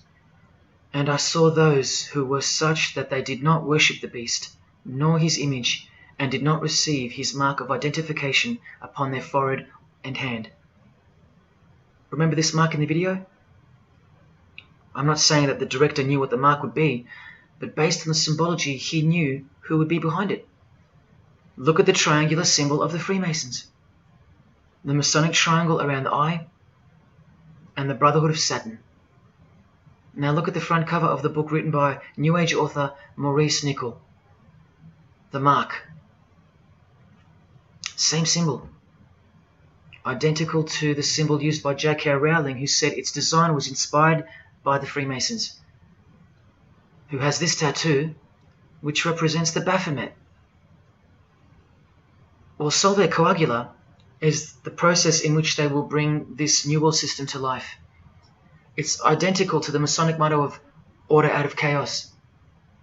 Solve means dissolve or destroy, and coagula means to bring the elements back together into a new and higher form, a new and higher system. Jesus described it as the beast system, and one way or another, we will be marked as a form of identification in order to participate. But first, chaos must ensue. A deep Masonic truth, which is mostly true anyway, is that destruction precedes construction. It's like having to destroy a tree in order to create a table. The same principle applies to creating the New Age. That's why I know that the process which involves the creation of a new system must involve the destruction of this one. Now, this is the last referenced work I'm going to use to show you who will be the head of that system, that one world government. A book by David Spangler, considered as one of the founding fathers of the modern New Age. He also has an intimate relationship with the United Nations, as shown in a 1975 document which was uploaded to the UN archives in 2006.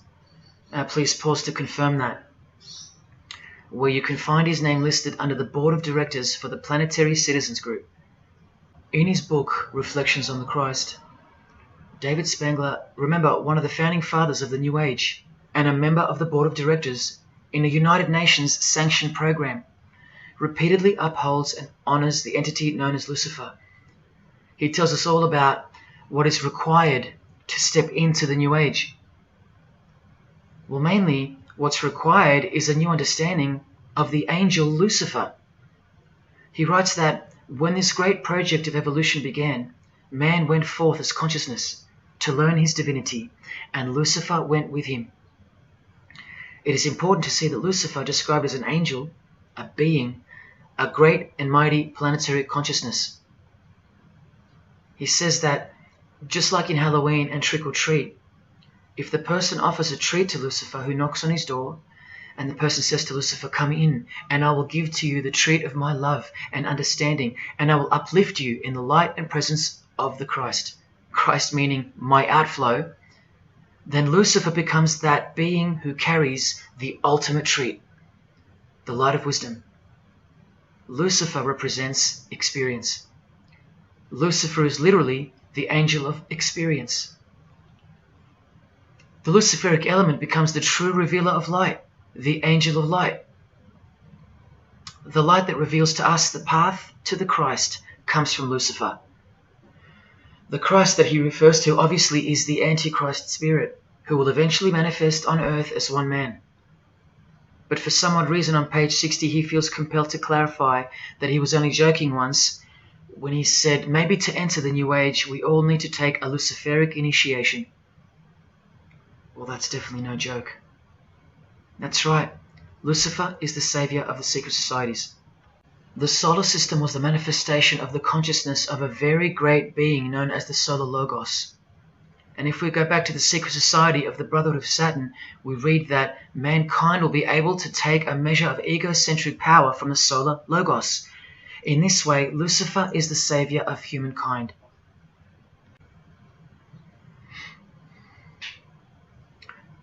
Do you see who you're dealing with?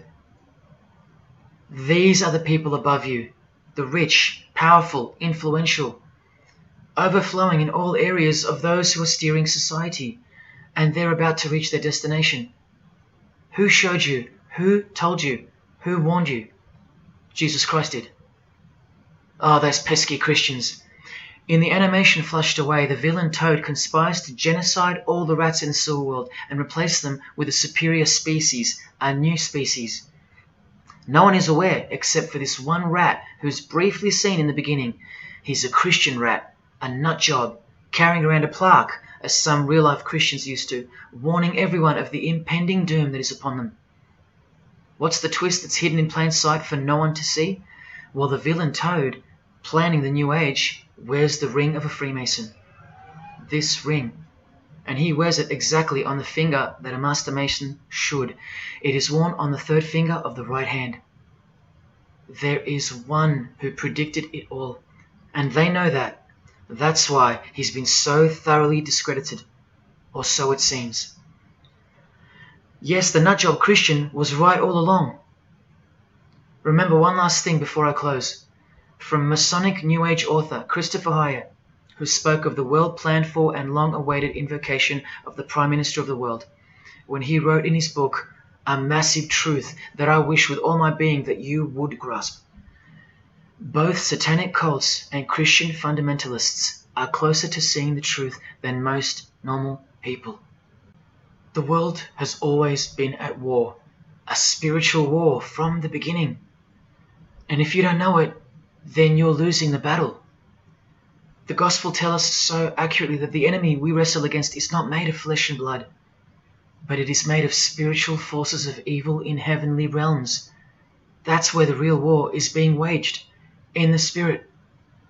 And now that we know what secret societies are and what they've tapped into, we can rest assured that that statement from the Gospels is true.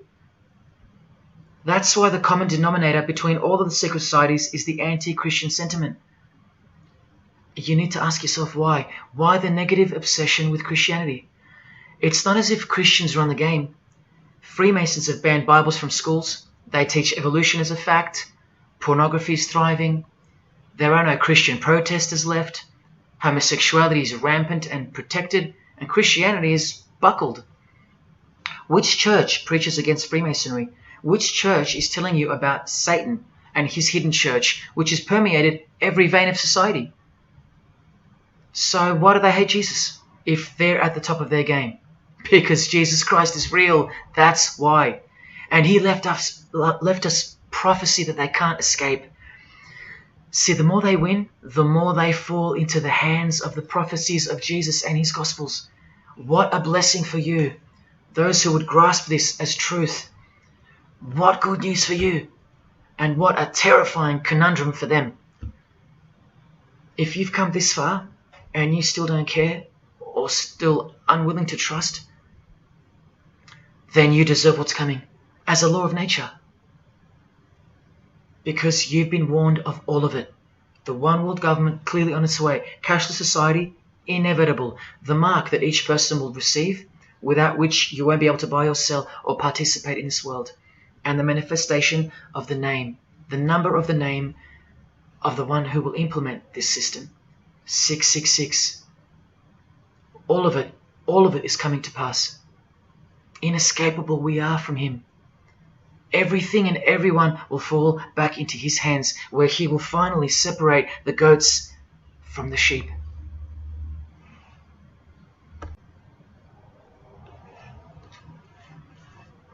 Now watch the Bible destroy Freemasonry like no other book in 2 minutes.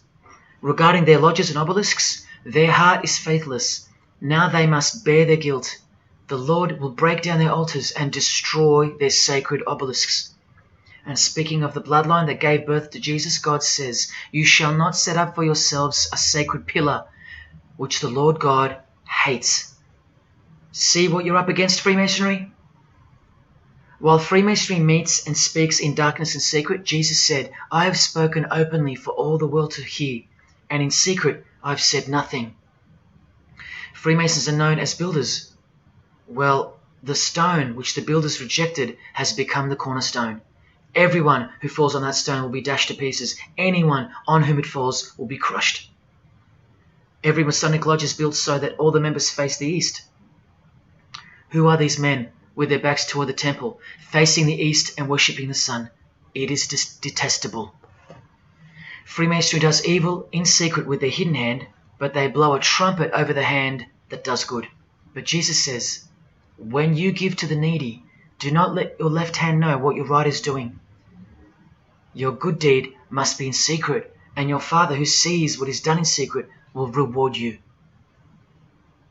You can't become a Mason if you're broke, blind, maimed, or have a criminal record. Jesus said, but when you give a banquet, invite the poor, the crippled, the lame, the blind. Freemasonry takes pride in its secret rituals and is hungry to rule the world. The Gospels say that their destiny is destruction.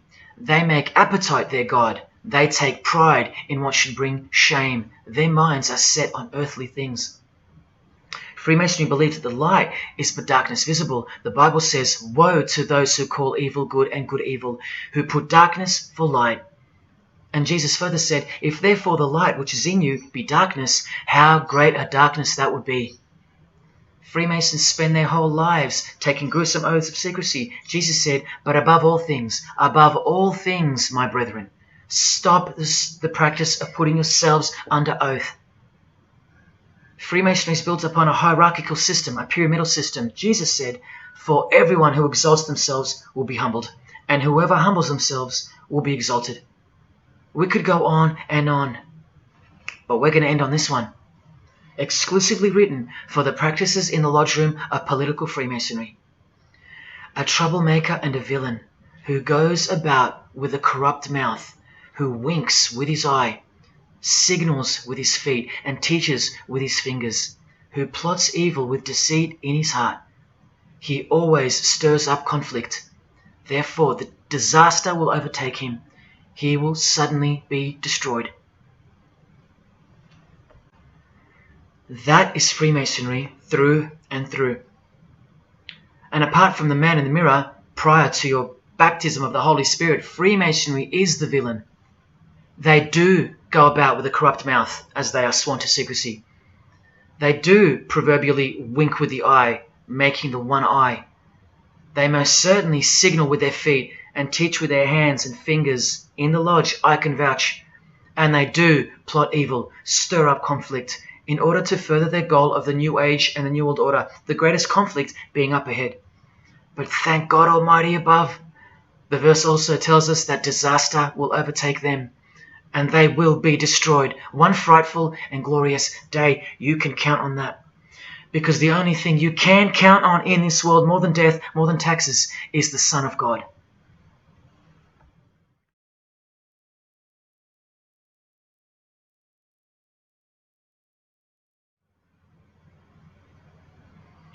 This is it. This is the last shock, and by far the biggest.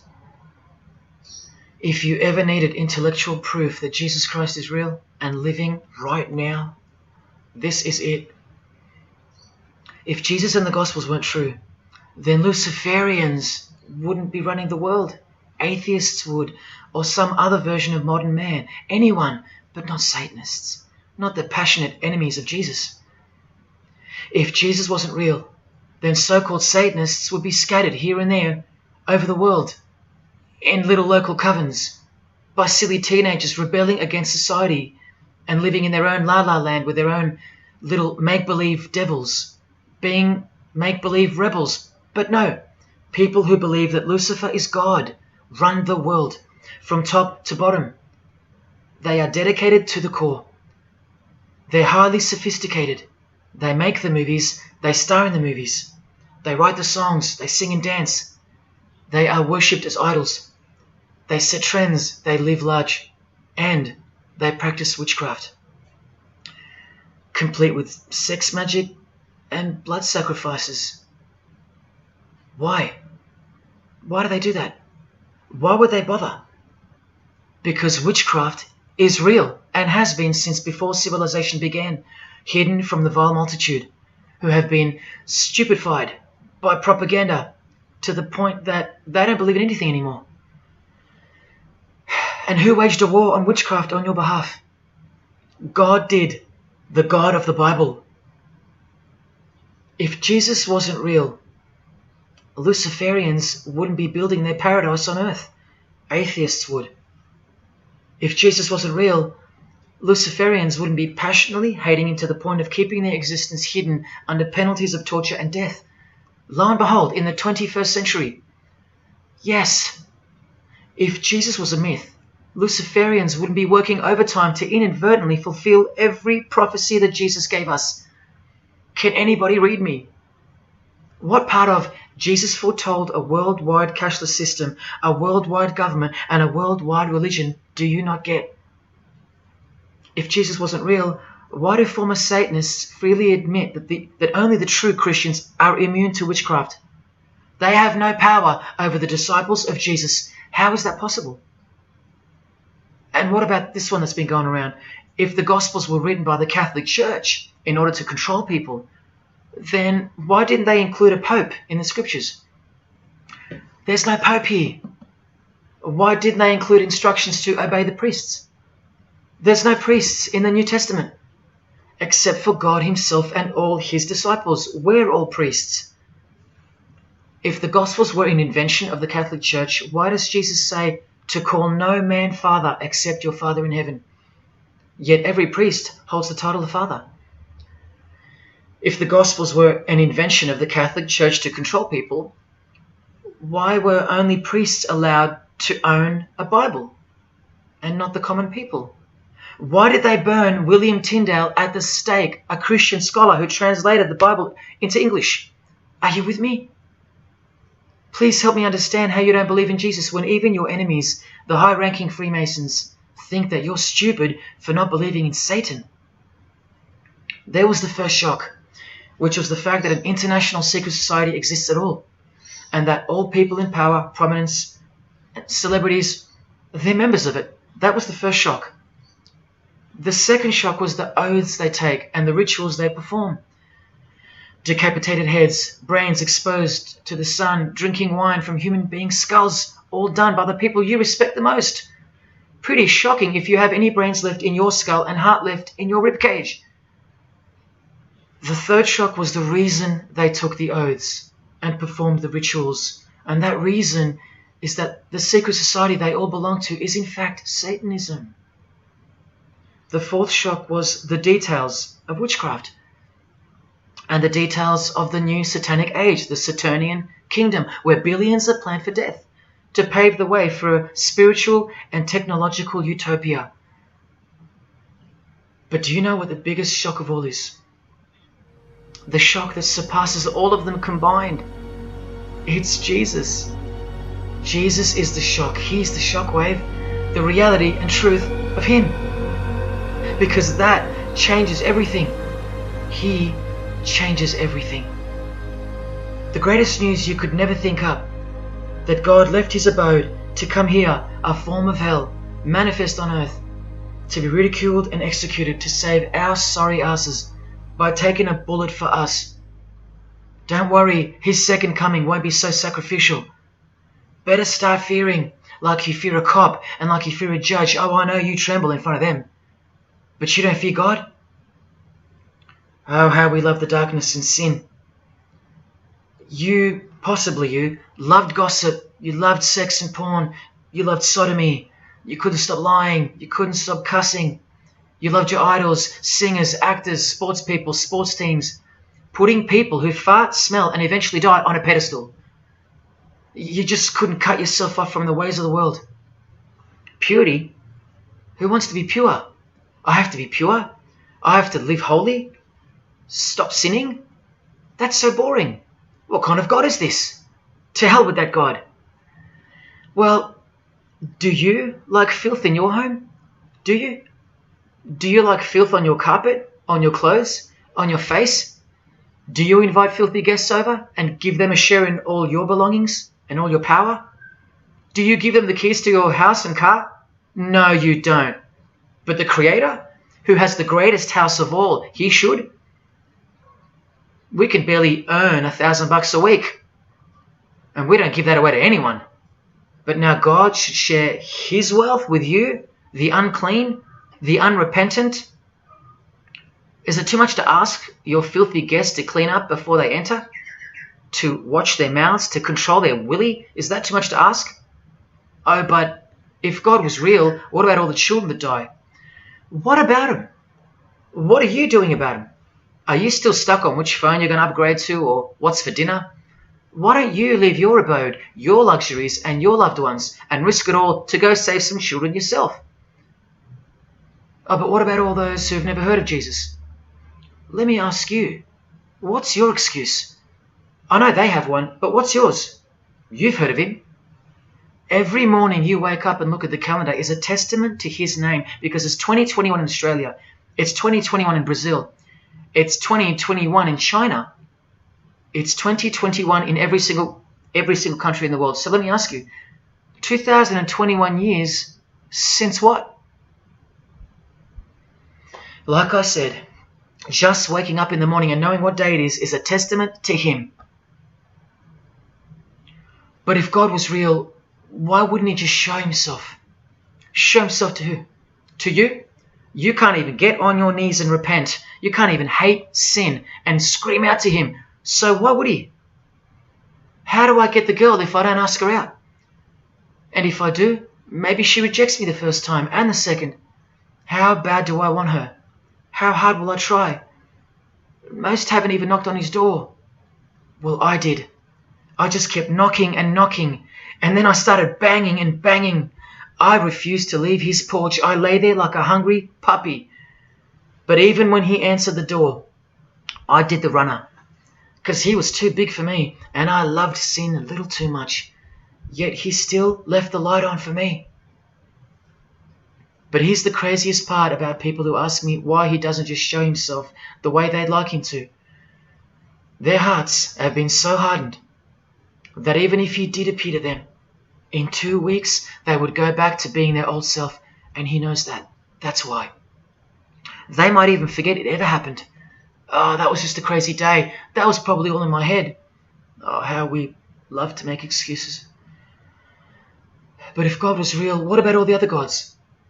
What other gods? Did Buddha perform a miracle for you?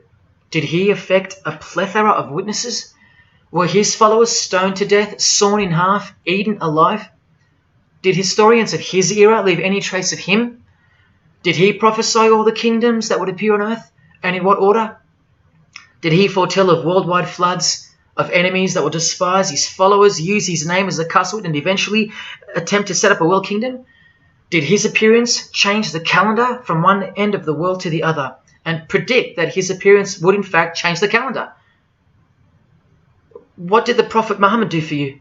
Apart from stealing Jesus from billions of people and corrupting the Gospels, did he dedicate his entire life to sinlessness? Did he remain celibate so that his blood could make a difference in the hidden realm by the science of sacrifice, which is practiced in secret every day, in order to shield your very soul? No, he didn't. Instead, he had 11 wives. One of them was 9 years old, and he lived like a king. while the real king lived like a slave and died like one too, and washed the feet of his disciples while demons trembled at his name and presence, and still do. And let's not even bother with the other pagan gods, Osiris, Odin, Vishnu, all inventions of fertility cults that worship the sun, sex, genitals, death, destruction, agricultural religions. Did anyone else apart from Jesus Christ ever say the words, "I am the truth"? Have those words even ever come out of someone's mouth? I've heard of "I know the truth," "I have the truth," but "I am the truth"? That doesn't even make sense.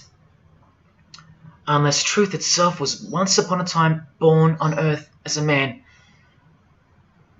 Well, of course he's the truth. Where are all the heart-wrenching, knee-buckling testimonies about the indescribable power of this Holy Spirit, which comes in to sweep you off your feet and drown you in its tides, changing you forever? Where are all those testimonies? I'll tell you where they are. In the Christian column. That's where. Oh yeah, you'll get them here and there in every genre, but Christian testimonies simply outclips the rest. Where are all the life-changing, electrifying Hindu testimonies? The Muslim testimonies? A Muslim, Buddhist, or a Jew on the street corner, or from the proverbial rooftops, shouting the truth for all to hear, no matter the cost, because they love us that much, because he loves us that much? Where are they? And Freemason testimonies? Have you even heard of one of those? Satanic testimonies? You ever heard of one of those? A Freemason on his knees sobbing from joy because of the overwhelming knowledge that Lucifer loves him? No Mason or Satanist has ever done or heard of such a thing. But the biggest cult in size is the cult of society. Where do you think the word culture comes from? And the TV, the doctors, the idols, the PhDs, the scientists, they are the priests of the cult of society.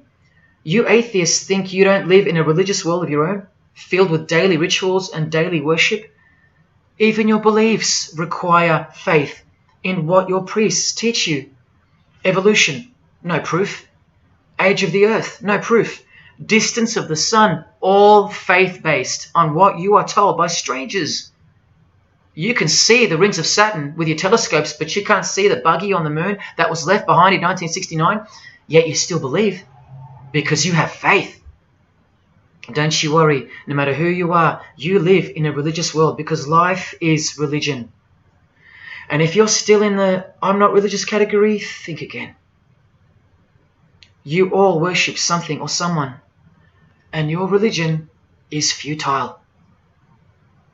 But for you, for the one, whoever you are, remember the advantage that evil has over good.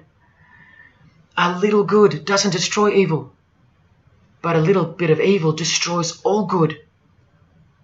See this glass of water? One single drop of poison is enough to render the whole lot useless or deadly.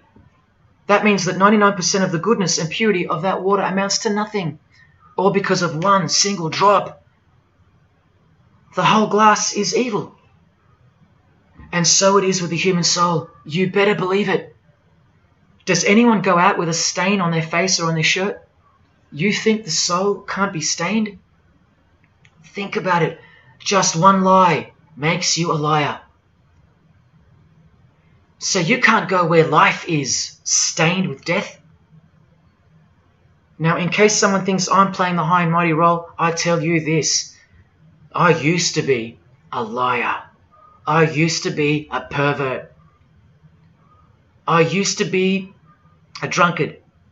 I used to smoke all kinds of poison. I used to have angry outbursts, use a filthy mouth, indulge in filthy humour. I used to. Past tense. But no more. He finally summoned me.